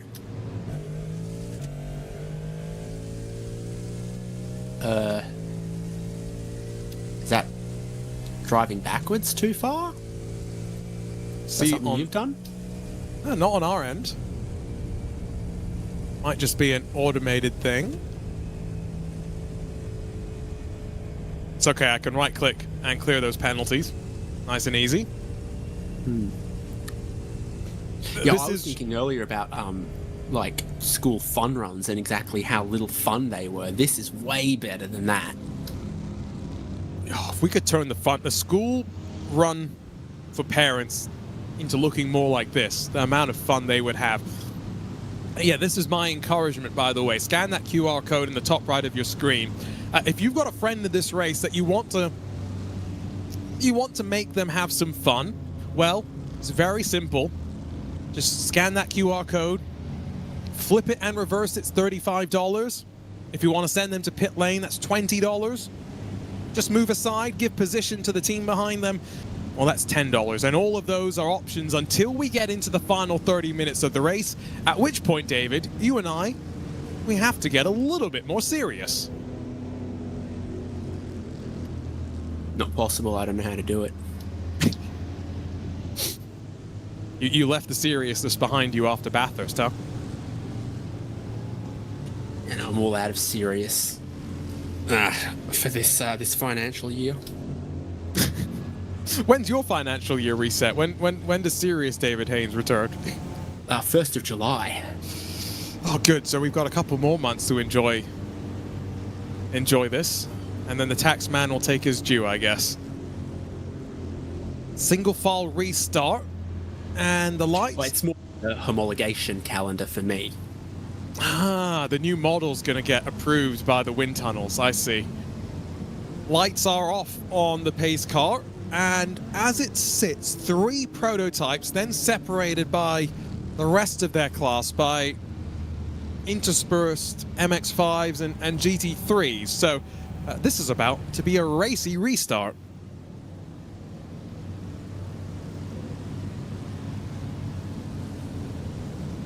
Yeah, well, it is for the Mazdas. At least they don't have to have a dance partner like they did on restart number 2 when we made... Oh, I forgot to give everyone their instructions. Reminder, pit limiters on for GTPs and GT3s. Mazdas go vroom on this restart, and I will announce when GTPs and GT3s are allowed to turn the limiters off. So green flag waves in sim, and our Mazdas get their chance to feel like race cars. Off and away we go. Up to La Source. We'll give them a little bit of breathing room and an opportunity to stretch their legs before the field gets released. They're going to be 3 wide behind, surely, and that includes Skylar Lovrink, who's back into the Samantha Tan Racing Esports machine. Pit limiters off, GTP and GT3, you can go racing now. David back underway with 2 hours and 4 minutes to go. Oh, I wanted you to give the Mazdas just a little bit more room, but you know, here come the GT3s, GTPs. I was watching everyone's speed. 72 kilometers an hour is pit lane speed limit, and they were holding to that on the Kemmel Straight. Wince, I can't look. Oh, this was what was expected, and it comes right as they converge through Lacombe. Sam Ball's going to see Aidan Millward spin in the rearview mirrors, and that means Brabham Motorsports in the kiddie litter. And now with oncoming traffic blocking their path to rejoin the racing surface. At Lacombe, they are off the road, and Aidan Millward, proper Millwall, still hasn't gotten back onto the racetrack just yet. Oh, a bunch of meatball flags in that GTP class for Danish Ramat and Nick Laargervey. I don't know how to pronounce Dutch names or Indonesian names. More dramas happening as they all cycle back past the gorgeous, beautiful, vroom, vroom, vroom, zoom, zoom, zoom Mazda MX-5s. The unlimited fast repairs will come in handy, there is no doubt about that. The Hyperion Racing Blue leads the way, the pink of Vortex Precision Racing hunting him down, and then 3 odd seconds back to grid up Samantha Tan Racing, fighting for 3rd and 4th respectively. Racing for James, the 838 has been unceremoniously escorted off the track, it would seem, based on timing, and as out of curve Paul Frere, Aston Martin's getting checked up slightly. Run up towards Blanchimont, Charlie Douglas feels the heat from Team Matthias Moser. Remember, was asked to give up 6 positions just before the caution. Not going to be able to switch back underneath, you would think, and hold station. It's to the pits for the number 31 DZ195 Motorsports of Ricky Paz from your friend, the Casket Man. Very specific.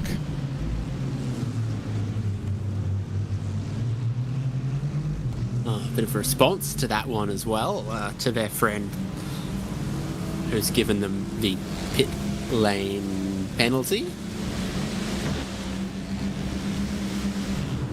I believe the request now is for a pizza after this, by the way. So I think Mr. Kosketman should know the price for exactly what has been given. That's not great, Thankfully, the Mazdas get through, not involved in all of this GT3 shenanigans. And then Ricky Paz, I think. Yeah, that was slightly deliberate, wasn't it?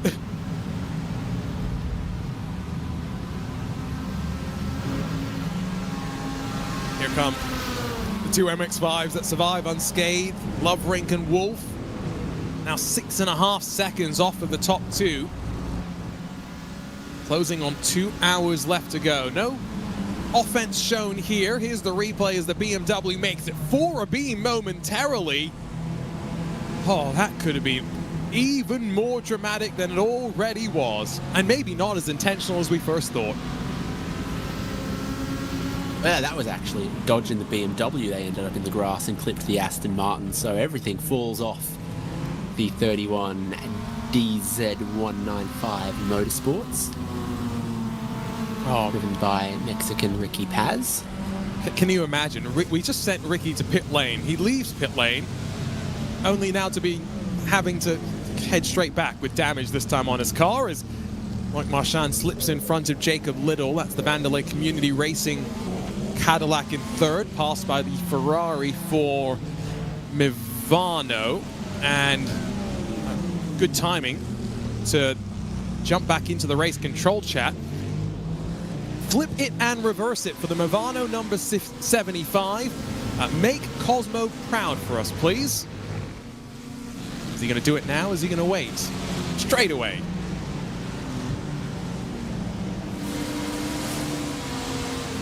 Yeah, so do they have a traction control disengage? What's the quickest way to spin one of these from forward? Obviously from backwards, you just put the steering wheel hard down either way and it flips around. This is actually the direction that Ferrari initially put the car in the wind tunnel. I mean, he's going 160 kilometers an hour right now. He's fast enough that the Mazda's barely closing on him. To answer your question... Bump, draft. Oh. To answer your question, David, Hugh Bardo was one of the few drivers we saw... Oh, beautifully judged. 10 out of 10. Hugh Bardo was one of the few GT3 drivers who... It was obvious that he had a traction control off-button map so that when he needed to flip it around into reverse, he could. I don't think too many of the other GT drivers picked up on that so quickly. And while, yes, these GTPs have traction control, do they have traction control off in the same way as the GT3s? Not sure. So they're now in behind the GT3 leader, the 69 Drago Racing. And they go past that there. Ooh. 18-second lead that Nicholas Bowe has got now over the perfect pace racing Aston Martin. We did see a bunch of those GT3s come together not that long ago and has sort of shuffled their order up significantly. Aiden Millward obviously went around on the restart lap and he's coming back through the field, so he's just gotten back behind 4th place. 2nd place comes into pit. So a bit of a shake-up also happening in the GTP class right now. And the Brabham Motorsport Aiden Millward car is looking to get back up the order, having had to sit and basically watch everyone go past. Yeah, we have 4 of the 5 GTP cars on iRacing ran on track. The only reason we don't have the 5th is because I'm pretty sure we removed it from the class to make way for the Mazdas. Of course, that being the Acura GTP with the free revving engine intended to go into an Indy car. Well, yes, they all kind of share the same underlying chassis as David alluded to earlier, calling them Dalaras. At least some unique underpinning behind them. Ford Mustang. I've heard with some of the body panels off, the crash structure even of the Ferrari 499P has a big resemblance to the BMW and Caddy, which obviously share the same Dallara-made crash structure, but then a whole bunch of the bits that go on the Ferrari are very different to LMDH, and the key difference being the power plant and the aerodynamics between the BMW and the Cadillac. Big run from the Mustang, but Mr. Potato not able to make it work. And we'll see how much more similar the Ferrari becomes to its element. Do you think that Ford Mustang is fuel injected or carbureted potatoes? I don't know, potatoes are high in carbs. I didn't quite work that joke out. I thought I'd find it somewhere along the way and I didn't. Got some more incentives here, and someone's really got it in for Under the Radar Racing.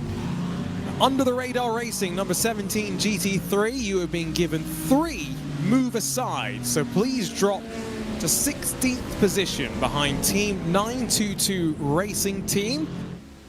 We also have got a wrecking crew target on the back of Josh Amite and 623 GT3 machine. If anyone wants to crash into them, feel free to. Reese, we recommend you take your hands off the wheel if you see someone approaching at high speeds and quickly.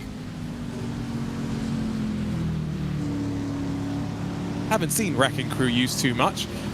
Only one time was it? Couple laps for them. Yeah, but only one time, David, has it actually been used to great effect. Yeah, well, you gotta. How are you gonna work this with the move aside? Like, you've got to wait for them to get wrecked and then apply the move aside, right? They've also, yes, just been given a move aside. That's separate. They don't actually know that just yet. We're going to wait for the Wrecking Crew to work its way through. While that happens, there is another move aside which we can let the teams know about. Daniel Newman Racing, number 18. Scott Parker, you have been given a move aside. please pull to the side of the road, kick your feet up, and wait for Team Matthias Moser to slide past you on track. It's a good 90 seconds he's going to have to wait now.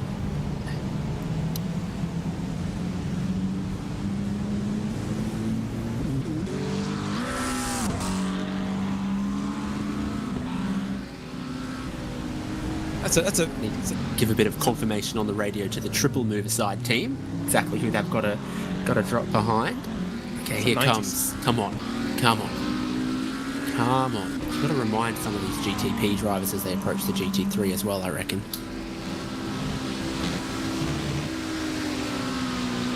Up over the top of the hill, there's the Daniel Newman car, Scott Parker. Not quite pulled aside just yet. Excuse me, no, this is the Josh Schumite Racing Team 1.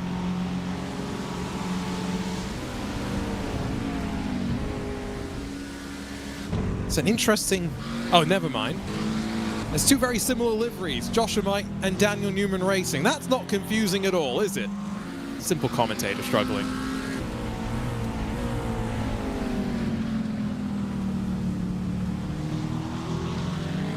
So Josh Schumite haven't been targeted just yet, so clearly they're not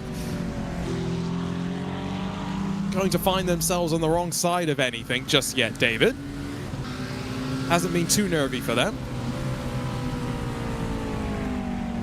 I think everyone's almost forgotten by the time they actually caught the 623. There's your leaders in MX5 being bomb drafted Vortex. In behind and then alongside Hyperion, Derek Heiberger leading that class, Samantha Tan and Grid Up White behind third and fourth, so it's all pretty close in the zoomiest zoom class that there is. Zoomiest zoom class there is. Scott Parker's headed to pit lane. Maybe that's the easiest way to lead off the time, especially... In 2006, my parents bought a Mazda, and it came from the dealership with a teddy bear, and we called him Zoom Zoom. Got to wonder for Scott Parker if that is the quickest way to give up the time. Here comes Josh Schumite to pit lane. They weren't quite due. But maybe just getting out of the way for the time being. $11,756 raised. Remember, scan the QR code top right of your screen. In Drive for Wishes 2026, Arjuna Kankipati alongside of David Haynes with 1 hour and 51 minutes left to go. And still two more safety cars that will slow the pace down.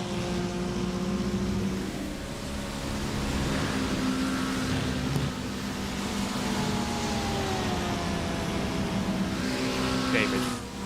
Yeah, how many spots has the 17 given up since you told them? They're not going to fly under the radar on this one from Race Control. Quite sure, actually. Under the radar. Last lap was still at pace at 2:23.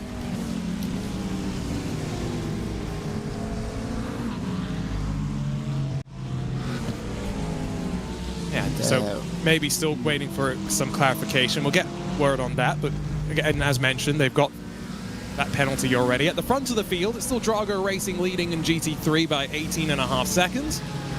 22.9 seconds for Cornish Lawnmower Racing. So whatever a Cornish Lawnmower is, David, they're going great.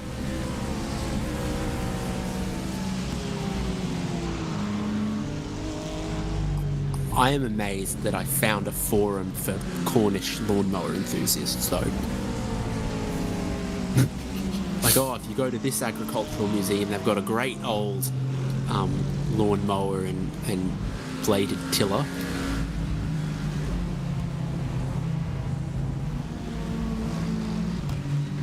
And Yeah, now I'll read that same comment in a Cornish accent. No, I won't. Still haven't got any clarification officially as to what it means for Sam Ball himself. Fight between your MX5 leaders. Basically came down to pit lane around the same time last time.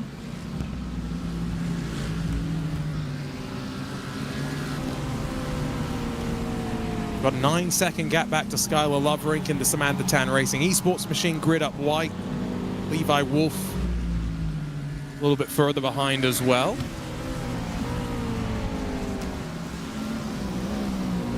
And meanwhile, former race leader, Project 91 Racing Team, Raul Hernando, the 911, another 10.5 seconds back. The roomiest class of them all is still where the fight for the lead is well and truly on. Yes, the Vortex car has gotten ahead of Hyperion, but at a high average speed track like this, it's difficult to separate two good cars, two good drivers. Slipstream gives all the impression of being worth sort of 2 seconds a lap. So if you can race consistently within 2 seconds of someone, then you will be consistently just stuck to them at high speed parts of the racetrack, like here through Blanchimont, like up the Kemmel Straight, like absolutely anywhere else that you're above 150 k's an hour, the slipstream becomes oh so powerful. I got a great visual demonstration of this the other day. I was beside the highway and it had rained and I could see all of the spray behind the trucks, and you could see not only the spray being lifted up by the trucks but being dragged along behind the trucks, and you're like, oh yeah, that's what the air's doing. I felt like Adrian Newey, that's how he must see the world, except with slightly fewer pounds in my bank account. I wish I had the bank account of an Adrian Newey as well. Drago Racing are down to pit lane. Should be the penultimate time for them today, given GT3 cars can go about an hour or so here at Spa. Nicholas Boy still behind the wheel, and expect that to likely change hands into Nicholas Rubilar's capable controls for the final hour of the race. Haven't seen him today. It's the only fight that we have right now, though. The field is well and truly being stretched out through the running. Well, things are going very well for purple race cars at the moment, Arjuna, with one leading MX5 Cup. Sure hope nothing bad happens to any purple racing cars in the next 5 minutes. That would be a bad time for that, that's for sure. I see some more consternation on the radio.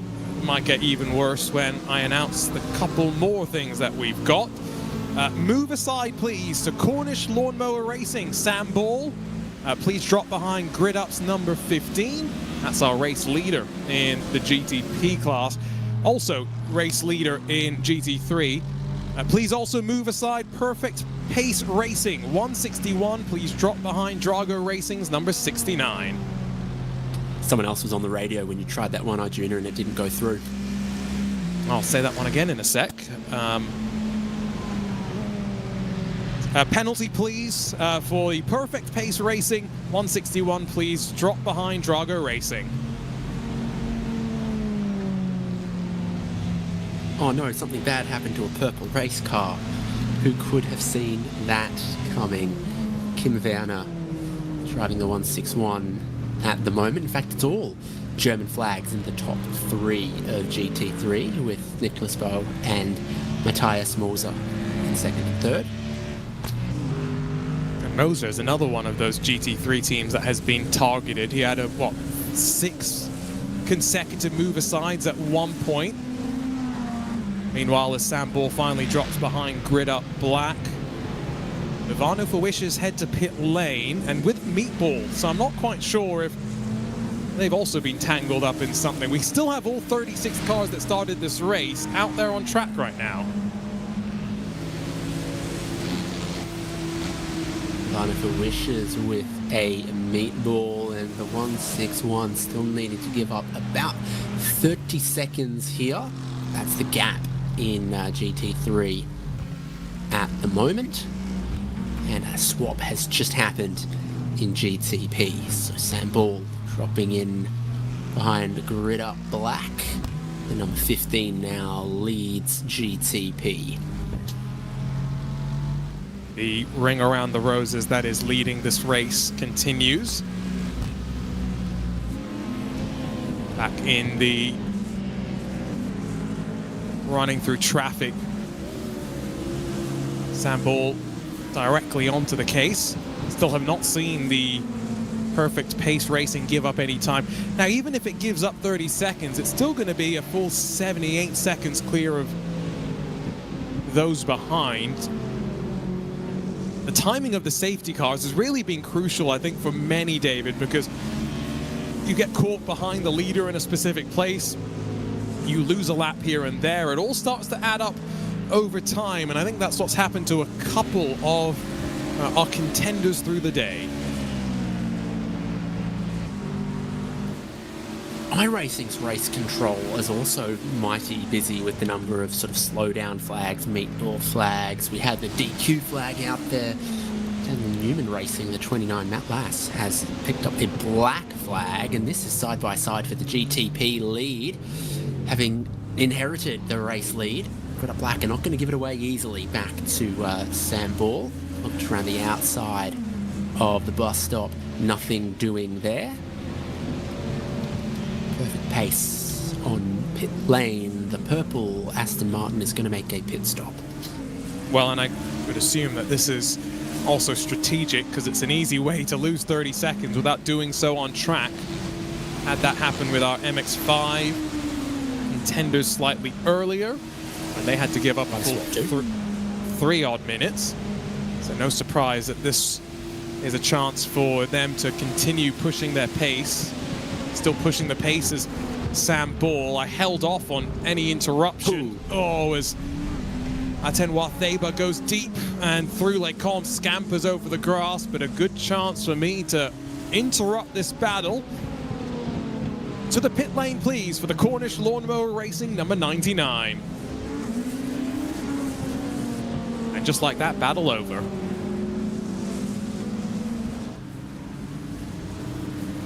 Box, box, box, box, box for the 99. Now, some people have been quite clever, David, in that they have interpreted that quite literally and just driven through the pit lane, while others have stopped even when it's not necessarily so beneficial to them. Sam Ball's only 8 laps short of heading to pit lane anyway. He may stop and do a full service here. Yeah, it just sort of forces the hand on your strategy. You're like, all right, let's short stop it then. You notice that the track temps come up a fair bit. Finally getting some sun. It was a gloomy day when we first loaded into the session, but it is nice to see MX-5s continuing to fight. It's now second with a 7 and almost 8 second advantage to Derek Heiberger in the Hyperion Racing Machine. Something happened to Vortex then. Yeah, because they were... They've been dropping off slowly, so not sure. Hyperion sort of leading all by their own, aren't they? Yeah, I'm not sure if there was anything in particular. It's just Derek Heiberger really is rapid. For the Joshamite 623, flip it and reverse it, please, for Daniel Taylor. And that's our car running last. That's exactly what happened to them, though, David, the Vortex Precision Pink Machine. Those rude GT3 cars. Just trying to... you know, I think it's jealousy. They see how much fun you have in an MX-5. What a great, battle was happening. And they just got to, you know, get their little 2 cents in there and stick their dirty sniffing BMW nose. And gee, that sounds racial. The BMW just hates to see Mazdas winning. Don't send that clip to Timo at BMW. Well, you can insert any manufacturer there. That's the way we'll spin it. 11,904 now raised. Jacob Reed, our latest participant. After being behind the wheel of the car, great to see him donating to shackled like you are, Junior. I can tell it how it is. Great to see Jacob donating to the cause as well. Still have to pick a contender for the best livery. The details on the front of this Vortex Precision machine could be a contender. Samantha Tan Racing, that Mazda could be a contender as well. Not enough animals. I need to see a livery that's got like a puppy dog or something on it. Like, stick some pictures of your pets on, like... maybe make your race car like a dolphin. Oh, I saw a wild pod of dolphins the other day. It's cool. I'm trying to think if there's anyone in this field that has an animal on their car, and I think the answer is no. Well, a turtle is an animal, but is a mutant ninja teenage turtle an animal? Because they are incredibly... They're more human than turtle, I'll be honest with you. And even then, that's not even really explicitly a turtle, as far as we can do. Daniel Taylor, flip it and reverse it for Josh and Mike RBS six-man team. Very similar livery to Daniel Newman Racing, also in a McLaren. While, oh, don't be careful, don't, yeah, he's just slides the right side against the Armco. While this is all going on, I want our producer, in the next shot after this, Pit Stop Party Squad, we need to figure out if this is an actual turtle-inspired car, or if David and myself have both identified it as a turtle when maybe it identifies as something else. It's definitely Raphael. Like, that's Raphael for sure. It's got all of the green is turtley different though, isn't it? The bandana. No. It's got the teeth. It's got the mouth of a Teenage Mutant Ninja Turtle. It's got the green of it, and it's got the red headband. Look, it's tied at the back. Okay, fair. Of Raphael, the Teenage Mutant Ninja Turtle, who uses Tusai as his weapon. You know, that weapon from Okinawa. Okay, fair. The tying of the headband, that's an explicit detail that lends credence to the it's a mutant ninja turtle theory. Okay, this is a contender. You in chat, let us know what your contender is.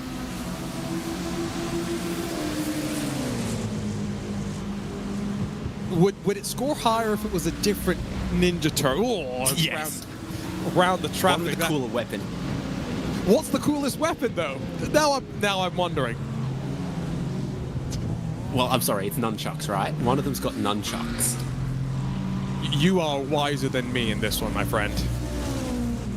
Again, the choice of weapons... I've got to bring this graphic up again.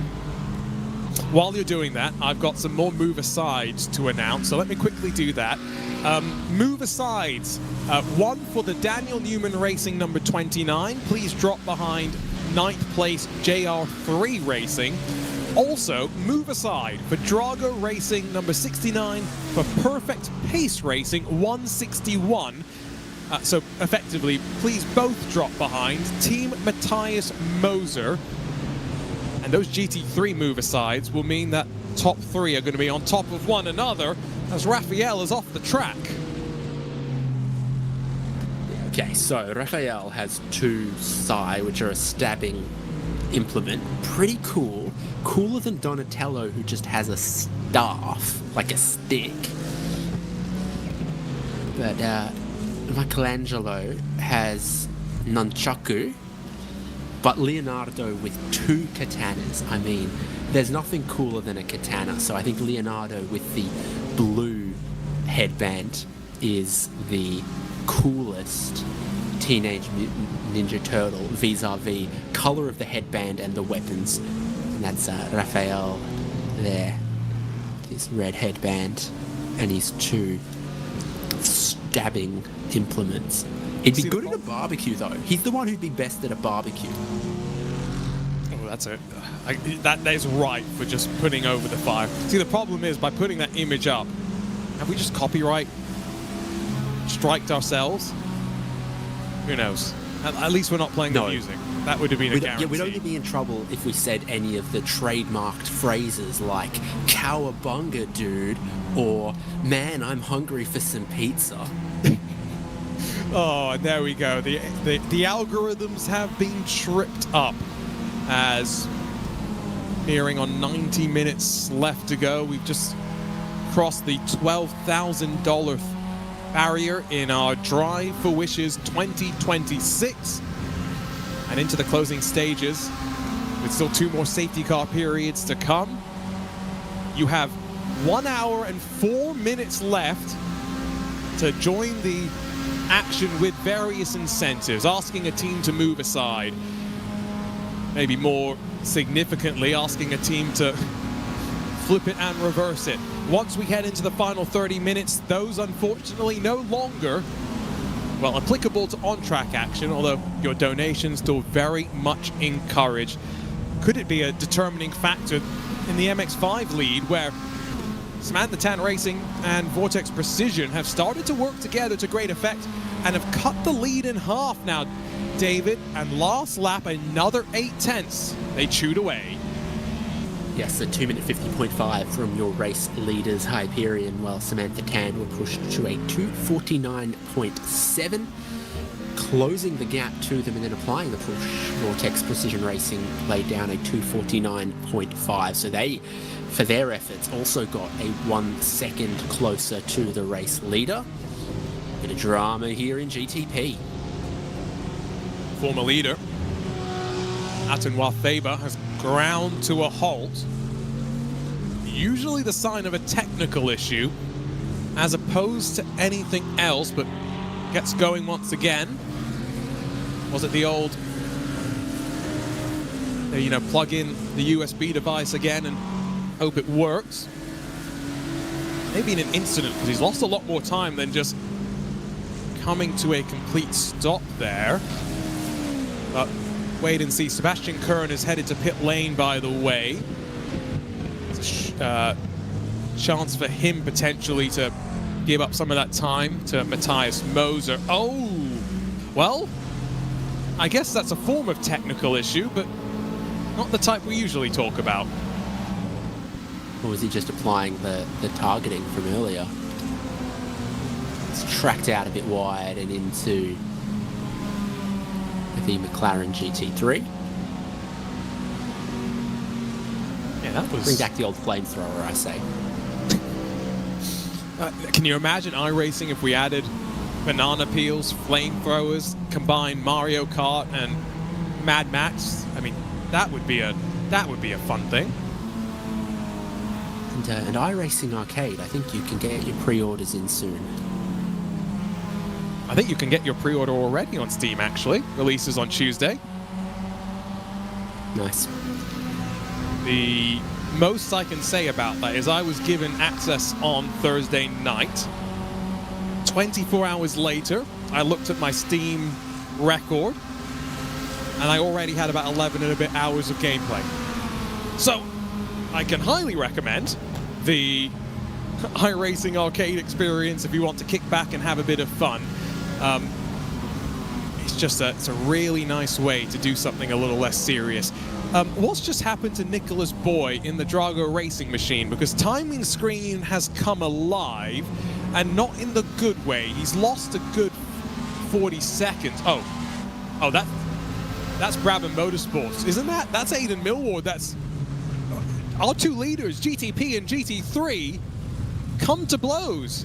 And Nicholas is all sorts of confused and bemused.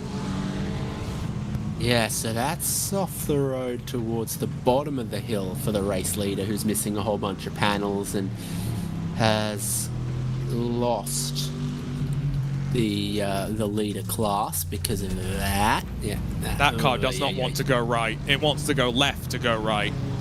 How's the toe on the rear left corner? Oof. Ooh. How's it now? That's a Mazda that's just gone smack bang wallop, and the global six-man team, they may be almost 9 laps down from their class leader, but could help push Nicholas Boyd back into pit lane. He is hustling on the run up towards Blanchimont at 170 kilometers an hour, crab walking. Oh, yeah, Eurobeat stuff on that one. That's ridiculous with that amount. Those are live pictures, by the way. We are looking at Drago Racing Live. Somehow, that car does not have a meatball flag. He's electing to cut as much of the bus stop as he can. I think he's too... It can't turn right into pit lane. He's got to make a 3-point turn, and with that amount of crab, he's too wide to even fit down the pit entry.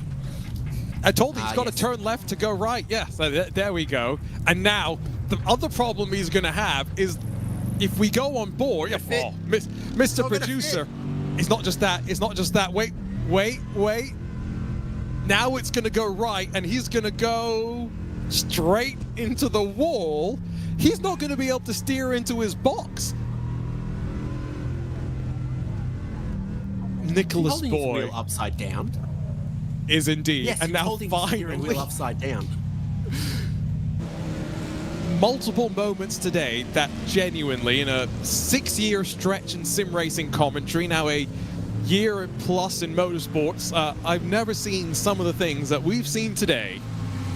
There's the Presvex 6-man team 631 on the lane with no rear wing, or it's an extremely low drag configuration. And this is what's happened to the 623 Joshamite McLaren. Now that yeah, that's why there's no rear wing on the other car. So is that a technical issue, brake failure? Maybe it's a technical issue in terms of forgetting braking points. Oh, we had the wrecking crew activated. It took a while. Target was on the back for about 30 odd minutes at least. That's what I thought.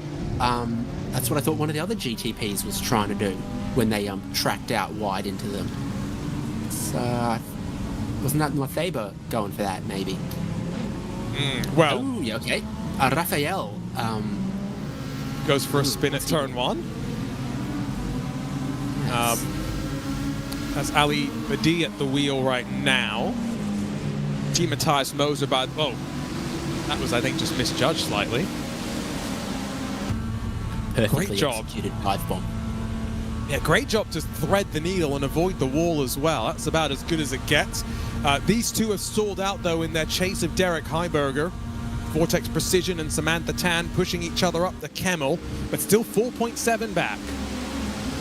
Well, Derek Heiberger's really put the foot down, so he's gotten back into the 249s. No bump drafting assistance that I'm aware of, but you need a good lap. You need the traffic to help you here if you're Vortex and Samantha trying to catch Hyperion, because sometimes the traffic isn't helpful. Like, wanted to get down the inside of them there at Malmedy, and they said no, or whatever the Japanese is for no.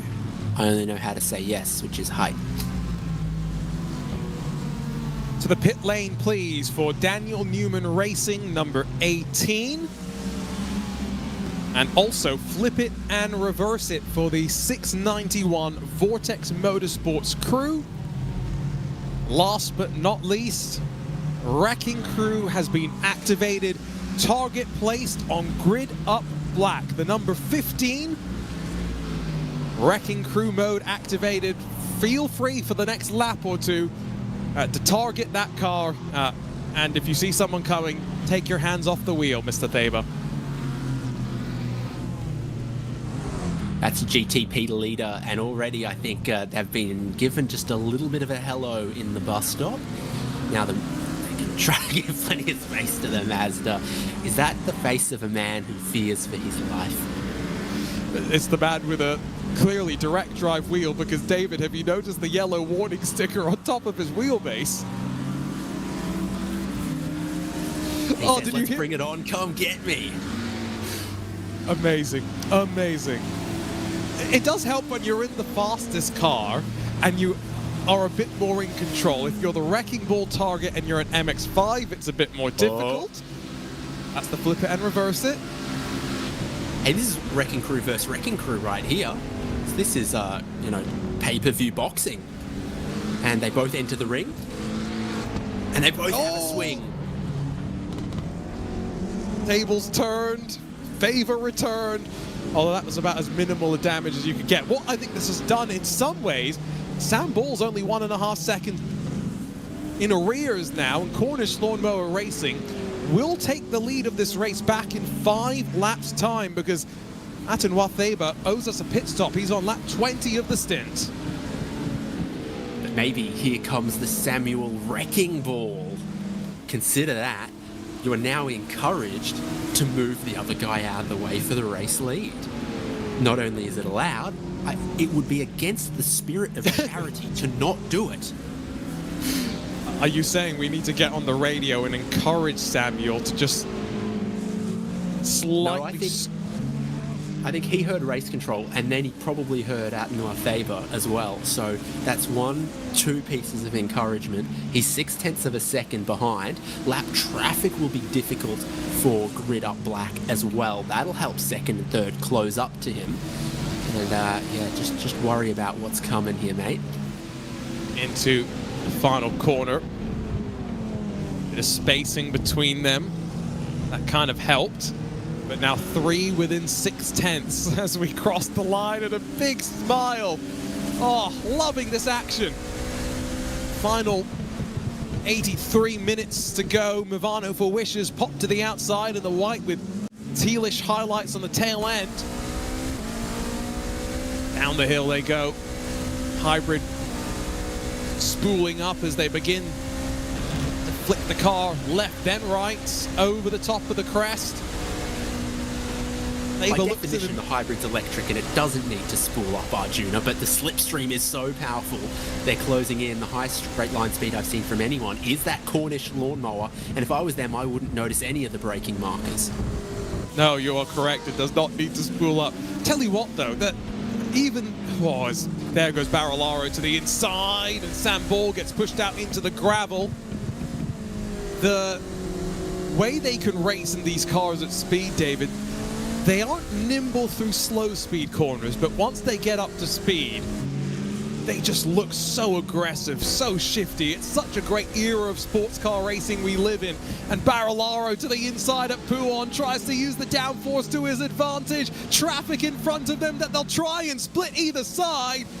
Bobbling over the curve, Deba gets taken out.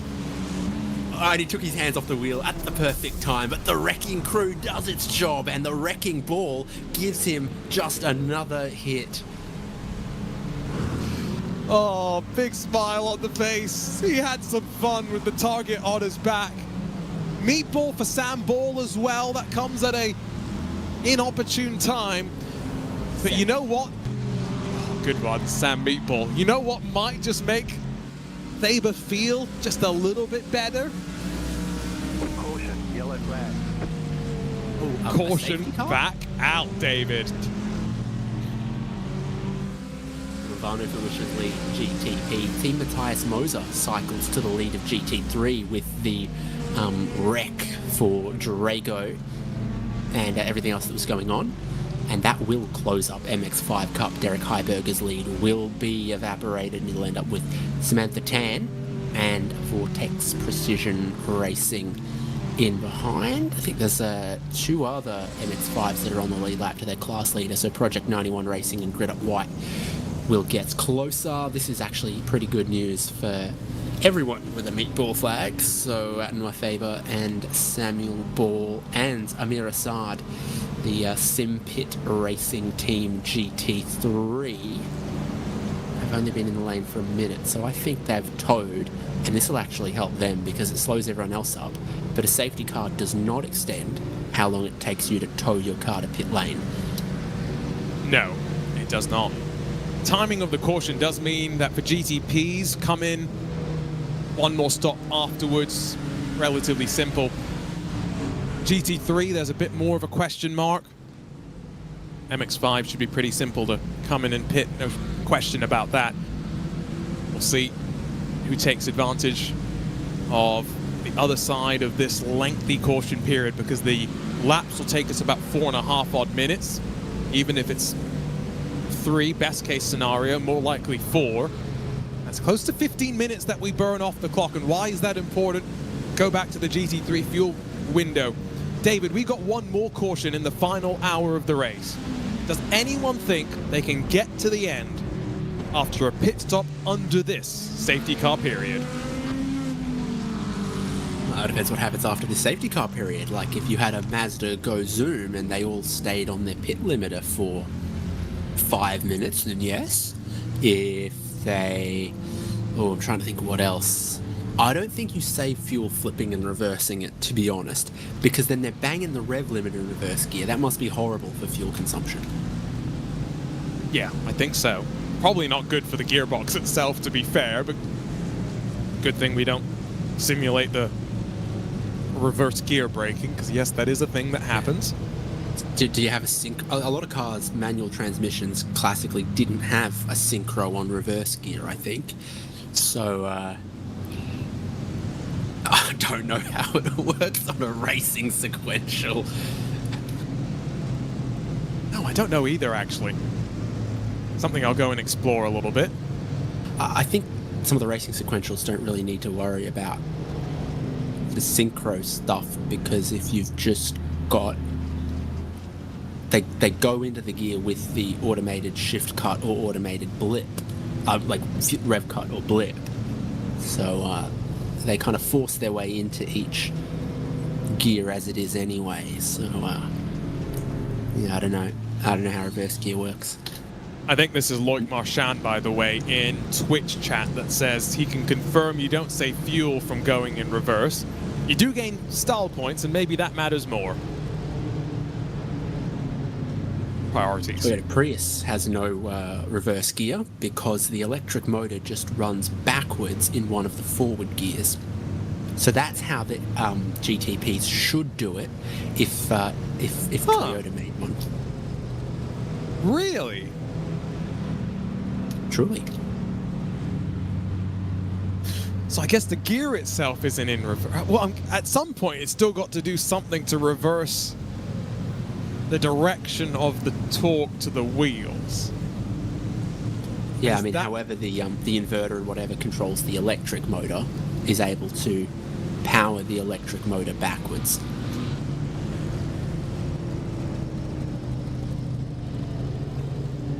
You have broken my brain slightly, and I am now thinking through the ramifications. Meanwhile, pit stop, not surprised.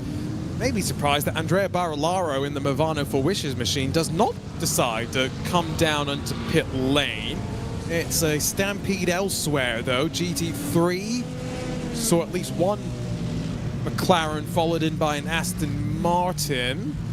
And from the lead team, Matthias Moser will trickle in. But there is a bit of a split here between multiple classes.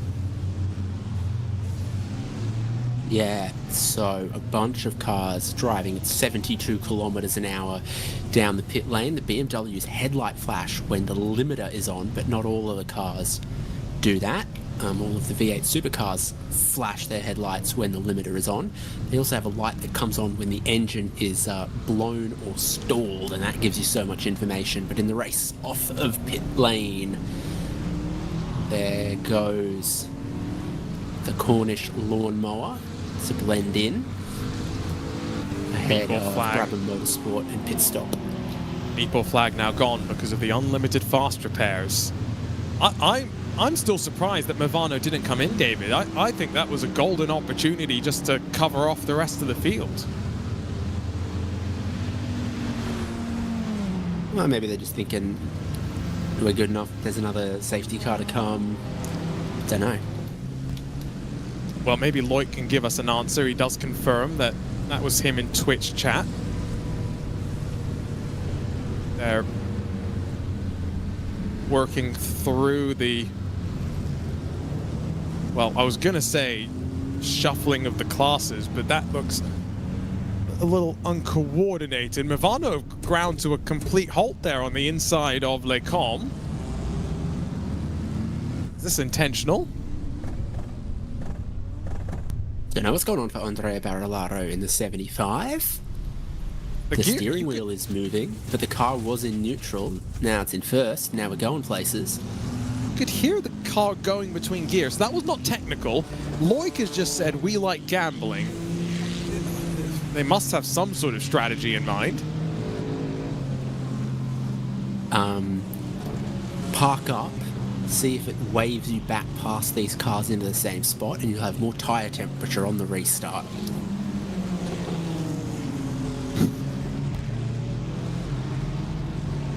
I don't know. Did Team Penske have any strategy openings? I think I deserve a job. Loix just said, let's not talk about that. I wonder if that means that that was not an intentional stop out on track. I'm not sure. They are back up now, though, to where they were, so...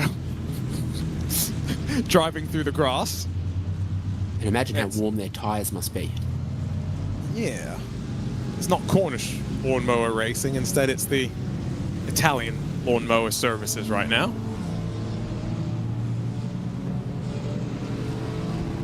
Although, so, on the lead lap of GTP is 5 cars.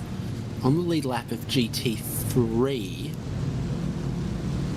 is 4 cars. On the lead lap of MX5 appears to be 5. Red Up White is the last car on the lead lap in that class. Still have the lights on the pace car. So we've got at least another lap. Let's give you a quick rundown. It's Mivano for Wishes from Vandelay Community Racing. Those are the two at the very front. Then with some separation back to Cornish Lawnmower Racing. A couple more cars, then back to Grid Up Black and Brabham Motorsport, the top 5. And then one lap down for the rest of the field. It's Perfect Pace Racing, the purple Aston Martin that leads GT3. Daniel Newman racing the number 18. I think that's the technically red car that's scored in second. Team Matthias Moser third, with Potato Nation in fourth, and Drago racing a lap down and in 5th position, and an opportunity for everyone else to take advantage of Drago being 1 lap down. Hyperion still lead, but they are coming down onto pit lane now, so they are, I think, gambling on not needing a trip back to pit lane in the next 72 minutes. That's going to drop them behind Vortex Precision Racing, who lead from Samantha Town Racing Esports, Project 91, and Grid Up at Racing for James. The 838 is 1 lap down there with the lights off on our BMW M2 safety car. And we'll go racing next time by fielding control of Andrea Barillaro, who's probably about 10 laps away or so from heading to pit lane for the final time in this 6-hour race.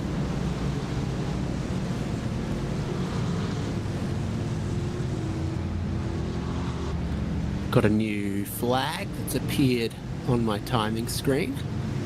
Nico Rubala. I'm guessing that's...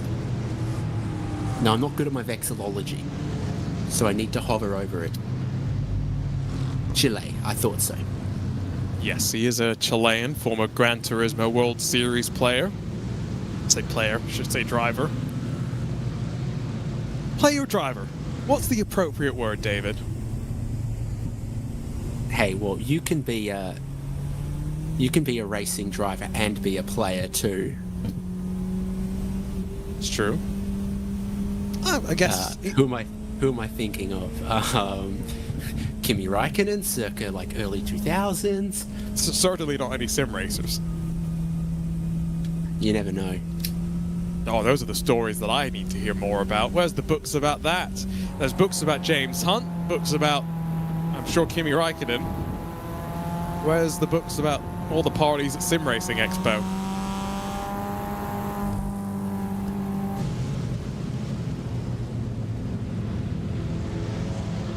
Down penalty under safety car for the Grid Up White MX5. Jacob Roberts. Oh yeah, what, cutting some corners to try to catch up to the train? He was one of those that was a bit further behind and trying to catch back up, so maybe just pushing a little bit too close and then caught out by the Concertina when they reached the pack itself. Our producer Hugo just sent us a message about those Sim Racing Expo nights and what the books about those trips could be like. I've also heard, allegedly, a lot of the books would be filled with stories of teams stealing things from other teams' houses. Flags, all sorts of small things. Arts? I wish. No, they're much too cruel on occasion for that. Have we just had a spin under safety car, by the way? You because, yeah, okay, my timing screen wasn't wrong. I just saw a very, very slow Daniel Newman 21. Is that the right car, David? Someone was in the grass and backwards, and I think it was a GT3. Yeah, I think it's the McLaren. Yeah, here we go. Weaving, warming up the tires as he turned on that button that disables traction control. Wait for it.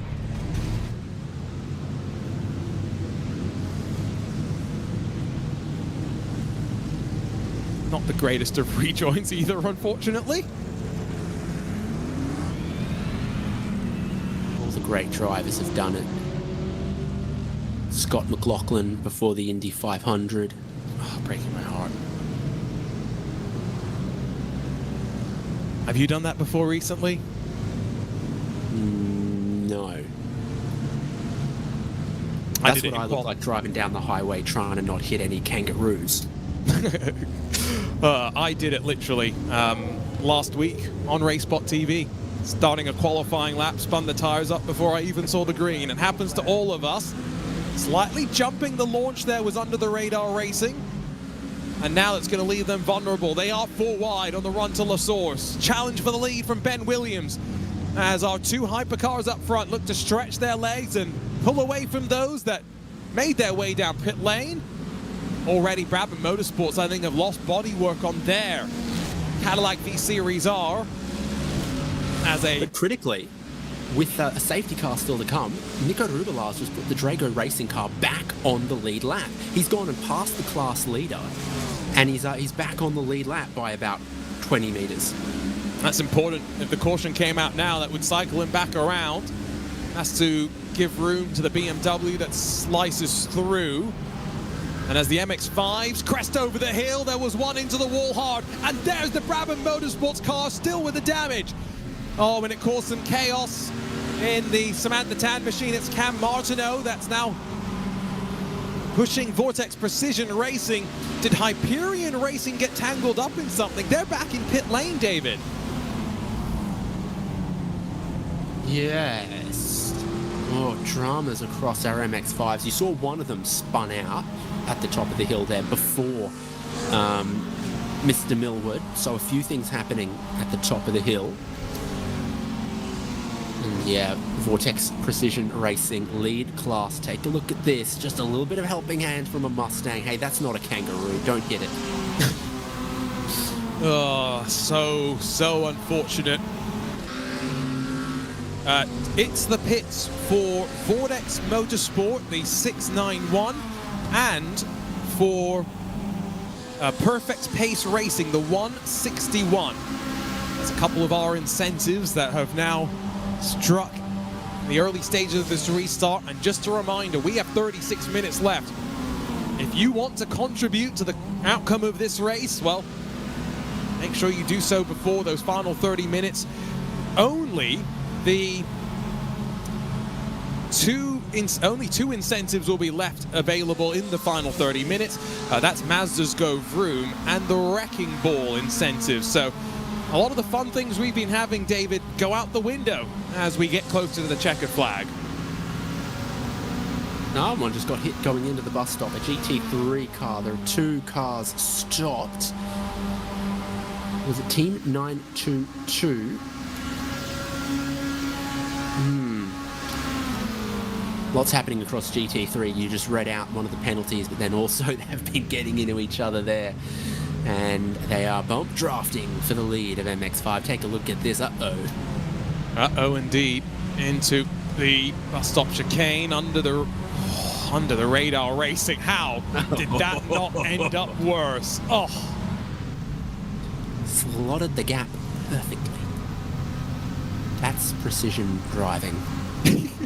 Not intentional, potentially, but... I think they steered right to pick the gap. I think they did. Yeah, I don't doubt it, but whether that was intentional, as in actually hitting the mark, was another story. That's the look on board with the Aston. Move aside for the 404 Team Matthias Moser. Please drop behind Potato Nation streamers. And please move aside Potato Nation streamers. So that means please drop behind Drago Racing, the number 69. It's going to mean a big gap, David, for Scott Parker and one of the Daniel Newman machines. But Drago Racing suddenly fight back into the thick of things in the lead of this race. That's good, because that puts Drago Racing even closer with that getting a lap back deal. So yeah, Daniel Newman Racing, Matthias Moser, Potato Nation, they then drop back. Drago Racing end up right back on the lead lap. Actually, now that Perfect Pace Racing blend back out of pit lane, you can see that's it in the pits for them. That's going to change up what Potato Nation have to do. Update for Potato Nation, please only drop behind the Perfect Pace Racing 161. You don't need to drop all the way behind Drago Racing as well. Eyes locked on the fight for second momentarily. Ben Williams, Sam Ball locks in combat out of the final corner. Grid up in their BMW, watching behind for JR3 Racing on their run up to La Source. And a meatball for Cameron Martineau in the last 30 seconds. Now, I think they had...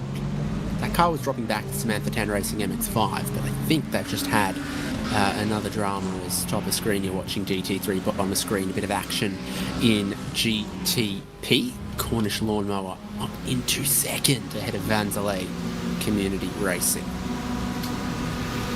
At this point, it's more just figuring out who's going to stay out of the eyes of our audience.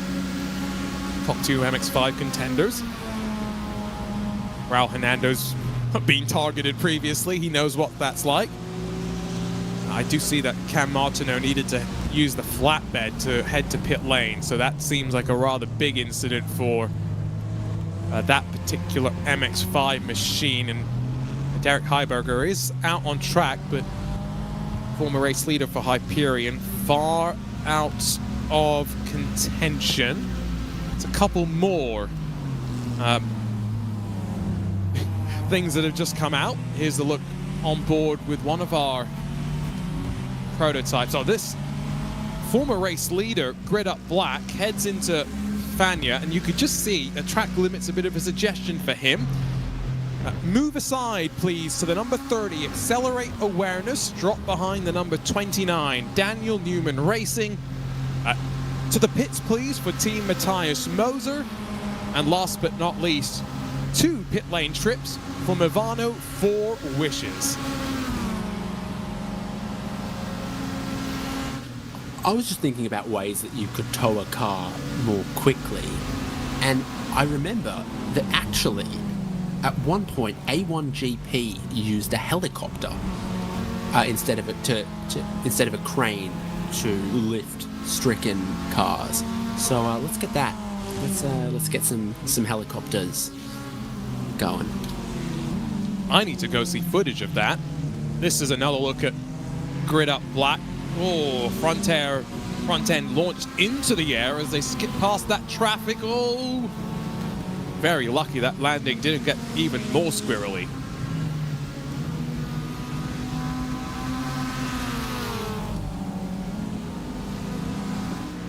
I'm reading an article about it. They trialed it in Dubai.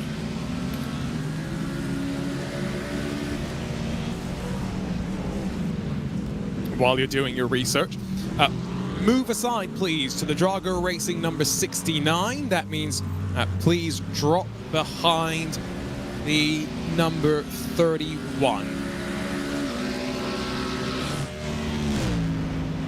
The Aerospatiale AS315B helicopter was chosen because it produces less rotor downwash, says Swiss company director Somamata.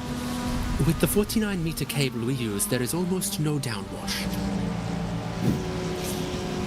A couple more things have come through. It's the pits for Daniel Newman Racing number 18. And please move aside to the Grid Up blue, number 13. So number 13, please drop behind the number 29 Daniel Newman Racing Machine. Oh, contact in towards the final corner, and it involves our MX-5 leaders. Vortex Precision Racing spun around by a GTP.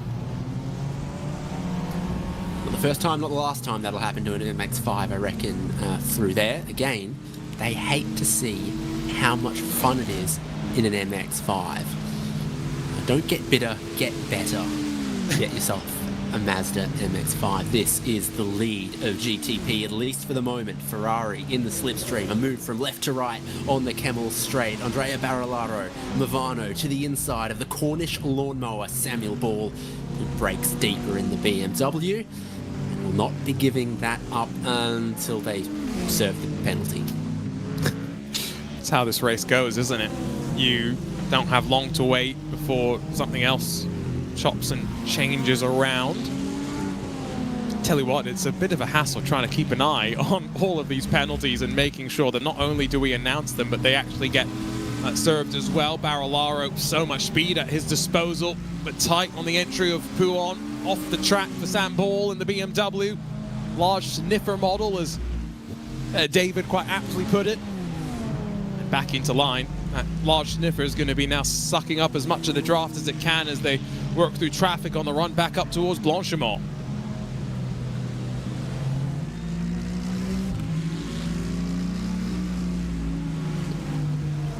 Road for Barillaro, power down on the way to Blanchimont. Not a worry at all. He's already doing 270, 280, 285 kilometers an hour. Highest speed I've seen on the speed trap is 310. So they've got a decent bit of straight line power. And they can even, this is crazy, they can recharge their hybrid without needing to lift off halfway down the straight. I was going to say, he does need to serve another one of the pit lane trips. He'll do so now. And now the next of the It's the Pits cars that we're waiting for is going to be the number 18 Daniel Newman Racing leading GT3. Although this is an opportunity for Barillaro to actually stop and put some fuel into the car potentially. 57 minutes to the end with one more safety car. He could see the checkered flag from here. Drago Racing 69. Sorry, Dave, I'll go back to it. Do you think a GTP can get to the end from here, 57 minutes? Yep.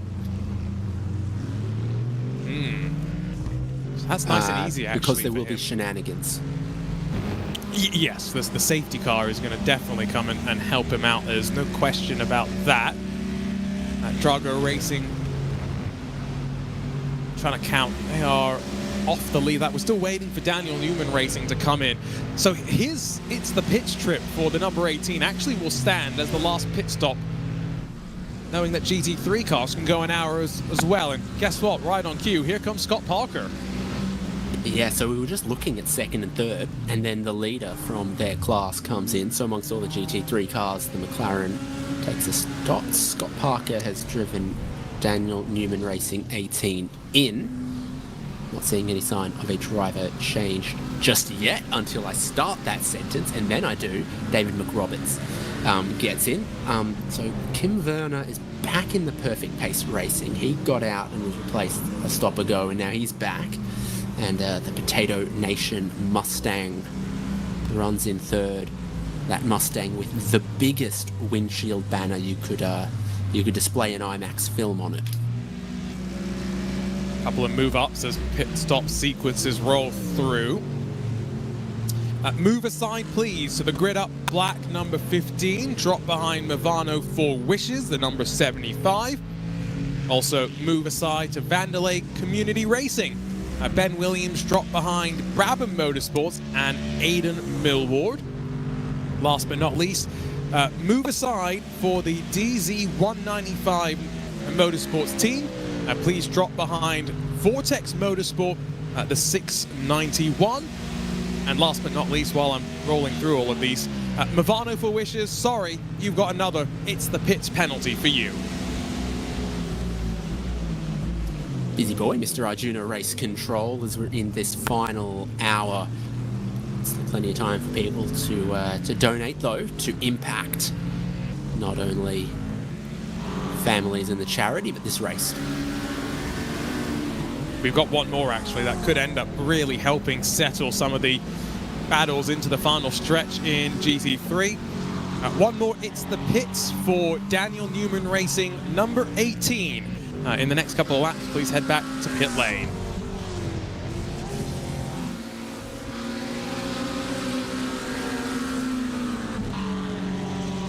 You say busy, but I've only got 24 more minutes of being very busy, David, before those final 30 minutes we close off the majority of these incentives, and I think that's why we're getting the flurry right now. All of our teams are trying to set themselves up in the best position possible for those last moments to the end. I mean, some people think that racing is pay to win, and to them I say, yes. 100%, you are correct. It is definitely pay to win. One of the trio of DNR machines. Whoa, big send up the inside from Thomas Hitchcock. They've got an MX-5 for company, but the grid up blue, Daniel Taminga, trying to now square the car back up to put the power down. $12,692 raised, and they just continue to trickle in with more and more things for us to look at and to announce. So, the outright race leader has completed 126 laps. The leading MX-5, 99. MX-5s are doing laps at just under 3 minutes. So if the whole final 30 minutes was Mazda Go Zoom, the Mazdas would only get 5 laps back on the GTPs in that time. You were trying. You were really trying. On board with the BMW through the middle sector. Only way you could have made this race any crazier, sprinkle in a bit of the iRacing rain. Can you imagine what that would have been like, especially at a place like Spa, where, you know, one part of the track it could be tipping it down with rain, and the other place, other side of the track, totally bone dry.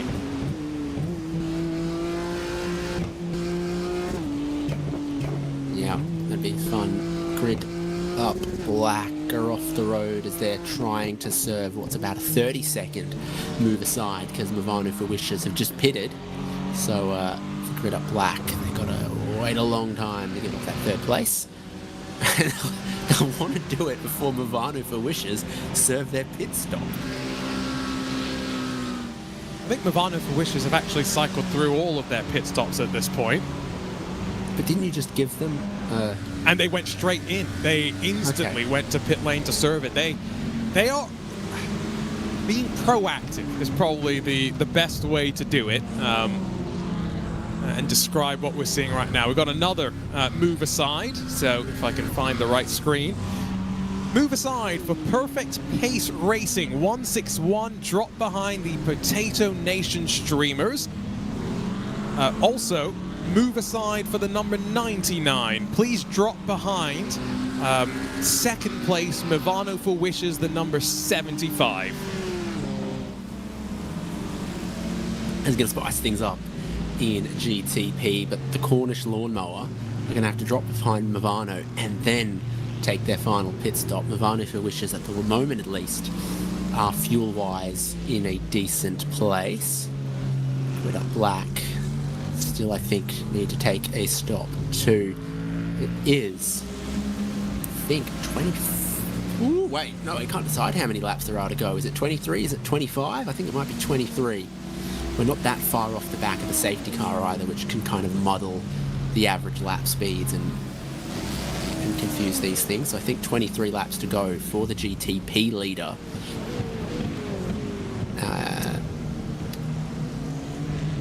Well, again, that estimation doesn't factor in the safety car that is still lurking. So does it come before we get to the final 30 minutes? Does it come after? Who knows? My finger hasn't quite decided when it wants to press that button. There's I'm laughing because our friends at Make-A-Wish have just sent me a message, which is quite ridiculous. Drive off the corner. Potato Nation and Perfect Pace swap down into Eau Rouge. Perfect Pace, the purple Aston Martin. Plenty of alliteration there. Holds on to second after being instructed to give up the spot, and now will, of course, work their way back forward. Right, I won't beat around the bush anymore. The number 99, Cornish Lawn Mower Racing. You have been asked to give up a total of 7 positions. So I'm going to ask you to drop to 7th inside of the next couple of laps, please. The issue with asking him to drop any more than that, David, is he would have to literally sit on the side of the track for about 10 minutes and wait for Team Lee Watson to pass him for 8th position. Yes, so if he stopped and parked for 12 minutes, I think he could make 6 2-minute noodles. Because it's impossible to make them in parallel. You'd have to make them in sequence, because you've only got one microwave. So if you were going to make 6 2-minute noodles, it would take you 12 minutes. Nonetheless, they've got to give up, I think it's about 2.5 for what they have been assigned, and it looks like they want to do that in pit lane. They needed a pit stop anyway. 11 laps since they last took on some fuel. Hey, you can't smoke in the pit lane or paddock area. Oh, don't get That's me rule started. number 1. No, that is suggestion number 1.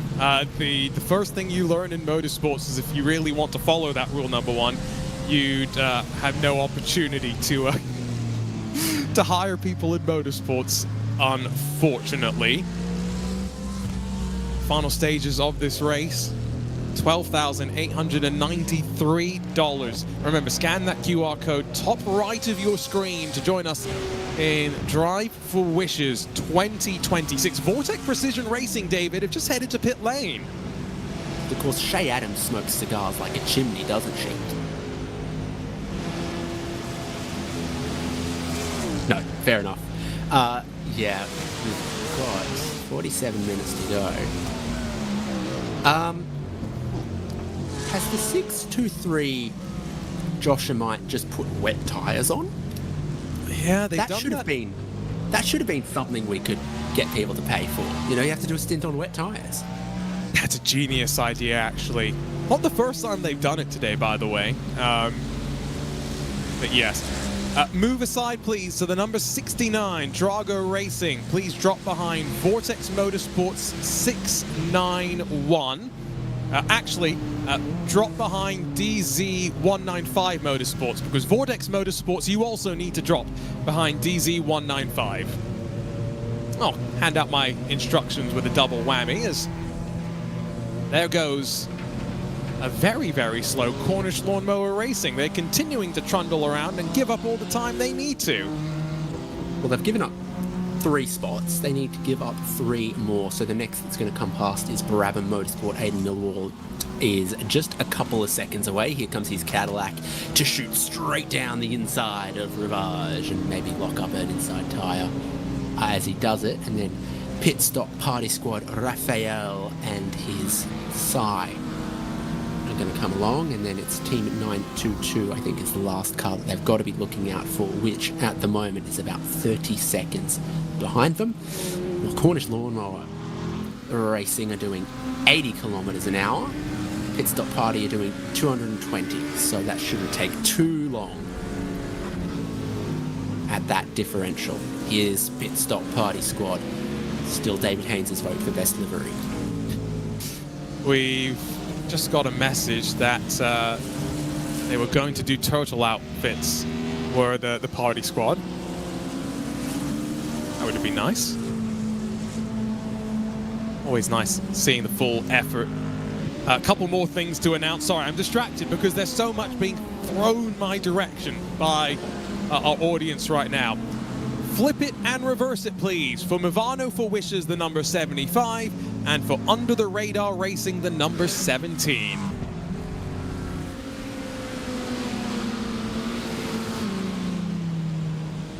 only 5 seconds in the lead is Movano for Wishes as well. So a flip it and reverse it will almost certainly move Grid Up Black into the race lead. They still, we think, will owe us a pit stop though in that number 15 currently in second place. But this certainly just tips the scales a tiny bit to help them, as Andrea Barolaro will think about when and where he wants to flip it and reverse it. We've seen some people do it down here at this end of the track, but obviously the Kemmel Straight has been the favourite spot. In theory, you would lose the least time doing it in the slowest sector. So if you just spun it at Blanchimont in the reverse, backed up backwards through the bus stop, and then J-turned about here, that delta might be better. You are the engineer behind the scenes. I'm going to be the social media manager and say, you know what, that sounds great, but can we do it for the content instead? And just, we've had some drivers literally as soon as the instruction came out, spin it on the dime and begin backing up. It's been really fun to watch. But reversing through the bus stop would still be fun to watch. Reminds me of the videos of people reversing through the McDonald's drive-through in their like right-hand drive Japanese import in the US.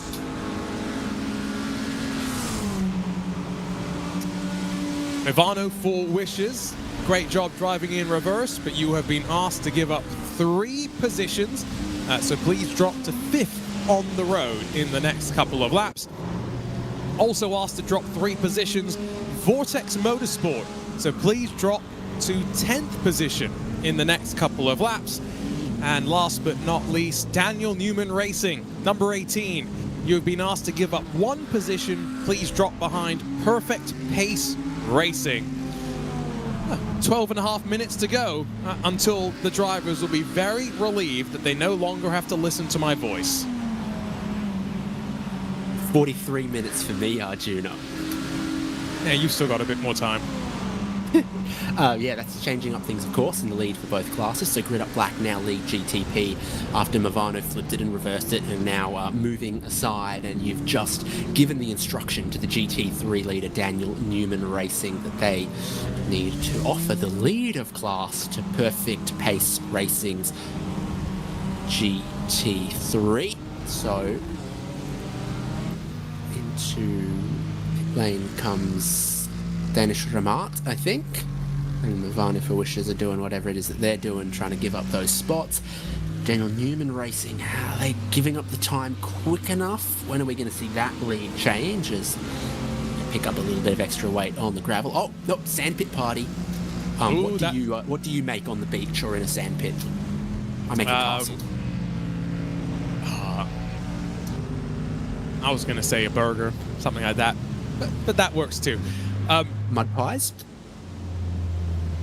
Grid Up Red, the number 26, please give up 2 positions and drop to 10th place.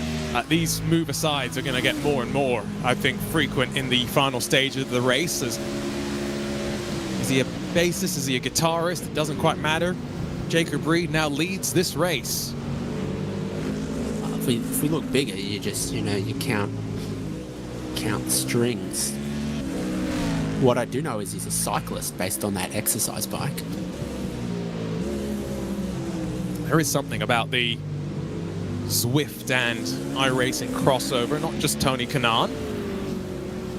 Have you seen the one where the only feedback Christopher Nolan got about Inception was when he was doing like a pedal class and the instructor trashed his film? No. Flip it and reverse it, please, for Team Matthias Moser, as well as for the number 32, Team Potato Nation. And to the pit lane, please, for Perfect Pace Racing. Bunch of meatball flags out there at the moment in GTP. Vanderlei Community Racing have one. Team Lee Watson, the 00 have got one.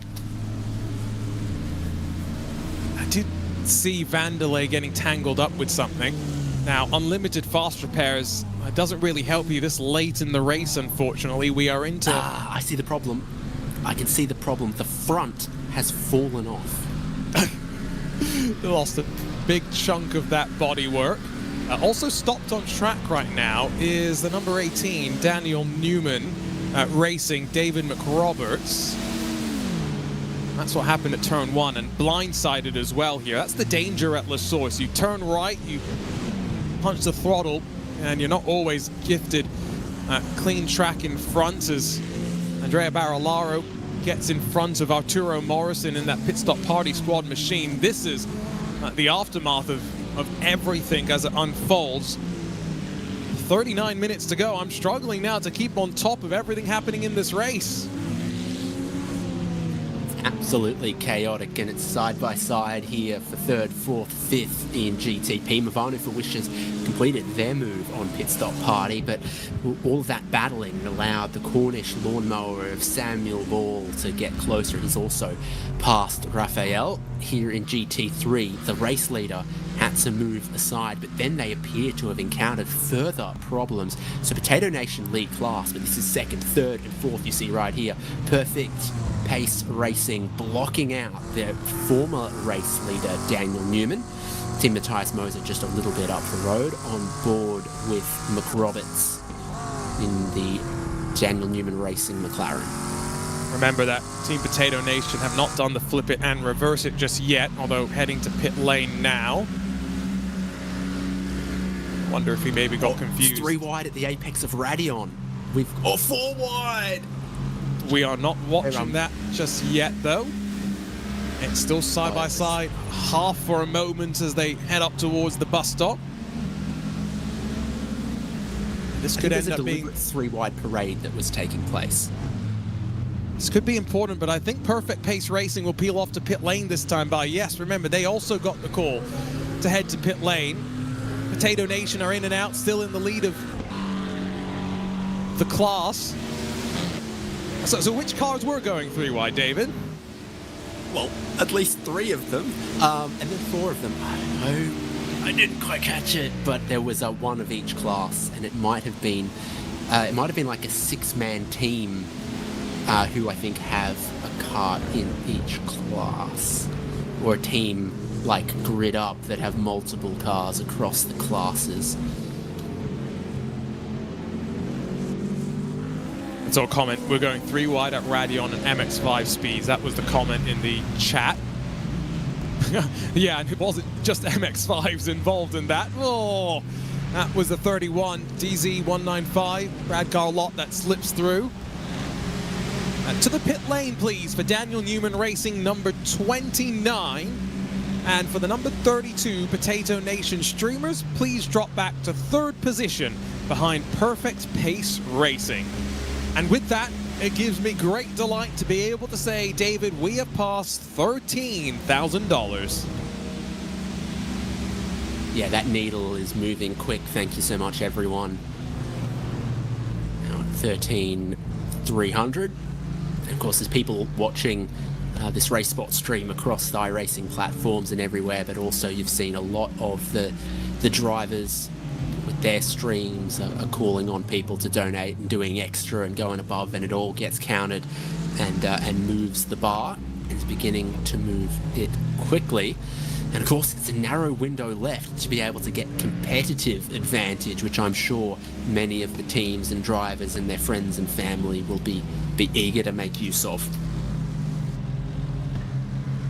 5 more minutes for those friends and family to jump in with incentives.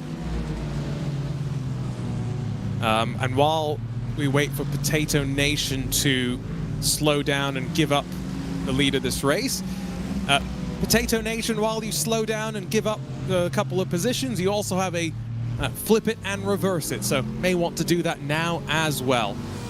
Combine the punishments while you can. Yeah, write your lines while you're in detention. So they're gonna, oh, how's this gonna work? Right, going over here to flip it around will Potato Nation. No, I haven't flipped it yet. He hasn't mapped the traction control off button. No, and now in the wall. He hasn't mapped a quick adjustment to his brake balance to throw it, 15% rearwards. All those little things that sometimes we don't think about. There's a couple more It's the Pits to come. It's the pits, please, for Team Matthias Moser, the number 404. And once again, unfortunately, for Perfect Pace Racing, the 161. Please also move aside to Daniel Newman Racing. So that means that please drop behind Potato Nation Streamers.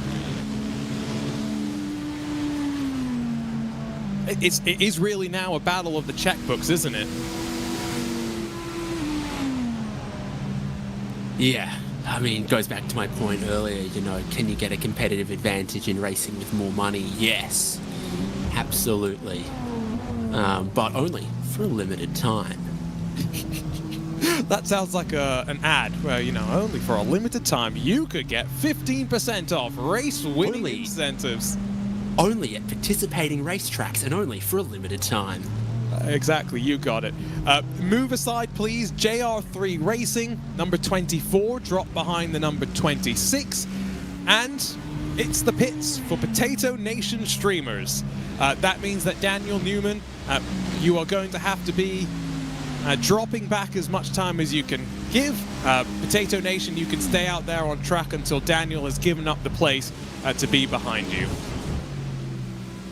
Our poor producer's having to type all of these messages out as well. His poor fingers flying on the keyboard. He's going to become a court stenographer by the time this is all done. There's another 3 wide for up the hill, so every time they do that, we're getting some formation flying right now. Looking at Cornish Lawnmower Racing and at the GT3s, where plenty of shuffling is going on. I think that's Grid Up Red have just gone past JR3.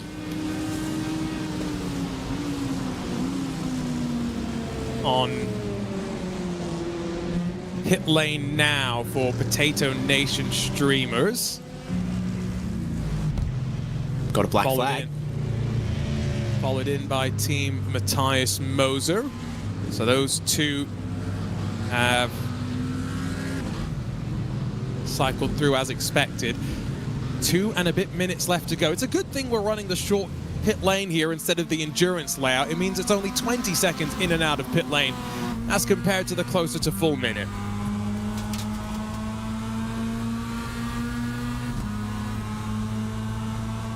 I'm thinking if a drive-through wouldn't be quicker than staying on track in a Mazda Go Vroom situation. Fight in MX-5s, Vortex Precision Racing and Grid Up White. This is the fight for second. Pink Machine on the inside is Adrian Lugno in the Vortex Machine. Jacob Roberts is sat behind. Final couple of things trickling in. 90 seconds left to go. Scan that QR code in the top right, David. I simply wouldn't call it a trickle with all the things I've seen. So yeah, awesome that so many people want to be so involved with this event. Yeah, we're going to hold off on those final incentives until the clock has struck 0, just so we can keep them all combined. It's a little bit ridiculous trying to keep on top of them, especially when I know for a fact the fact that Potato Nation are down on pit lane means Daniel Newman's number 18 has not given up as much time as it probably should have. So 45 seconds left on that clock before the draw line gets drawn shut on the incentives. 13,000, make it $538 raised in Drive for Wishes. It all just continues to trickle on in. This MX-5 fight is going to get closed up with Project 91 Racing Team. Remember, we've got one more safety car, David, in the final 30 minutes of this race. And I think we'll have a 5-way fight in the vroomiest class of them all.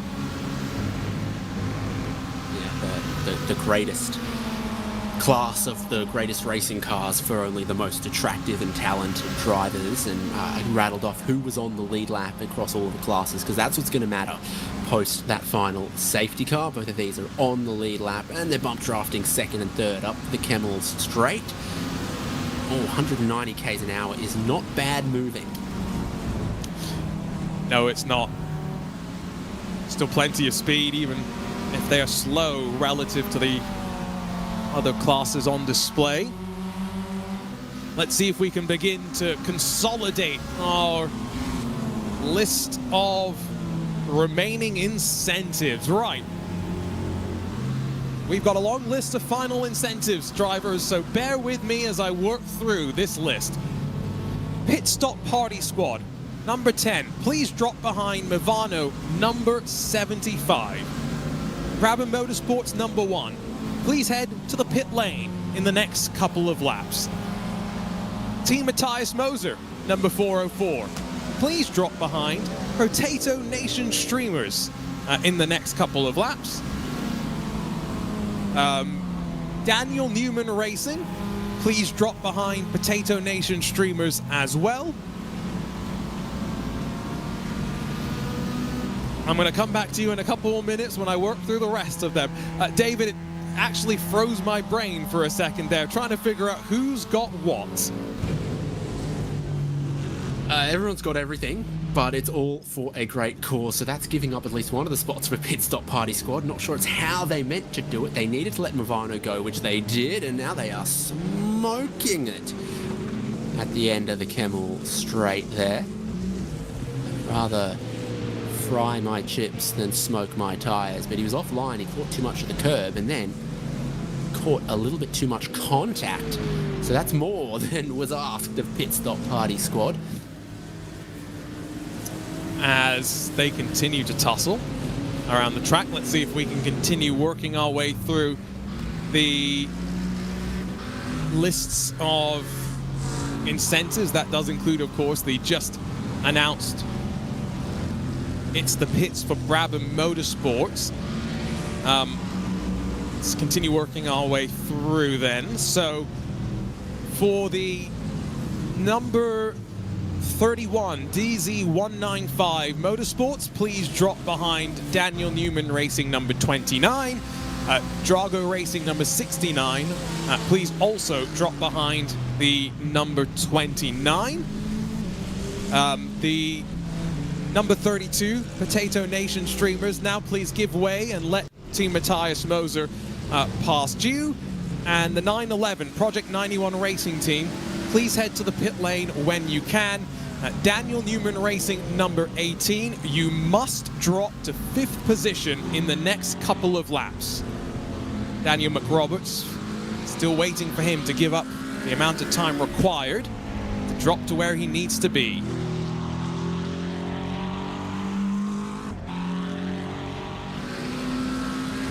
White zone is for immediate loading and unloading of passengers only. There is no stopping in the red zone. If only it was that simple. If only. So a lot of that to play out and reshuffle the field with 26 minutes to go. Looks like Team Matthias Moser did get their spot from Potato Nation Streamers. You see some of that here. Drago Racing jumping out of the way to make way in the way that they were instructed. Also pick up a quick little slowdown penalty. DZ195 also kicking off the roads. And despite needing a pit stop, Grid Up Black still lead this race outright by a minute and a lot. So, if I was them, with more than a pit stop in hand on the clock, I would take my final pit stop now rather than waiting for the safety car where I'll lose that time and then get cycled to the back of the cars on the lead lap. I'd take that now. I'd want that fuel in my tank.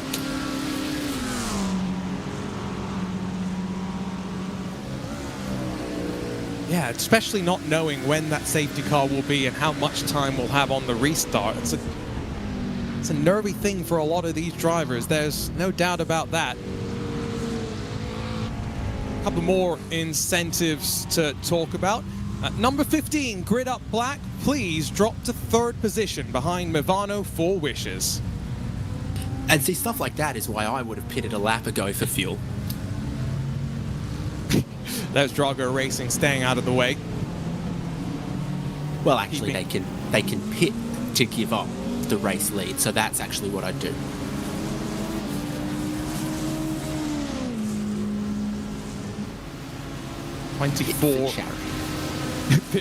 That could be an event.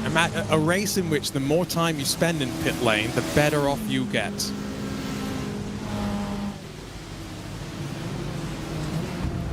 This is a quirky format, but I'm beginning to figure it out. So it needs a bit more je ne sais quoi to it. You're looking at the outright race leader who has to give up 2 positions and also needs to make a pit stop. And also there's going to be a safety car somewhere at some point. The sun's out in this afternoon and the track is basically as hot as it's been. That sort of peaked at 38 degrees Celsius, dropped down with a cloud, and now it's come back up again to 34. Potato Nation side by side with the lap down Drago Racing 69 that Nicholas Arubala is driving. Actually, some of the quicker cars that we've seen, but Drago Racing's various penalties and a little bit of damage have seen them end up off the lead lap. They are racing with that McLaren for position, but they've got a car a lap ahead of them in between. Always difficult trying to navigate your way through these situations. To the outside, deep commitment, understanding and trusting the Mercedes underneath to stop on the diamond turn. Nicely done as he continues to navigate his way through traffic, now on the back of Thomas Hitchcock, which will be for position, and as easy as you like, up to 6th in class. I could imagine it being a little bit easier, but we've seen them race their way back on the lead lap before, so that's kind of maybe what they're aiming for. But they have been a target of many of these donation race control interventions. They sit, about a minute away from being able to get back on the lead lap. But for Daniel Newman Racing and the penalties that they're serving, this kind of maybe comes back to help Drago Racing. Grid Up Black are in the pit lane from the lead of GTP, so they're going to take that service and then have to give up 2 spots. Is there a driver change at the 15? I think Atanwa Thaba might have gotten back in. I think he will indeed. This is, of course, them also giving up the positions as was done as part of our final wave of incentives. Grid Up Black, 30.9 seconds stationary. So still actually will end up, quote unquote, in the lead of the race. Still waiting though, of course, for one final intervention of the safety car, which will come out and leave us with about a 10-minute sprint to the end. There we go, last safety car of the race, 6 hours, and we've had just about as many times that we've seen the BMW M2 CS Racing safety car. When I was at Mount Panorama all not that long ago, the 12-hour safety car is a BMW. Used to be a BMW XM, and then they came to their senses and they switched it to a BMW M4.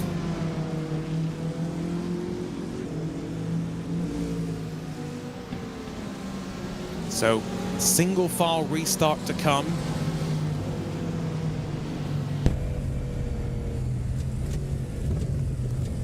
Not quite sure who I fancy here. Movano for Wishes surely would be the favorite in GTP. Drago Racing would be your favorite in GT3, albeit slightly off the lead lap at this point. And then MX-5, I think that's the, as you've called it, roomiest class of them all.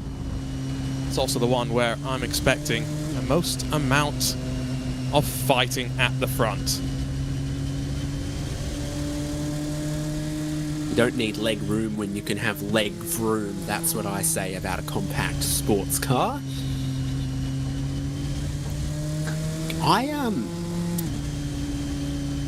I back in Grid Up Black here, so they're going to have to give up 2 spots, but they're probably going to have the freshest tyres depending on how everyone pits under this. So Cornish Lawnmower Racing might need to take a stop, or they might be good to go depending on how much fuel they save here, but I reckon some new tyres would be very nice to have in the dash to the end. They're talking about all sorts of interesting things I can hear on the radio. This is a chance for the drivers who have been in the cockpit for 5 hours and 40 minutes to stretch as well, right, David? Going into that final couple of laps to the end, I'm sure there's a couple who are starting to feel a bit sore, such as Aidan Millward, who's had a riot of a day, both good and bad so far.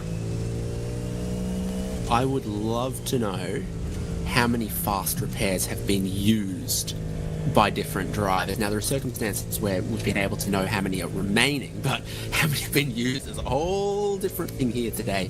I reckon Aidan Millward's probably used at least 10 on his Cadillac. You'd use one every time you stopped strategically anyway, and there's a few times you have to pit for extra repairs. The tow trucks have been very, very busy here at Circuit Spa-Francorchamps, and the field is beginning to pack up behind the safety car. You see that the leader, Grid Up Black, they found the BMW M2. So Grid Up Black didn't actually get the chance to drop back to 3rd before the timing of the caution. So I'm just going to wait and give them some instructions. Grid Up Black, if you can give positions up under caution without causing chaos, so if there's not too many cars behind you, feel free to drop behind Movano. I'll clear black flags on the restart. Otherwise, on the initial restart, please do drop behind Movano, and then we'll get this race finished with a sprint to the end. Thank you all for your help and cooperation in what I know has been a slightly messy and crazy race, but we currently have $39,690.47 raised for Make-A-Wish International. So thank you all for your support. At least 2 more laps, I think, behind the pace car, and then the run to the end of this race. Not quite sure what the gap's going to be, because again, remember, Grid Up Black are going to be 8.5 seconds or so based on timing clearer on behind David. The likes of Cornish Lawnmower Racing are going to have to dispatch of MX-5s and GT3s on their way to the end.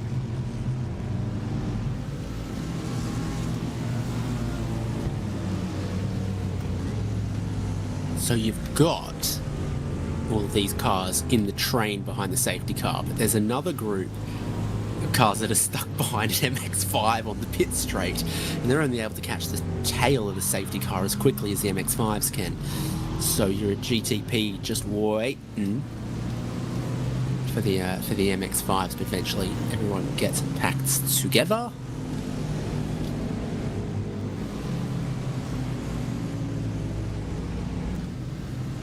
So, looking like we've got a big separation between the Mazdas. See if I can help that out very quickly. I'm only going to wave around a couple of them. I have waved around a couple of MX-5s. I'm not going to wave around any more cars than that. So we'll have a 5-car fight, I think, David, an MX-5.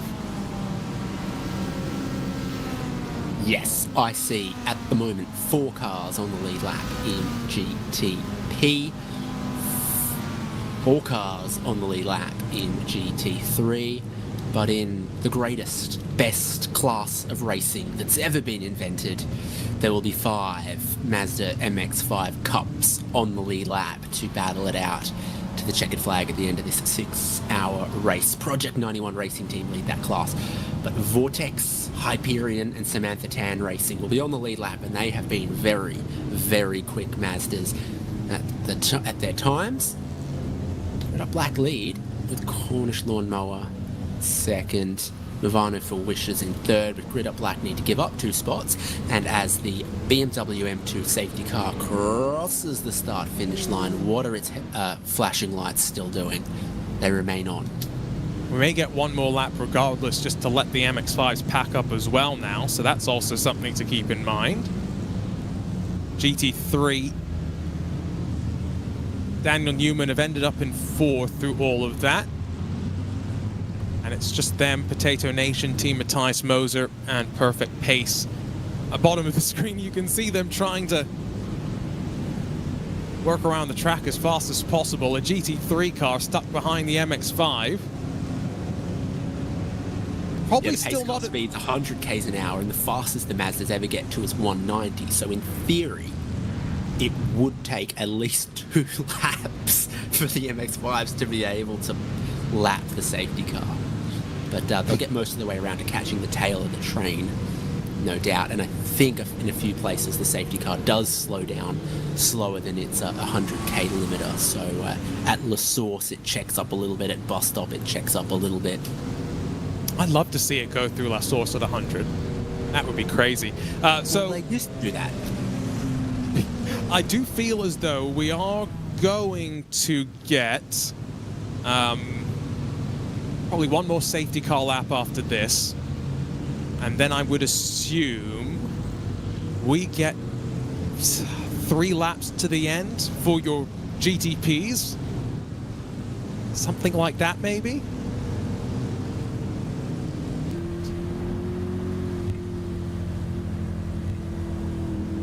Does that sound reasonable? Black have given up. Yes. It'd be interesting to see how it calculates. It might delay on throwing the white and checkered flag as well, because we have done laps that are quicker than what we're currently doing now. Grid Up Black have given up that race lead, so Cornish Lawnmower now have the outright lead, as they ought to and should have, heading towards this restart. Some of our MX-5s zipping around at only 50% faster than the pace car is trundling. Painful. It is painful, that's for sure. This is giving the chance for those MX-5s to close. I think they will get to the tail end by the time we get back underway. $13,710. Great effort by the community to come together. And again, a big thank you to our partners who have made this possible.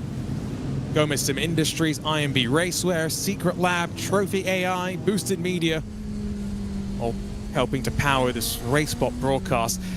Top fundraising team, I don't think there's any question about that at this point. Potato Nation streamers, $3,000 just by themselves, David. Shout out to my Potato Nation, doing great work. Yeah, we love that. In the big Mustang GT3 as well, they look like they will restart from 3rd place in class, but there is a bit of traffic in between them and the 2 leaders in GT3, which is Perfect Pace Racing's Aston Martin and Team Matthias Moser in 2nd. We don't have a perfect class split. We need, I don't know, like Bo Barfield or someone to make that happen. Oh, and even Bo on his day has a struggle with drivers looking to jump and time restarts. In this particular Who was race control the day that Will Power threw his famous double bird? I'm pretty sure that was Bo Barfield. That was the race director that day. Not quite sure who was driver stewards. Sure they probably had their own opinions on that. Where is Jacob Roberts now? He's leading the queue of MX-5. They're just heading out through Pouhon. So they've got about half the lap still left to go. There it is, bottom of your screen. They're having a ball of a race right now, even though they technically can't actually pass one another.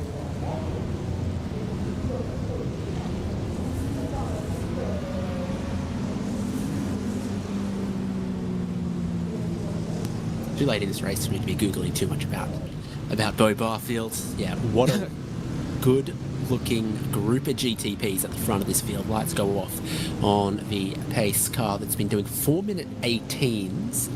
So I suspect we'll restart with basically exactly 6 minutes on the clock, which, all going well, should mean 3 laps because the GTPs are doing laps just over 2 minutes, so we won't squeeze 4 in, but we should comfortably get 3 even if the Mazdas need to go zoom for a bit. Zoom, zoom, vroom, vroom. 30 seconds off, they will catch. There's no question about that. And so it will be a 5-way fight in the MX-5s. And the best part about it, in many ways, is that the prototypes and the GT3s aren't going to be in a place to interrupt proceedings. So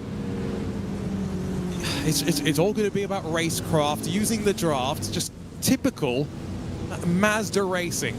Kind of what you could see this weekend with Mazdas, of course, racing on the streets of St. Petersburg, but St. Pete, Spa, 2 very, very different sort of tracks. Although I am looking forward to, in a couple of weeks, David, trying some MX-5s around St. Pete, coming to iRacing in the next build. Ridden a bicycle around there at St. Pete, not on the airport runway obviously, but some of the other roads. Yeah, nice little track, developing its own history now, a fixture of the local area. Creates some really good racing. They get up to speed on the front straight, but it is tight technical and you've got to use the camber of the road and the bumps through some of the other segments. I can't wait to see David Malukas take his first race win this weekend. Oh, I like where your head's at. Little Dave would be a popular win. Will Power and Malukas, it would be so good. Drivers, as we head to the end of this race, we would love to get a picture of all of you once the checkered flag has been complete. So after you cross the line, see the checkered flag, go out of the first corner and stop on the Kemmel Straight. So after Eau Rouge and Radion, don't run into anybody. We're not asking you to wreck anybody. Just stop, let's grab a picture of you all and celebrate what you've done. Drivers getting some instructions for photo moments. This certainly seems like it's going to be easier to coordinate, David, than the yearbook photo they do at the Rolex 24 every year, which now that I've seen the logistics for that, don't envy the people that coordinate it. Yeah, good of you to let them know, because otherwise they'd all write their cars off at La Source. So they just need to make it a couple corners further before they then, I don't know, wreck their nice race cars. This is now 3 corners away from getting racing. I remain confident that we will get at least 6 minutes and that we ought to get at least 3 laps with the pace that our outright leading class are capable of. Cornish Lawnmower Racing, Samuel Ball will be the race leader when they get going. But for how long? And no incentives. There's no move asides, there's no flip it and reverse it. As much fun as it has been. And some of our drivers already in the Make-A-Wish Discord talking about how much fun they've had in this event. I wonder how much fun they'll have in these next couple of laps. It will be 3 at most. See exactly how fast Sam Ball and Andrea Barillaro are able to run if they're racing wheel to wheel as the seconds continue to tick away in Drive for Wishes 2026, a race where the winners are those helped off the track.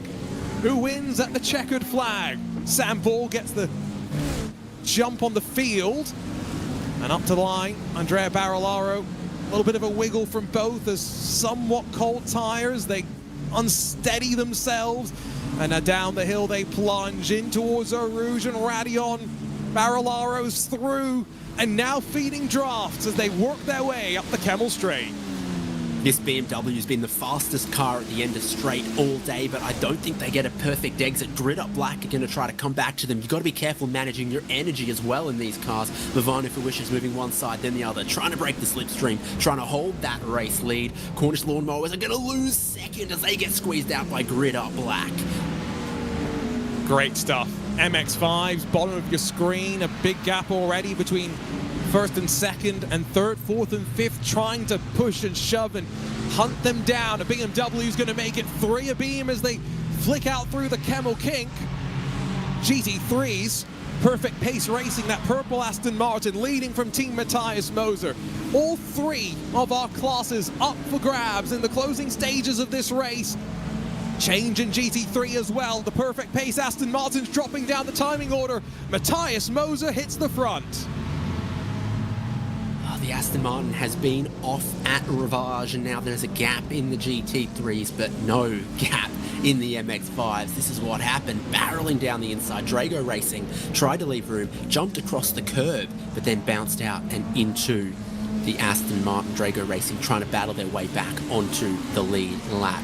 Movano for Wishes, their Ferrari 499P has a 2-second lead. You're looking at the top of screen, second, third, and fourth in class. Bottom of screen, you're looking at the leaders of the MX-5s. At one point, Project 91 Racing Team, the green and white MX-5, was off the lead lap. But now, in the final stint, they're in the slipstream of Vortex Precision Racing for the race win. Great stuff. Great stuff here. I think we might be staring down the barrel of 3 to go potentially, depending on Barilaro's pace, who has got clean air and is using that to great effect right now. Slight snatch of the right front as they work up through La Source. A spin in the leaders. MX-5 fight as Vortex Precision Racing and Adrian Lugno have gone around. It gifts Project 91 the lead momentarily, but Cam Martineau, Samantha Tan Racing Esports now lead in MX-5. Hyperion sweep past the white and green Project 91 machine as well. Grid up white, not totally out of drafting range. Still 4 at play in MX-5. Now, to make this go an extra lap, your outright leader needs to be doing laps under 2 minutes 5 seconds. Last lap was a 2:04. I think they're getting more tyre temperature in. It'll be super touch and go at how much time is on the clock when they come by.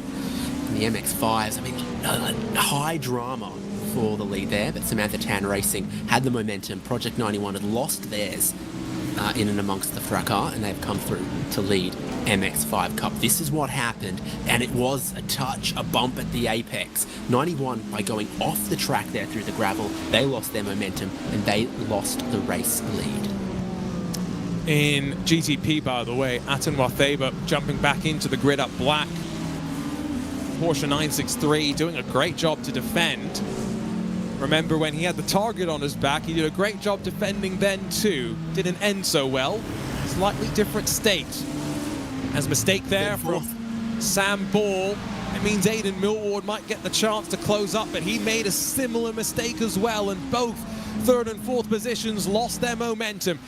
Giza 3D, that's not a car in the fight for the MX-5 win. Instead, just some draft being fed, and kudos to the 631 Porsche 963. Does not involve himself in the fight as they flick out through Les Combes, then out through Malmedy. Runs around the outside of Jacob Roberts in that grid-up white machine.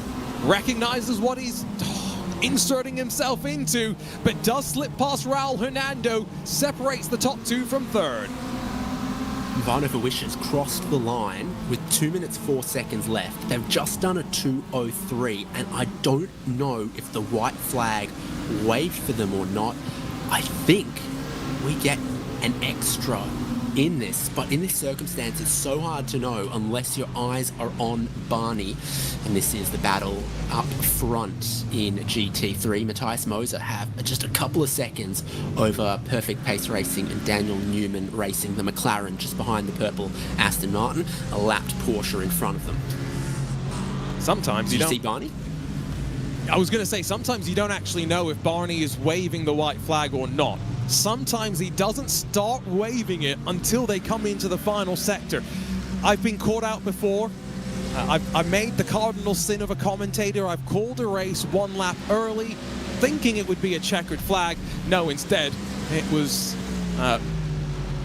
Barney continuing to wave the white flag despite only putting it out there in the final sector. There's a look at Barney, but I think we are going to be guaranteed 1 additional lap. The pace from Barilaro is blistering as Martineau pushed wide through Blanchimont. Who cares about track limits now? Heiberger, Hernando.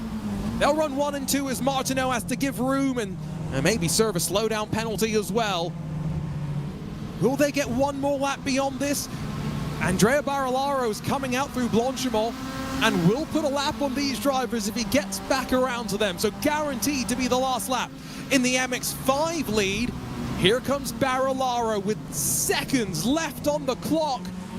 It is the white flag. 1 lap left to go in Drive for Wishes 2026. I think he crossed the timing line with about half a second, and that's the kind of pace that he's got and how touch and go it was. Does anyone have any fuel concerns from this? And he is going to get a perfect view of this MX-5 battle where Project 91, the green and white MX-5, have gotten back to the lead ahead of Hyperion. But this is where Samantha Tan Racing and Cameron Martineau get to decide the winner. Who's he going to push? Where's that traffic as well? Where's Jacob Roberts? Well too far behind to be part of this. Here comes Barilaro steaming up the inside. And no change up towards Lake Combe, the highest point of the track. Atenwa Thebus flashing the lights behind and trying to make the Mazdas aware of his oncoming presence. Is Raul Hernando in the hot seat with the double toe in front of him. And the crucial climb out of Curve Paul Frere and the run up towards Blanchimont in the final braking zone. Oh, Martineau got a little bit out of sorts as traffic goes the long way around and now compromises Heiberger on the run up towards Pouhon. 3 wide, heading down the hill, but Martineau's up the inside with no extra momentum. He needs Hernando to give him a little push, but stop before they go into Pouhon here. Around the outside, Heiberger's trying to run that high line, runs a little bit wide. Cameron Martineau leads the MX-5s. We're all headed towards the checkered flag. And what makes these cars so great is the fact that you combine technical brilliance, the need to be able to balance these cars on the edge, and everyone can do that. What makes the best, the great, is racecraft, knowing where to be when it counts. Couple more corners to come. And the crucial run up towards Blanchimont for the MX-5s. But up front, in what has been a monumentally chaotic Drive for Wishes 2026, a team with a target on their back in GTP survived the madness. And Movano for Wishes get it done after 6 hours in the Ardennes. 5 seconds, their margin back to grid up black. And now we wait for the MX-5s to head through the final corner. Samantha Tan Racing on the inside. Hyperion, the blue machine, looking one way than the other. Green and white for Raul Hernando in the middle. Has Heiberger overcooked it? Yes, he has! Slips off the track. Hernando tries the block. And while he runs wide, Spa 2020 racing lines from Hernando. We'll see him hold on at the checkered flag. Hyperion second, and Samantha Tan in third. It's typical. You wait at the bus stop for an MX-5 and then 3 come at once, and then the next class leader that's going to come to the checkered flag. Team Matthias Moser are leading GT3 at the moment. Decent chunk of time in their back pocket compared to the squabble going on in second, third and fourth. This Aston Martin from Matthias Moser is going to win class at Spa. Drago Racing with a name to beat, but Matthias Moser targeted just as much as the big guns. Hangs on in front of our highest team fundraising effort. Potato Nation, second on the road, $3,120 contributed to the $14,092. And don't forget the 47 cents. All raised, David, in support of Make-A-Wish International. And the number in the bottom left of screen keeps moving as everyone will park up on the Kemmel Straight in front of the fans who are on their feet. They have been for 6 hours, but they will remain so. What a great race. Unpredictable and good fun at every single moment. But then in that final 3-4 lap race to the checkered flag, we saw who had it, Movano for Wishes, laying down the pace, sending us 1 lap further in this race. Team Matthias Moser saving their pace for the perfect moment. And what a battle in the MX-5s. Hyperion Racing diving around the outside, braked too late. And then Cameron Martineau had the crisscross, but he spun up the rear tyres. And so it was Hernando from Project 91 Racing Team who managed to take the MX-5 win. Well done teams, well done drivers, well done everyone who contributed. You can see Hernando trying to sneak through on the left to be a part of this photo. Drago Racing burning it down. Thanks to all you drivers for making this event so great. $14,142 and counting. And thanks for sticking around for the photo as well. We'll grab a quick look at results. Again, results on track don't really matter. What matters, those helped off the track. Movano for Wishes, the biggest team maybe in the class. And well, even with all the penalties and all the chaos, able to hold on. 5 seconds clear of Atenwa Theba. Led the race inside the last 30 minutes before the move aside penalties at the end of the final thrust really dropped him back. Cornish Lawnmower Racing and Brabham Motorsports, good efforts from Sam Ball, Aidan Millward amongst others, as well as Team 922, Pit Stop Party Squad, the Turtles, Vanderlei Community Racing, Team Lee Watson, and then a little bit further down, but still finishing, the Preservex 6-man team. GT3s, Aston Martin first, third, and 7th, with Team Matthias Moser able to outlast everyone else. Potato Nation streamers just in front of the Perfect Pace Racing Aston Martin. Daniel Newman Racing, best for them in 4th, but at times that crew really were a marauding effort. Drago Racing then scored as 1 lap down in 5th, with the grid up red Vortex Motorsport second Daniel Newman Racing crew, alongside Accelerate Awareness and JR3 inside of the top 10. Only a couple of seconds between all of these drivers, including DZ195 Motorsports and Grid Up Blue. Sending it for RU, Simpit Racing Team, Team 922. Daniel Newman's third crew, Under the Radar, and Josh Amite, RBS 6-man team. You're 18 in the GT3 class. And last but not least, we love a good MX-5 finish. Project 91 able to hold on. Hyperion Racing second, Samantha Tan Racing in third, with Grid Up, Vortex Precision all on the lead lap. Giza 3D Racing for James, and Globe Oil make up the rest of the field. Still doing some photos in the sim from what I can see, but let's quickly catch up with a couple maybe of our drivers. Let's see if we can first catch up with Movano for Wishes. Loic Marchand standing by with David Haynes.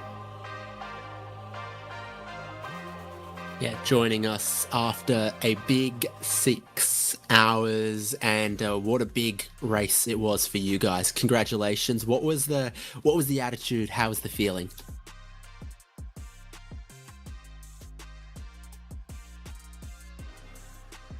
Loic is still muted. Is he going to figure it out soon? I don't know if he has the role to be allowed to talk in this room, to be honest.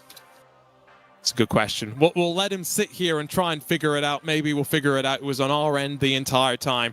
But David, as we wind things up here, I mean, what an event. Always great to do these sort of slightly different races. Yes, an endurance race, but was great having safety cars, even if it was all to intentionally close the field up. I love the flip it and reverse it. I really enjoyed you're heading to pit lane now because we asked you to. It was just nice that even the big teams recognize it was a nice chance to have some fun. Yeah, I mean, you know what my favorite event was, and those Mazdas, they deserved every opportunity to shine on the biggest stage. Let's see if Loic has been adjusted in a way that will allow him to unmute himself and speak. Let's see. We're trying real hard. Maybe, maybe not. Let's see if we can try again. Loic, do you have a copy with us? Now it works. Yes, I'm with you. There you go, David. Well, my question was, how'd you approach the race? What was your attitude, and how pleased are you to be a part of this? First of all, really pleased to be part of this. Like, on personal side, I'm a social worker myself, so such cause, such charity stuff really means a lot to me. So really happy to be there. And how we approach the race, basically really lighthearted. We wanted just to keep it safe and having fun, basically, with all the incentives.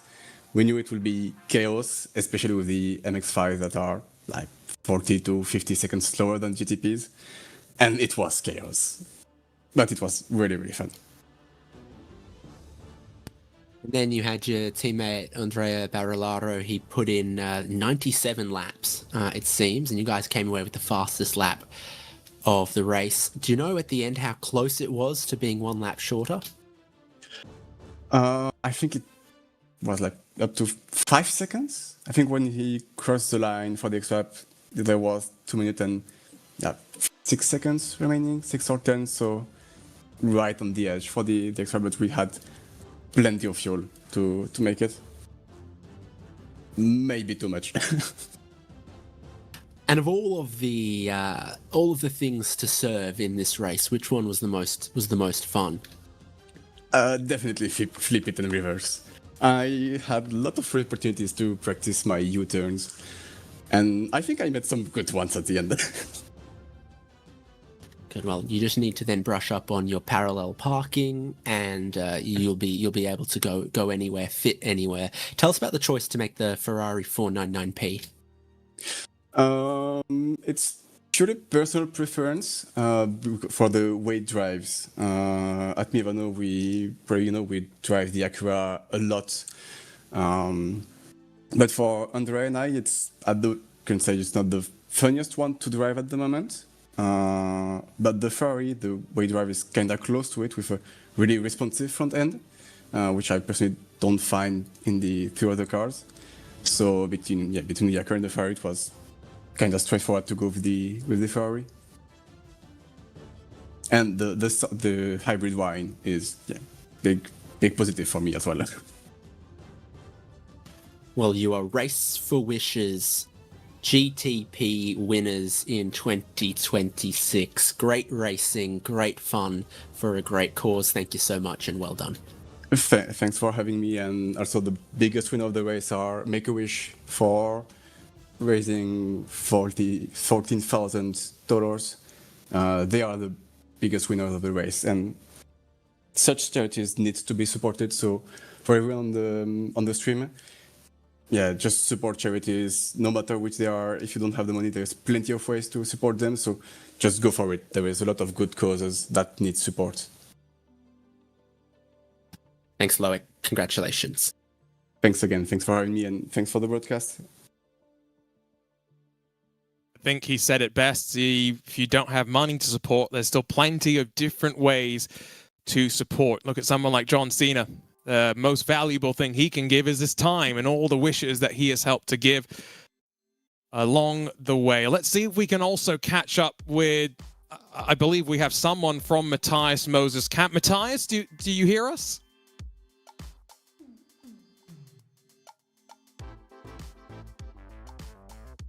Matthias, can you hear us?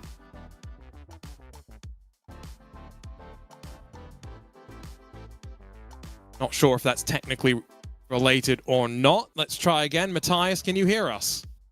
Hi guys, I can hear you totally. It was only push to talk, and I have those buttons. So connected. Matthias, 6 hours by yourself in a pretty stop and start 6 hours. Talk us through what that was like for you. So basically, I'm not Matthias, I'm one of his friends, and he does not have his Discord verified. And originally, he would have been driven for Perfect Pace Racing, but it started all with kind of an accident. He joined the race server without knowing it was the race server. And then he started with his default iRacing team Matthias Moser. And then he was thinking about, oh well, the race is basically done for me, let's give it a go.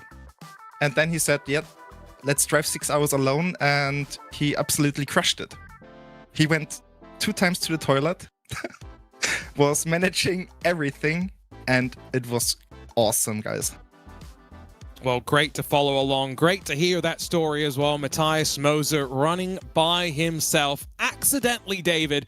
But again, spirit of this event. And you, me, Zach, and the Make-A-Wish team, we've got a couple of awards that we'll hand out in the aftermath of this race. The Livery Award, Team Spirit Award. Maybe Matthias is a contender for one of those. Well, from what we've just heard, that's some pretty good spirit. What else are we about to find out, Arjuna?